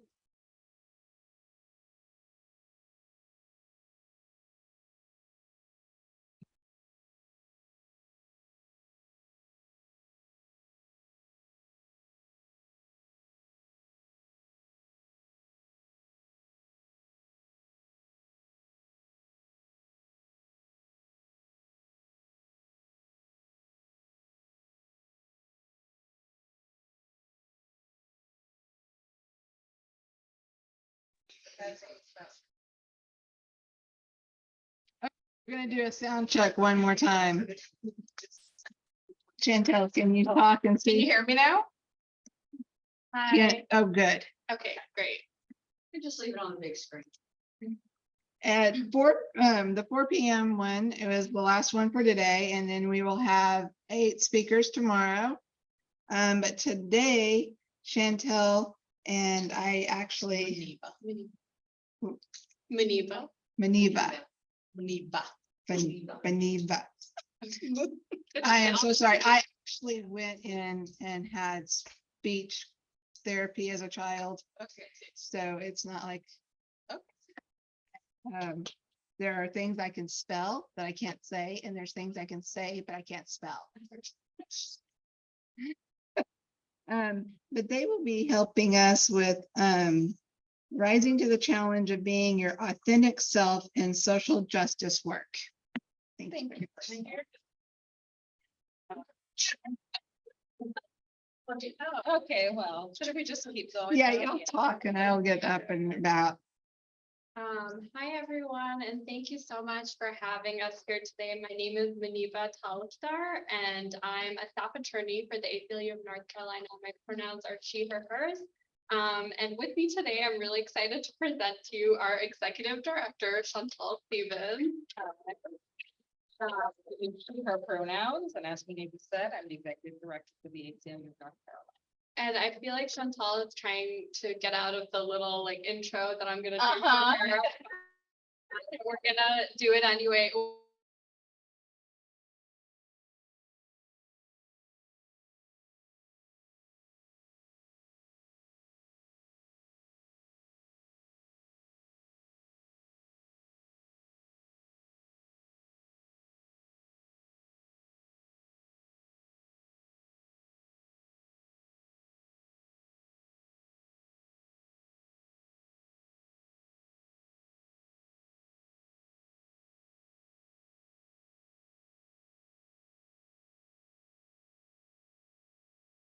Carolina.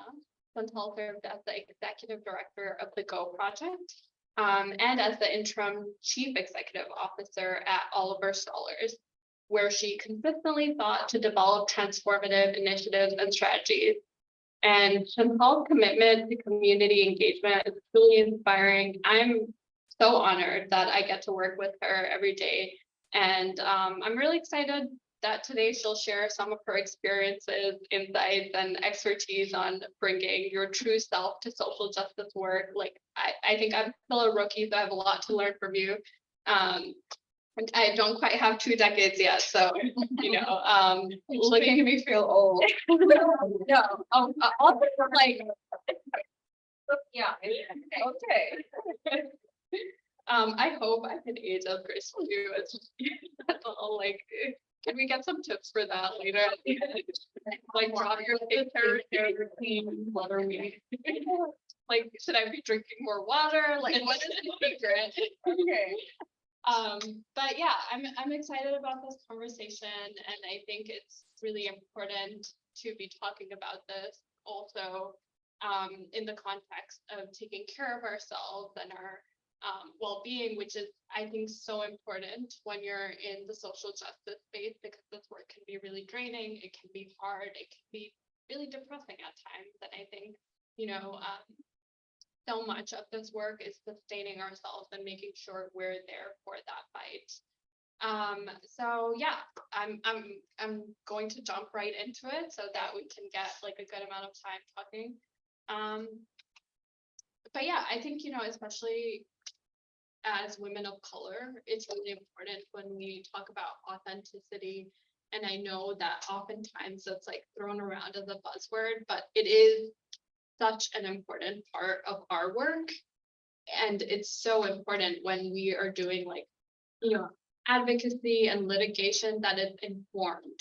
It's informed by the community, it's informed by our own experiences, and the ways that we've been impacted, like me as a Muslim woman growing in a working class community, you also, like, as a Black woman, when we're serving largely Black and brown communities.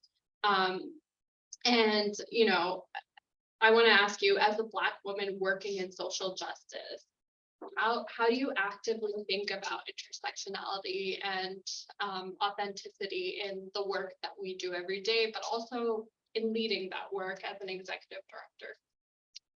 That's a great question. I think for me, it's my lived experience, right? I'm not only a Black woman, I'm an immigrant. I moved to this country to go to college. I am a parent, right? I raised a daughter in this country where she's oftentimes seen as a Black person, or just a woman or just a young lady. There's just so many things happening, and I think anybody who is either racialized or marginalized, need to be at those tables, in those conversations, because otherwise policy without our voice, the benefit of our voice in the room. And I think that's a really long.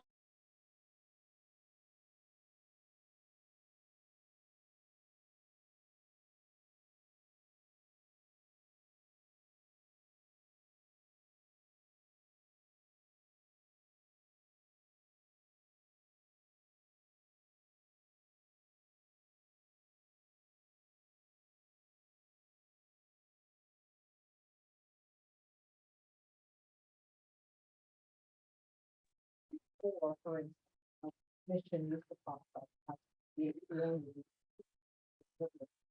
don't find people, right? We're in it with everybody else to get to the empty shared liberation that we're all driving for. So I think language is important. I think what we're saying, and then actually putting those words into actions are super important. And for me as a Black woman, I bring those experiences to what I'm doing, and I try to be empathetic, and I try to shut up when I have to shut up. An example I can give you is, I know that even though I'm an immigrant, I also recognize my inherent privileges. Right? I moved to this country to go to college.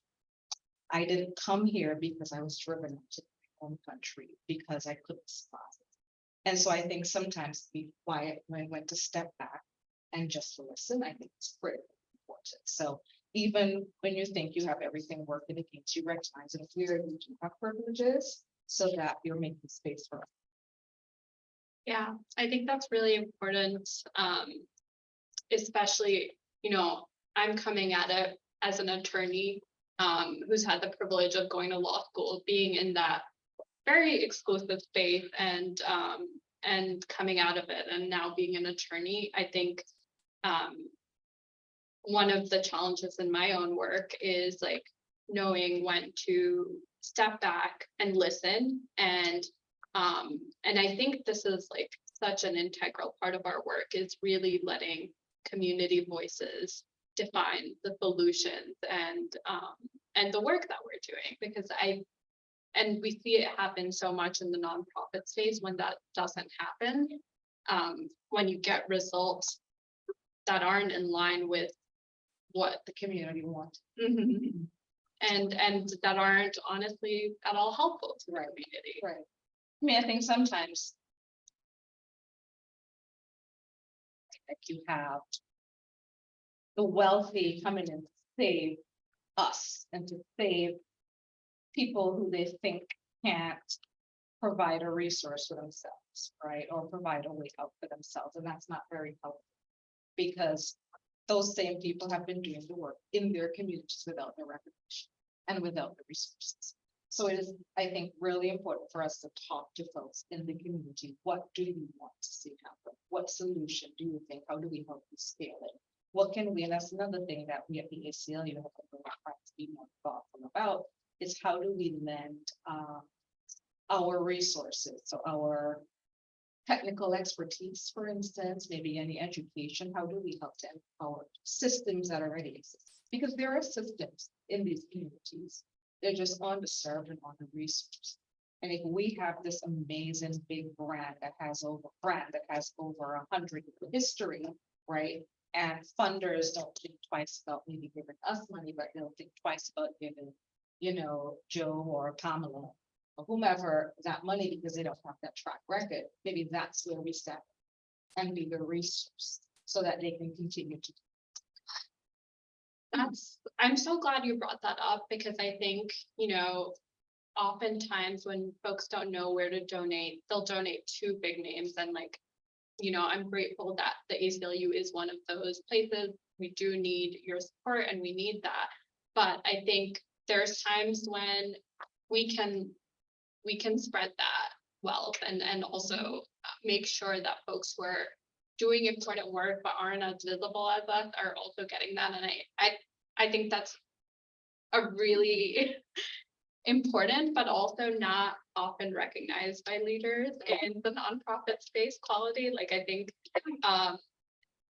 what happens so often in nonprofit spaces is like you get money and you want to spend it and you want to expand your own programs, and it's not always about like, making sure the community is enriched. So I really appreciate that. And I see it like, I'm not just saying this to like be like Chantal is amazing, but I see that happening in our internal conversations. And I think that is very intentional and like things that you all think about in leadership, which I appreciate. And I know all the community We hope so.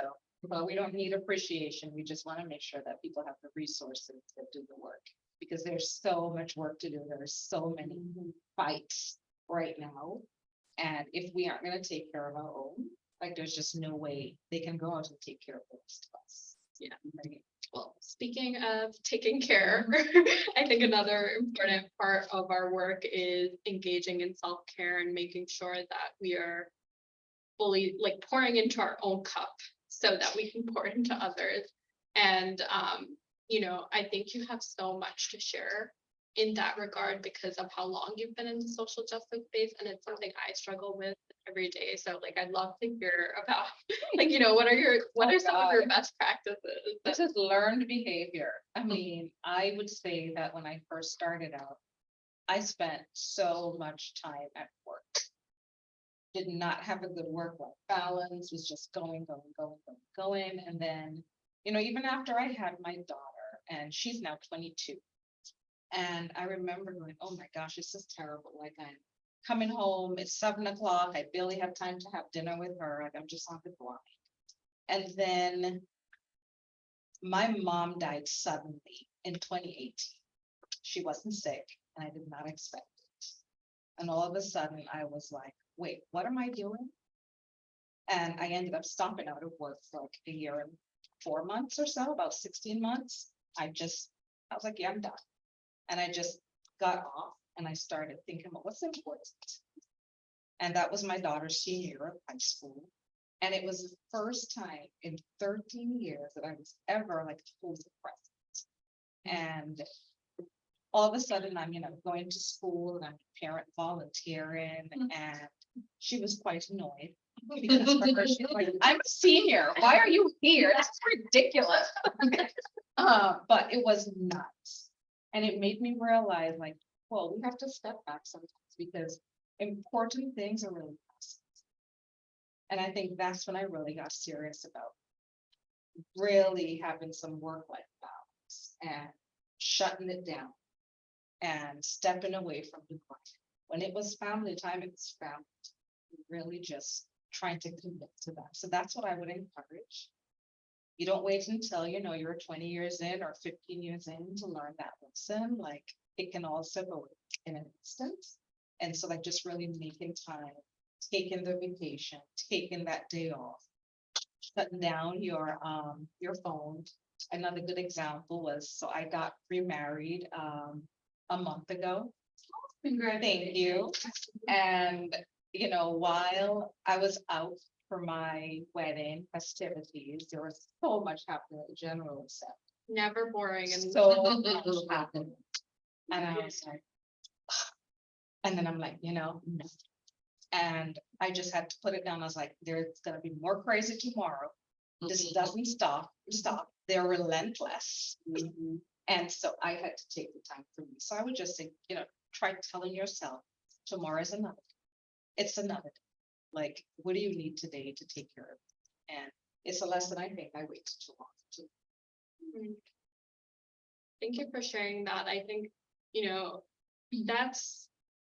that's really like just the perspective part, right? It's like this is a long haul like journey, and we all have to sustain ourselves and be really intentional about it. And just turning a little to organizationally, like, you kind of have the responsibility over your whole staff and how they are sustaining themselves. So what are some of the things that you do to make sure like folks are, engaging in self-care or are, bringing their whole selves to this work and not burning out?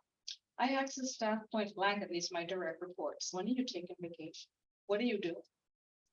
Right, and I try to respect people's vacation when they're out. If you're on vacation, something has to be blowing up for me to really call someone. And then I'm most apologetic when I have to do that. But I think for the most part, just reminding folks you have this time off. And then I also think the folks who report to me are the leadership team. And I keep reminding them, we have a responsibility to set the tone for the rest of the organization. So if you aren't going to take your time off, your staff feel compelled to work constantly. And so we don't want that perspective is what, gets passed down. We want to make sure that we are taking the time, we're modeling the type of behavior. It's not always easy to do, but it's just constantly reminding people, did you take your time? You need to take your time. So one of the things that we've started doing now is that now I have the CFO send in check-ins at certain points in the year to the leadership team saying, you still have X number of days, you're gonna lose them. Like, so we're trying to to stick the carrot, take the time, you're gonna lose the time if you don't take the time. And we're gonna see how that works. We often have people who are leaving vacation on the table, but I just don't know how healthy that is. Yeah. And I can, speak to my direct supervisor, Christy Gronke, who's the legal director. I know she'll go on a really nice vacation and she's pretty off the grid when she's not she's reachable, but it's nobody wants to follow her because she is definitely stretched thin. So yeah, it's good to be a part of an organization that prioritizes that because it's very, very draining work, and I think just not doable. Well, I guess now I have a counter question for you, Maniva. How do you as a Muslim woman, right? You're clearly practicing your faith. You're in a space where if people are religious, they're Christians, right? Or they're not religious. And how do you like find space in an organization like that to sustain yourself? Like, could we be doing better? I'm gonna say that I think I've had a much easier time in this space just talking about my identity and being true to myself. And I think part of it is because I do want people to know who I am and what drives my work, and to let folks know, like, hey, this is an important part of my identity, and it's an important part of why I think everyone deserves rights. And I think folks so often try to use religion in this like terrible way, and I really want to disrupt that narrative and to be talking about it in a social justice way, because when you think about it, it is very rooted in social justice. And so I think it's really important to talk about it with my colleagues, and I think it helps me foster a stronger relationship with those folks. And I will say, like, that was one of my worries when I was moving to the South, was like how, like, as a visibly Muslim woman, like, how will I be treated? And so far, like, I've been treated well, but I still feel very visible in certain spaces where, like, I might go into a mall and I'm the only person who looks like me, which can feel really uncomfortable, but it like just reminds me how important it is to do the work that we do. Right. So one thing that I think about, like we touched a little on this, is like privilege awareness and how we talk about it in the workplace. And how do you, as an executive director, like remind folks, of their own privilege, or acknowledge your own, just like you did earlier? And how does that come up? I mean, I would say it comes up not frequently, because I think at the ACLU, we have a certain set of values, and I think everybody who works there comes to that place of employment because of the values that we already embody, right? So I would say it mostly comes up if we're dealing with some type of thorny issue, right? So I don't know, I'll give you a couple of examples. Like, I remember when I first started working there, somebody came in with like torn jeans, right? And I was just like, oh, I'm professional. But I also came from a background working in education for a number of years. So a very different type of approach, right? And I remember talking to a colleague who was good about like pointing out to me, well, what is professionalism? And whose idea of professionalism? And just being able to have those types of conversations, I was like, why does it even matter? And I'd never stopped to really think about it before, right?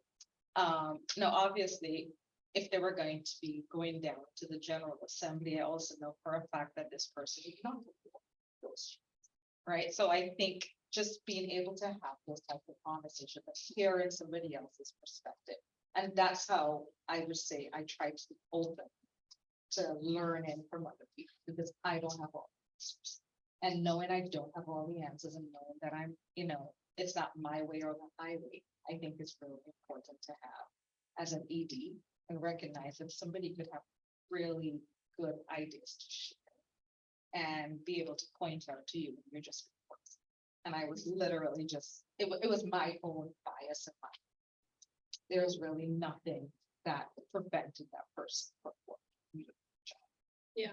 Well, also, I think about things like that, and I think about like how over the years I've internalized like standards that have been put on me as a woman of color. Like, I think the ways that we're measured is often like so much higher than other folks that we are not, we're not messing around. When we show up to court, we're gonna look like attorneys. And if we don't, even when I do, right, I'm wearing a suit, people will be like, where's your attorney? And I'm like, well, it's me, I'm sorry. I don't know what to say. And I think like I've internalized some of these things in a way that I need to check as well, especially when I'm thinking about like my clients and like what they're bringing with them, who they are as people, and like, yeah, the decisions that they make. And I right? think that's key, being willing to listen and being willing to evolve and change. Yeah. Right, because I could have also just kind of stayed stuck in my, ridiculous ways and felt like, no, that's not appropriate to work, and put down some really hard and fast rules around appropriate office attire, but I just don't know that that got me in the big scheme of things. And so being able to recognize that this does not move the needle. This does not help the fight. And we have real fights. This is not one of them. And just let it go. Yeah. That's real. I do think though that like I'm always thinking about like one of my supervisors who showed up in a sweatshirt at like my swearing in, like it was a virtual swearing in, but the judge called him out and was like, Oh, that's just swearing in. That's a little bit different. I was like, yeah, but I will say, men are so comfortable with like showing up in anything. Like, The entitlement. it's privilege. So if you want to call out any of the men in our office, the one man, we have two. Oh yeah, we have That's three, an intern. Oh, okay. I know, like social justice work tends to be so heavily. It's always the female women. focused, right? We're always at the list, man.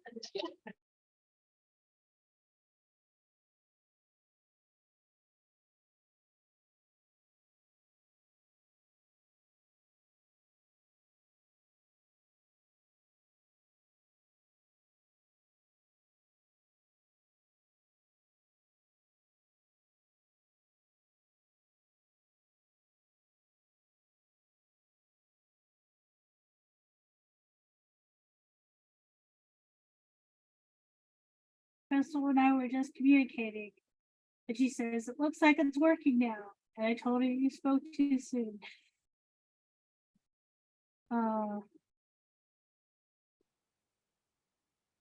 Technology.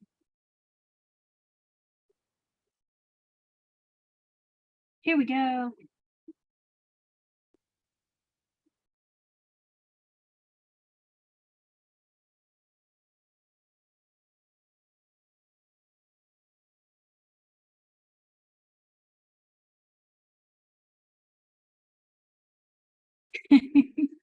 Yeah, says Jay. Tech is always reminding me that I'm not in control.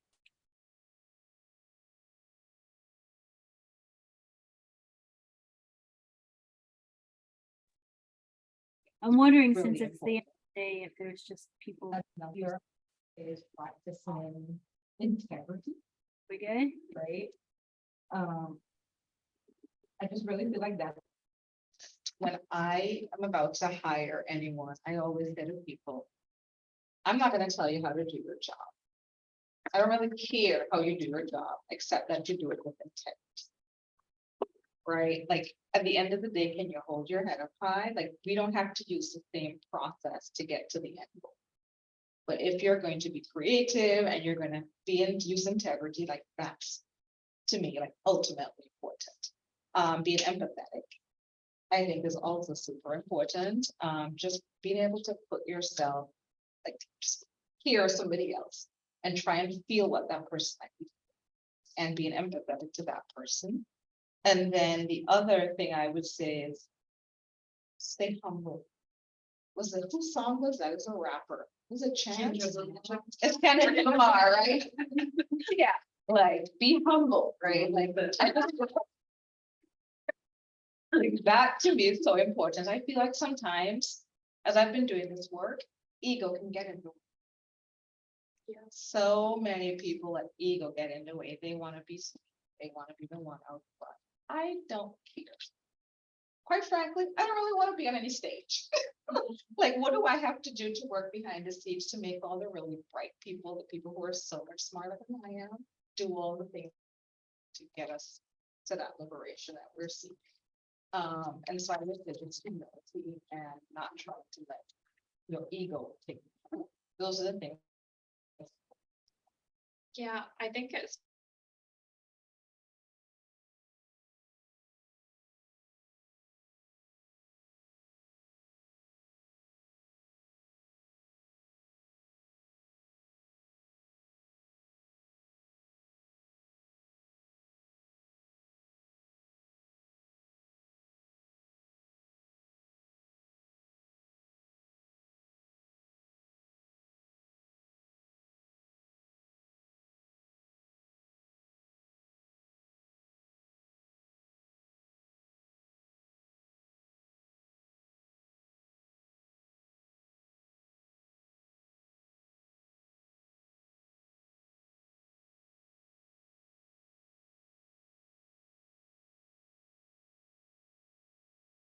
Trying to win. Yeah, right. So how do I get out of the way so that we win? And not I, right? But all of us. I guess I already touched on this a little, but like, how do you navigate and reconcile the intersection of your personal ethics and values with the expectations and responsibilities of your role? And what strategies do you employ to ensure alignment with those? Right. I think when you work at an organization like the ACLU, where there's like a bunch of issues, we're a big tent organization, we have all sorts that we will defend, right? And I think sometimes that can clash, right? Let's say, we're defending white supremacists, right? Like personally, that would really hurt me as a Black woman. And so I do really spend a lot of time thinking about, well, what is this defense in support of? And how is our defending this really problematic person or speech going to help the bigger cause? And I think that's what I try to, for me, right? As we also think about that. We think about our values.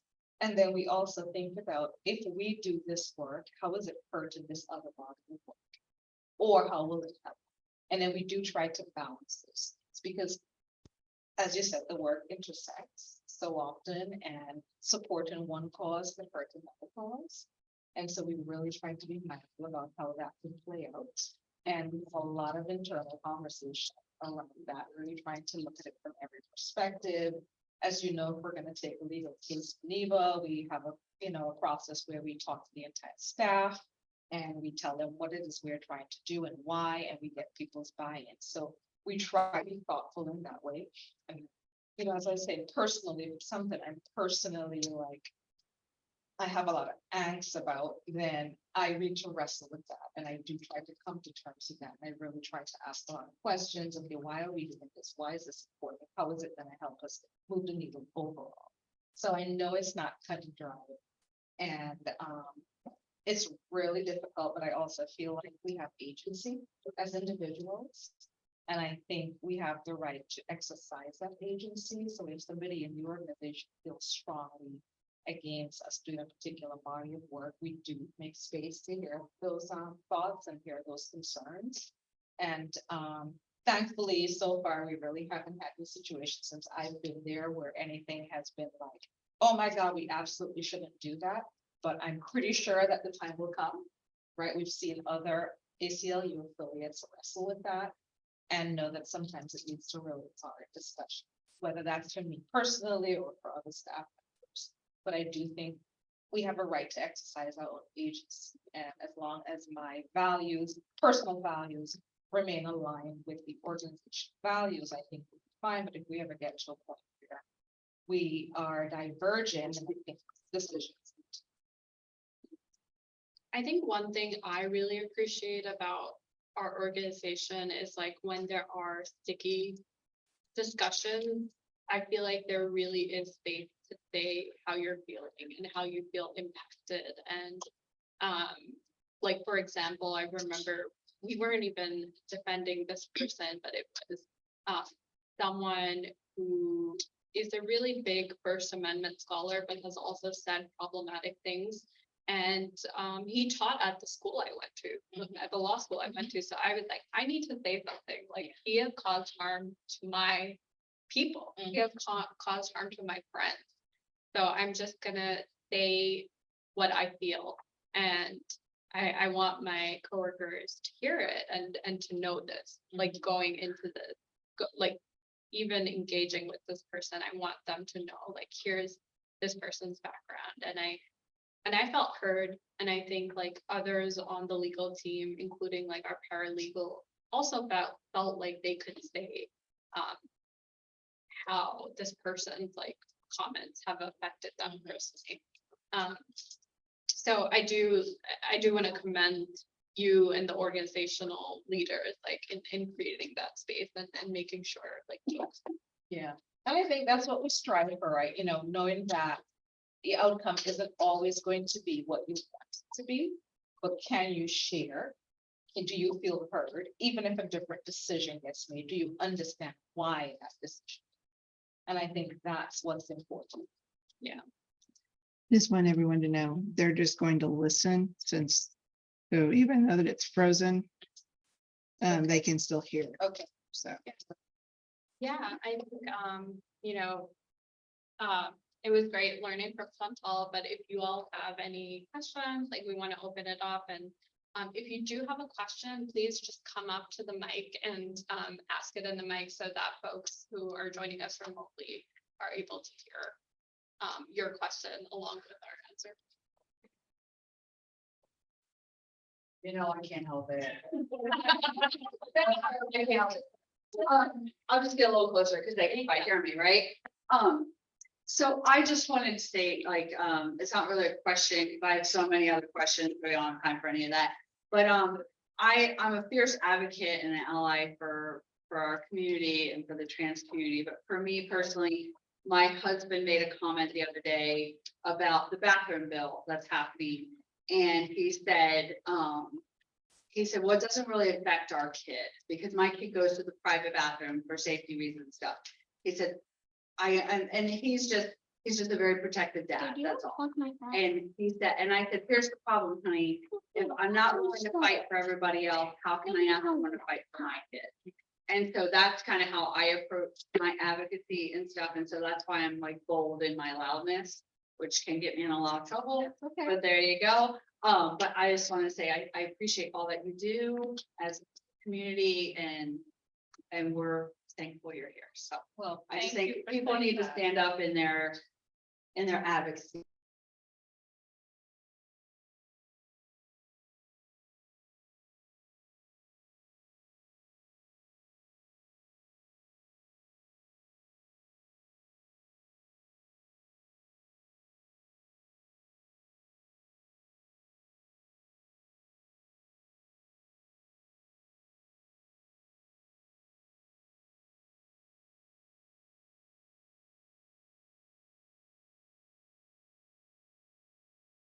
Yeah, I was afraid of that.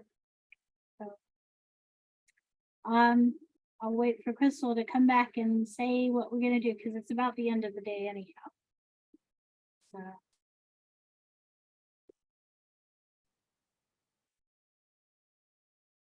And thank you for hanging out with me and everybody all day long. I don't know about you, but I thought it was a lot of really good information. Excuse me, and I'm looking forward to tomorrow. And maybe I'll get some sleep.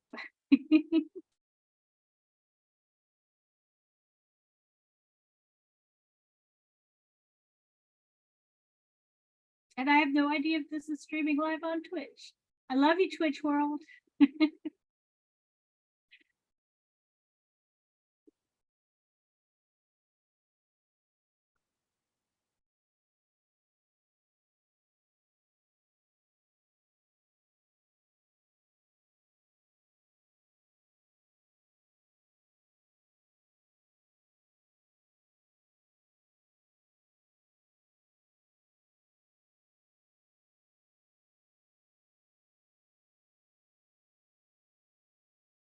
Here we go.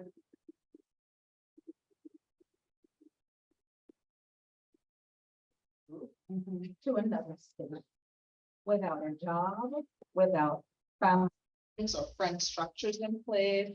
The resources it would take to move. When I moved here, it cost so much money to move.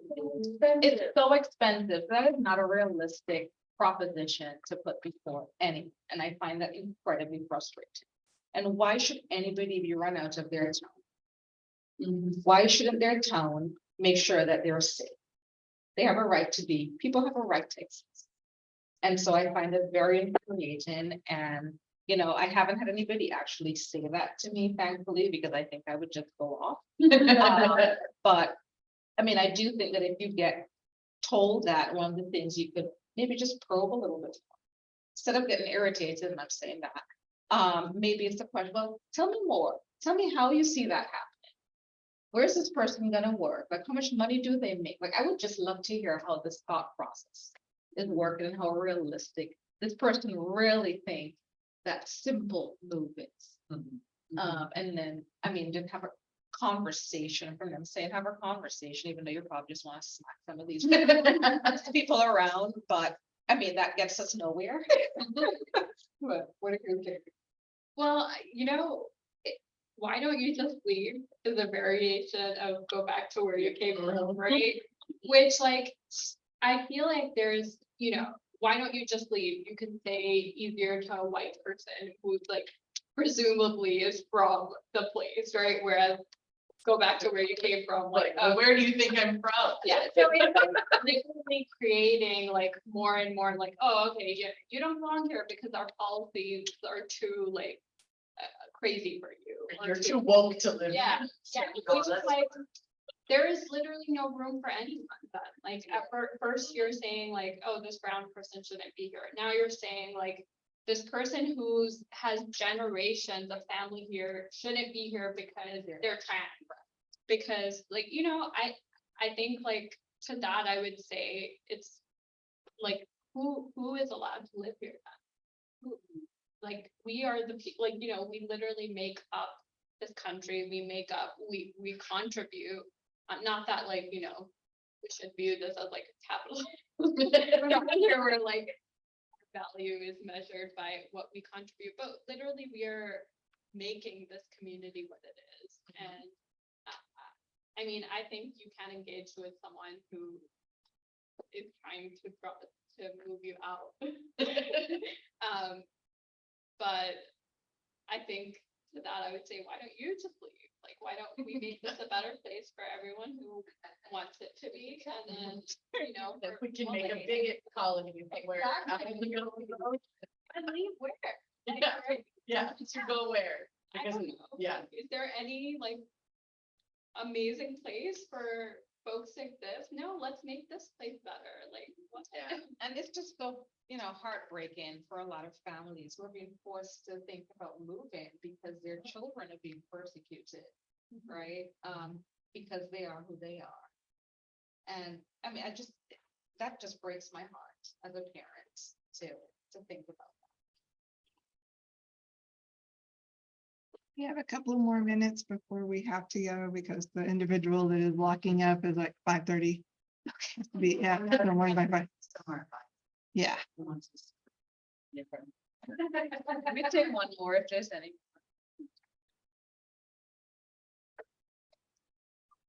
Okay. Get on up in there. How do you maintain optimism when we're seeing so many crazy things happen in the judicial system? From the judges, men, crazy rulings, something going on in court that's never happened before, and the whole legal system is scary at the moment. How do you, you know, maintain your optimism that good will out? I guess. And we'll be headed for some place for you. Some days I'm more optimistic than others, if I'm gonna be honest. And I think I try to make room for laughter. Because otherwise, like, you would just cry. Yeah. Like seriously, just seeing everything. Every day I'm at the office and I hear from our senior policy counsel, about the most recent shenanigans happening in General Assembly, and you just want to cry. And you're just like, who are these people? Like cruelty is the goal here, right? That's the point. And so that's what I try to do. I try to make space for laughter. I read a lot. Stuff that has nothing to do with work. And I surround myself with like-minded people who I think are trying to imagine something and something. Because I do think we need to rely on that imagination to keep us moving towards it. Thank you. And that's my opportunity. That's my career. Yeah, I think optimism is all, like, I draw optimism from like all of the folks who are doing this work, who have been doing it for so long. So like my colleagues and hearing from you all today, you know, I think you were talking about like just being on and like gathering information. I was like, wow, I love it. Dream client. But I think that's maybe calling it. But I think that's what keeps me going, is like folks who are so passionate, who like really, you know, sometimes don't have any incentive to be doing this work, but are doing it anyway for their community members, for their kids, for themselves. And I'm inspired constantly by that drive. So two things I will leave you with then. Mariam Kaba is an organizer, and she talks about hope being a discipline. And like I tell that to myself all the time. Like you have to practice hope. We have to practice hope. And I think that marries nicely to Martin Luther King, like the arc of the moral universe bends towards justice, right? Like just trying to keep that framing in mind, I think is super important. Otherwise, they're trying to tire us out and they want us to give up, and we can't. So. Exactly. Well, thank you so Thank much. you.